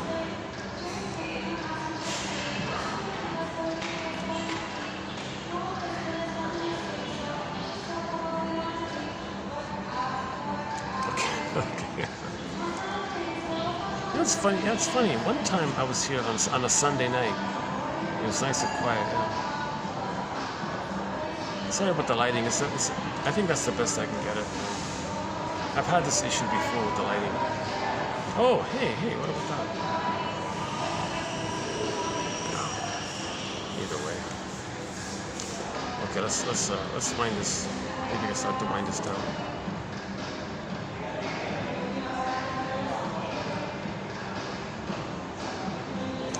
Okay, let's skip these ones here. Okay, yeah. So physical pain. Janet Paris makes a big deal about this. Emotional pain and physical pain, the brain doesn't care. It's just going to send stress hormones. He means it that way. Okay, let's just do the last one here. There is a biological need to be whole and to reconnect with ourselves. A memory of wellness, of what we once were, lies in each of us. We have this memory. We have this memory, even if it's in the uterus. We have this memory of being whole, of having our golden ball. I feel, therefore I am. We had this at one point.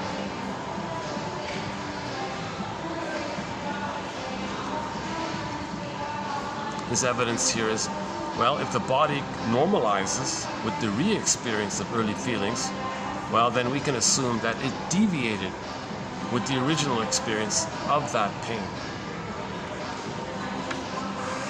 He's a master salesman. If Mr. Janoff is BSing, he's an incredible salesman. And it's possible. Or he took maybe he got close to it and maybe elaborated on it. Maybe all these testimonials are just wannabe actors who want to sound important and be in printed page and be famous, and maybe someone will make a movie from their story. So part of me thinks that. Nevertheless, I find that another part of me, that other part of me feels that there's something there. There's something legit here. There's something that makes sense. That's because I never really had any of this kind of, I never had any kind of therapy process. I never did any of this, right?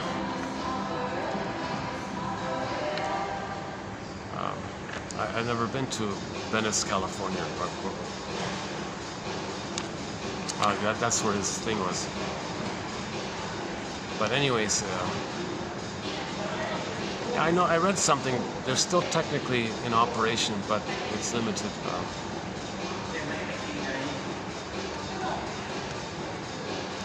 Maybe this is Mr. Janoff's last. Aha, gotcha. I knew you ignored me, you mocked me, and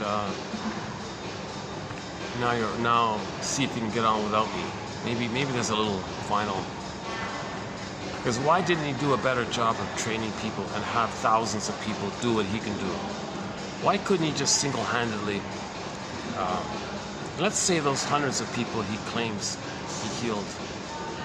Surely out of those hundreds of people, he could have convinced 100 of them, let's say, to do the therapy thing. I mean, to lead it, right?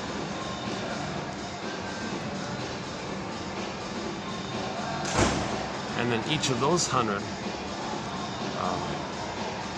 would have to heal 100. And we would have like a positive pyramid effect, right? Like a positive healing, pay it forward effect.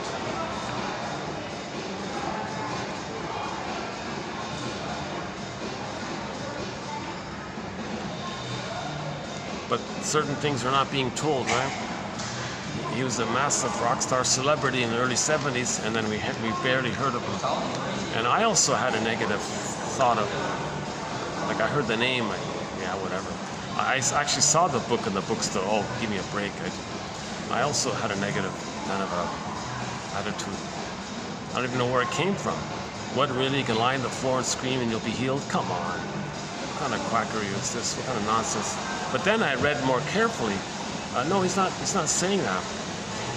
That quackery is the spin-off people wanting to make a quick buck by doing some dramatic show and confusing people. And we associate him with that. He said, oh, please don't do that. Please don't associate me with those guys. Those guys are just making a quick buck, riding on my coattails.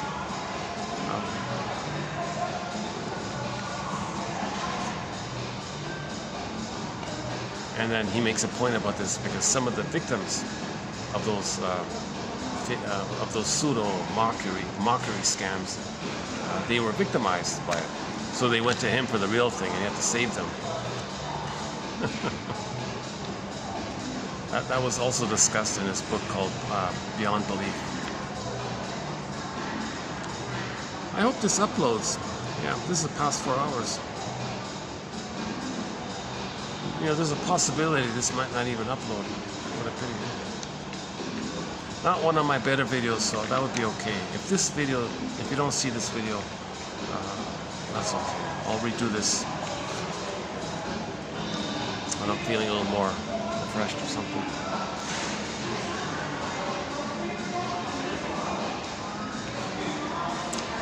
Maybe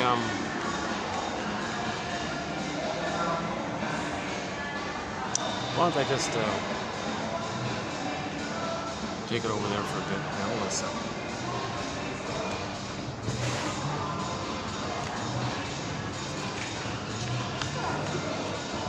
Yeah, I'm just leaving. Oh yeah, I'm just leaving. You can have it, yeah.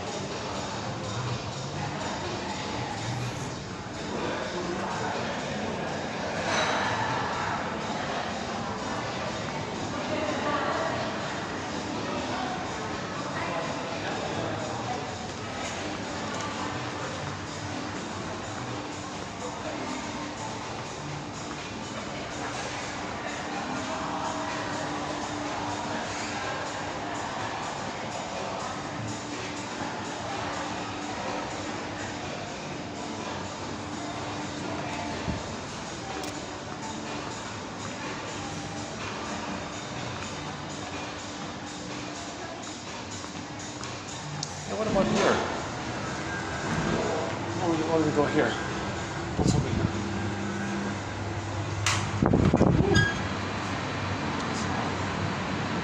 This is sort of like a back parking lot or something. That's a parking lot. Well, I'm not sure where to. Let's see if there's any final concluding thoughts here. Oops, hold on a second.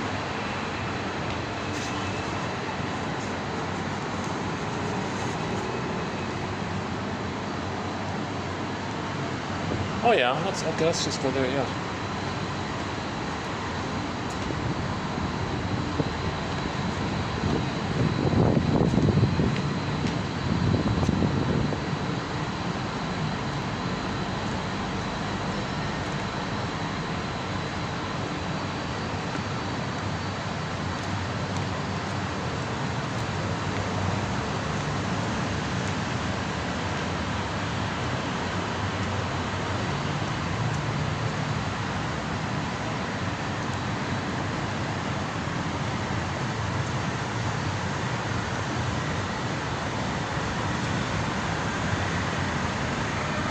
How about here? Can we close up the video here? Yeah, so this has been part 2 of 2 of 2747, is that right?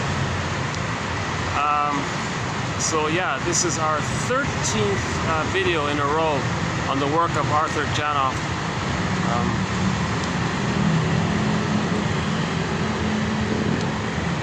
It's a piece of the puzzle. And you know, in the therapy journey, the psychoanalysis is open-minded. Let's include information from other disciplines if it's going to help us heal.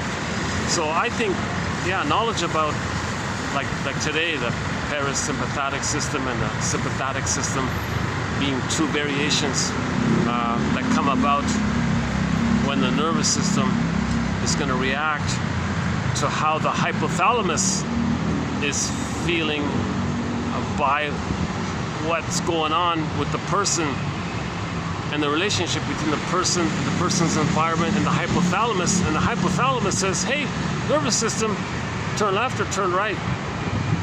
And you don't want it set in one or the other.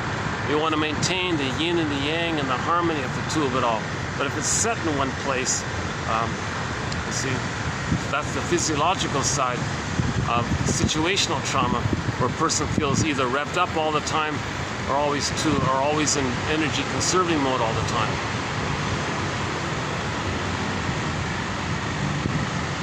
So it's a piece of the puzzle.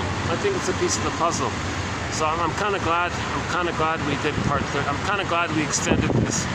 In the last video, I was saying, oh, I'm relieved. This is part 12 of 12, the last one. Okay, let's take a break. I took a breather. I said, no, you know what? Let's keep going. I don't know why. Let's keep going. So let's stretch it to 15 videos. So we're going to do 15 videos on the work of Arthur Janov. This one was the 13th. Not a bad one. Not a bad one.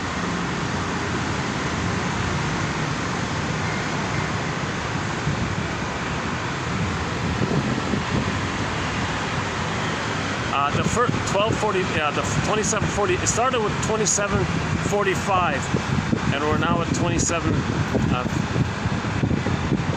Is that right? Okay, never mind the numbers. Yeah. But that first one we did, the first of the year. In other words, yeah, all of this month, like January 2024. The first video of this year, 2024. There were some excellent quotes in there about the electrochemical flashing light. The rhythm one, that's an important one, the rhythm one with the mother. And from that point to this, until today, sprinkled throughout the 13 videos. Sprinkled throughout the 13 videos. There's some gems, there's some real gems in there. So print out the 15 sets of quotes and treat it like as a whole, you know, holistically, and pluck out the main themes, okay, about the imprint,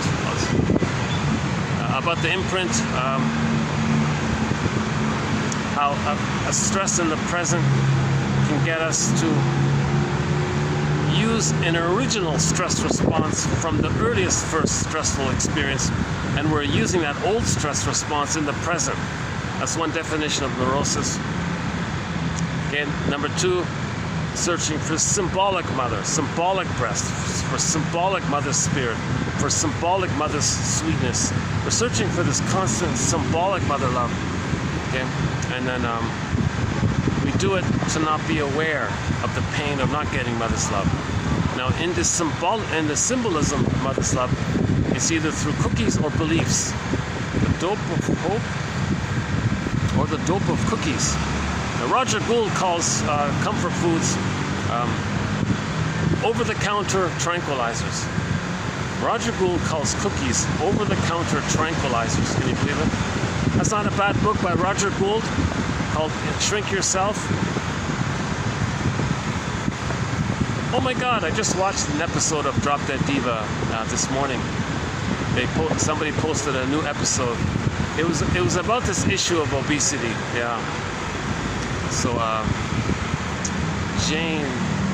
Deb now in Jane's body, and Jane has an obese body, but Jane was this skinny model before, but now she's living in the body of an obese woman. But Jane has money, but before Deb didn't, so the emotion of Deb in using Jane's money, wanted to buy a skinny dress, and the stores didn't sell it, and this whole issue came up. The episode is called The Dress. Interesting episode, a little different kind of episode,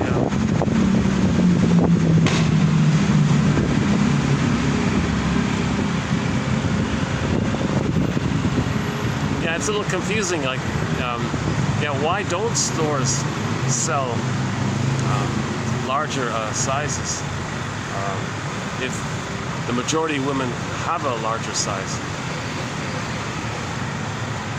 That was a strange kind of a episode. I didn't quite get that one. Oh no, it was a specialty shop, yeah. So the judge said no, the specialty shop doesn't have to cater to everyone.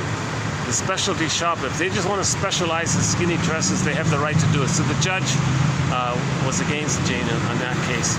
But the owner sympathized because his wife was obese, so and he thought he could make money. Anyways, he thought he could make more money. Yeah, not an overly interesting episode.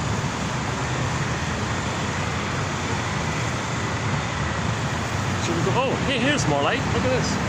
Hey, we're getting more light this way, right? How about here? Oh, this. Oh my God. Here we're getting some light. Right here. Okay, let's just sit right there.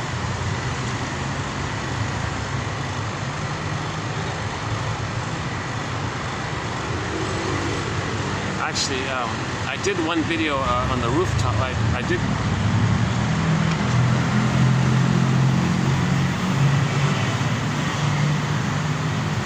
All this spraying from the bugs. Let's get away from that guy. I wonder what kind of tree. Hey, there's a tree here. Let's see if there's a sign. Hold on a second.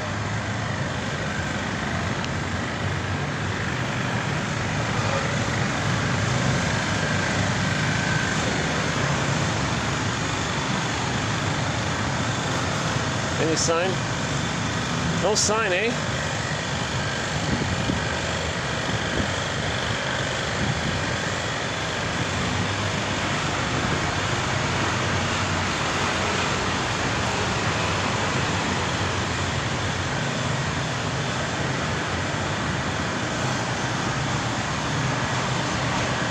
Yeah, I'm curious to find out what kind of tree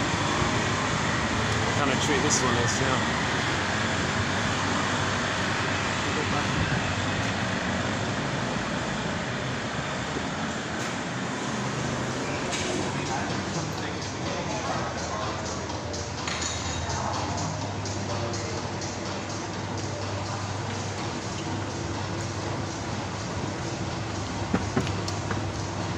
Okay, I think what I'll do is when I get to the top of this escalator, I'll hit the stop button. So thanks very much. I'll see you in part 14 in the next video. I'll see you in part 14. Yeah, so we'll do more quotes from the work of Arthur Janoff. Well, let's do the other one. Let's do the next one.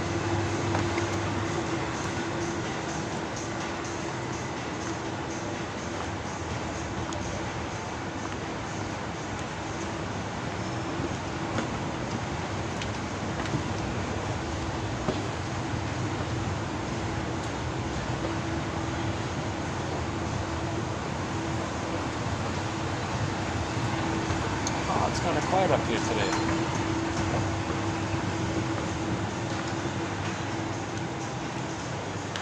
Okay, yeah, so we'll do colorful.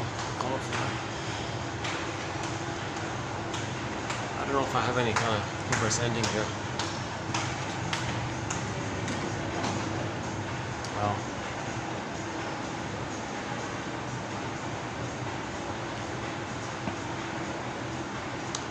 Any humorous ending here? Any jokes at the end here? I need some new jokes here.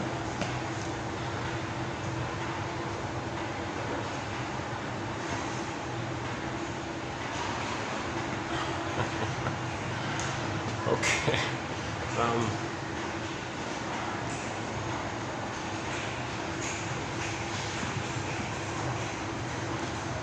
Okay, I'll keep a lookout for some new jokes, yeah. So stay tuned. Yeah, so let's wind up on a serious note. Thanks very much to anybody who listened or watched. But this is not about my presentation. I get these are lengthy videos, a lot of anxiety on my part. I think on a practical note, we have 1,000 videos here. So the thing to do would be just to go directly to the quotes and read the quotes directly yourself and pluck out one out of each batch and do it that way. That honors or follows, I should say, Robert Bly's advice to read psychology, the study of the soul, psychology. I'm just reminded of April Wine's song, Soul Surgery. The band Prism when Ron Tabak was the lead singer. He sang a very good cover of that song, Soul Surgery. So we need soul surgery.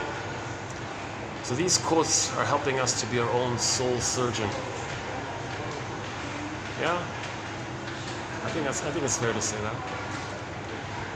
How to be your own soul surgeon. Wow, that's pretty intense, eh?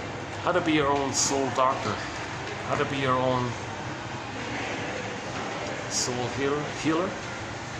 How to be your own healer. How's that? How to be your own healer. How's that? Just create the conditions for the healing to take place. You don't heal yourself. You just create the basket of knowledge, and let feelings come up when they come up. Nobody can control that kind of thing. Feelings will come up when you make it safe for the feelings to come up. So we can only do that part. We can only do that part, meaning make it safe for the feelings to come up. We can't force the feelings to come up. If you try, it gets buried down even further. And Myths and Fairy Tales will tell you that. Myths and Fairy Tales will say, if you violate that, it's lost even further. You know? So in the Pied Piper story, the mountain opened up and the children went into the mountain.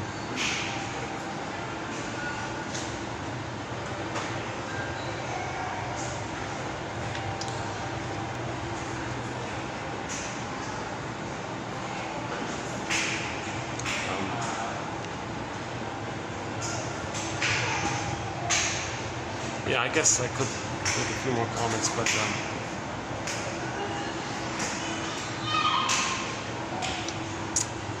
yeah, still no joke coming up. Can I make a joke about not having a joke? There's got to be a joke. You're not being able to come up with a joke. There's got to be a joke in there somewhere.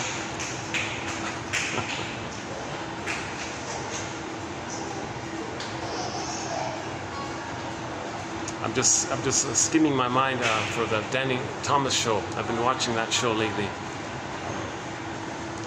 They have a lot of witty lines in there. Yeah, the kids are funny. Yeah, the youngest one, I forgot her name. The youngest one is pretty funny.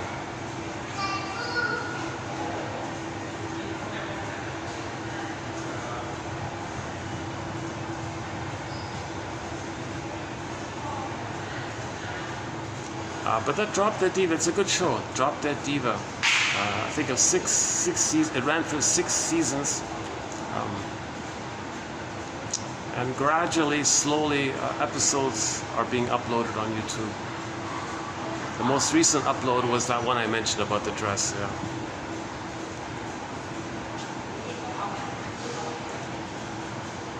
It was about the lifelong frustration of somebody who's overweight, being treated as if there's something wrong with them. But you know, it's funny, there was another episode about obesity where the woman said, look, I'm divorced, I got kids, I got all these jobs, sometimes I'm stressed out, come on, give me a break here. I thought, yeah, okay, there was a little empathy for her. I felt a little empathy when she said that for her. And, oh yeah, the green cheetahs, yeah, Drop Dead Diva had an episode about the green cheetahs. So 20 years later, somebody now is trying to create a lawnmower that can fuel itself on the grass that it cuts.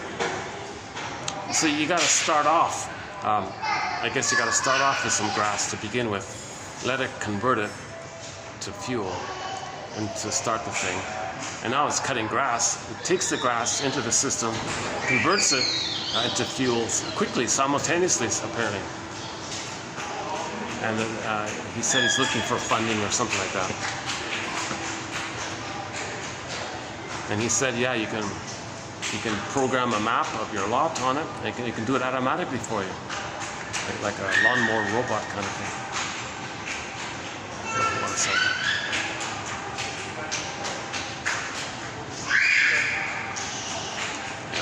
It's funny that we're talking about sympathetic nervous systems and parasympathetic nervous systems, because I can sort of see at the moment in front of me somebody charged up, and, you know, like a bull-like, slightly bullish kind of demeanor. But see, with Janoff's approach, you think maybe the mother drank too much and the set points are too high. Now he's just enraged. He's enraged. He's coming from a lot of pain. So we're homotraumicus. If we're not in balance, we're some kind of trauma taking place. Either situational trauma or developmental trauma. But here's the thing, I don't want to jump to the conclusion that if somebody's all revved up, that they're necessarily a person with a bully pattern or something. They may have like a reactivity or something, but they'd feel badly and apologize, or show signs otherwise. So Masterson says, look for psychic structure. Look for psychic structure. Is the self and the other blurred in the psychic structure? How much differentiation is there between the self and the other? Is splitting, to what degree is the splitting mechanism being used, or to what degree is the third side of the coin being used?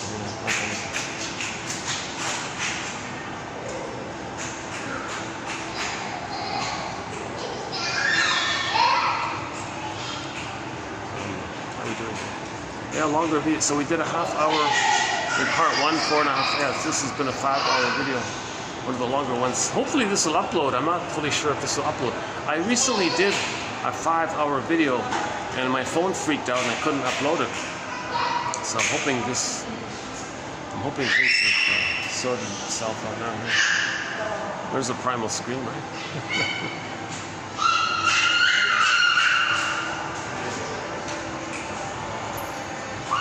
Any other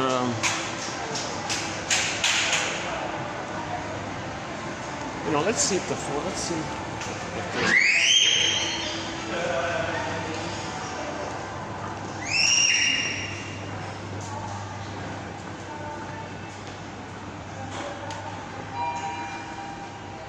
if that meeting's still going on.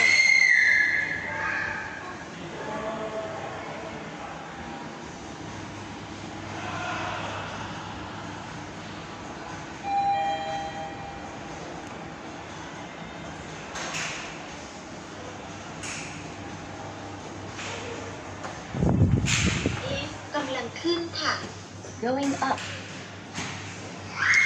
Yeah, these guys have no rooftop, yeah. Let's just take a peek up here. Although these guys don't have a rooftop, this is by far one of the nicest hotels. Aha. Oh, it's finished. Oh, look at that.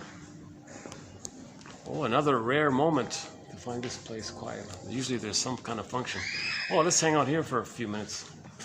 It's always nice up here, nice and quiet up here. Got a sofa. Ah.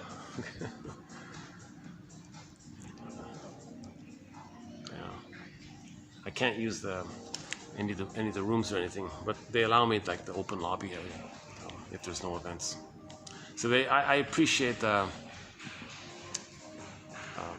heartful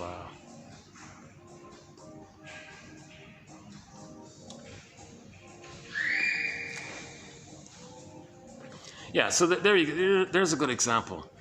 It's better to test the personality either by the humor, if it's dark humor all the time, or if it's more kind of broader, helpful, healing, makes everyone better. Everyone's a little better off kind of humor, or is it put down humor? That's you can, and I can imagine it wouldn't matter. It wouldn't be a determinant by a person having the sympathetic stress in their body, or the parasympathetic stress in the body, or what about a gratitude? Right? I'm sure people with a stressed, wrapped up body, I'm sure some have gratitude and empathy, and even though they have a stressed system, because the psychic structure is there for it, but they've got to add it on, layer it on separate phenomena of the situational stress of the mother taking too much alcohol in the uterus or something. So it's always, so there's two kinds of traumas, right? Yeah, so likewise, somebody with a parasympathetic stress, nervous stress phenomena, some would have gratitude and some wouldn't. It's not about the stress response. That's a physiological response to trauma, situational trauma. That's it.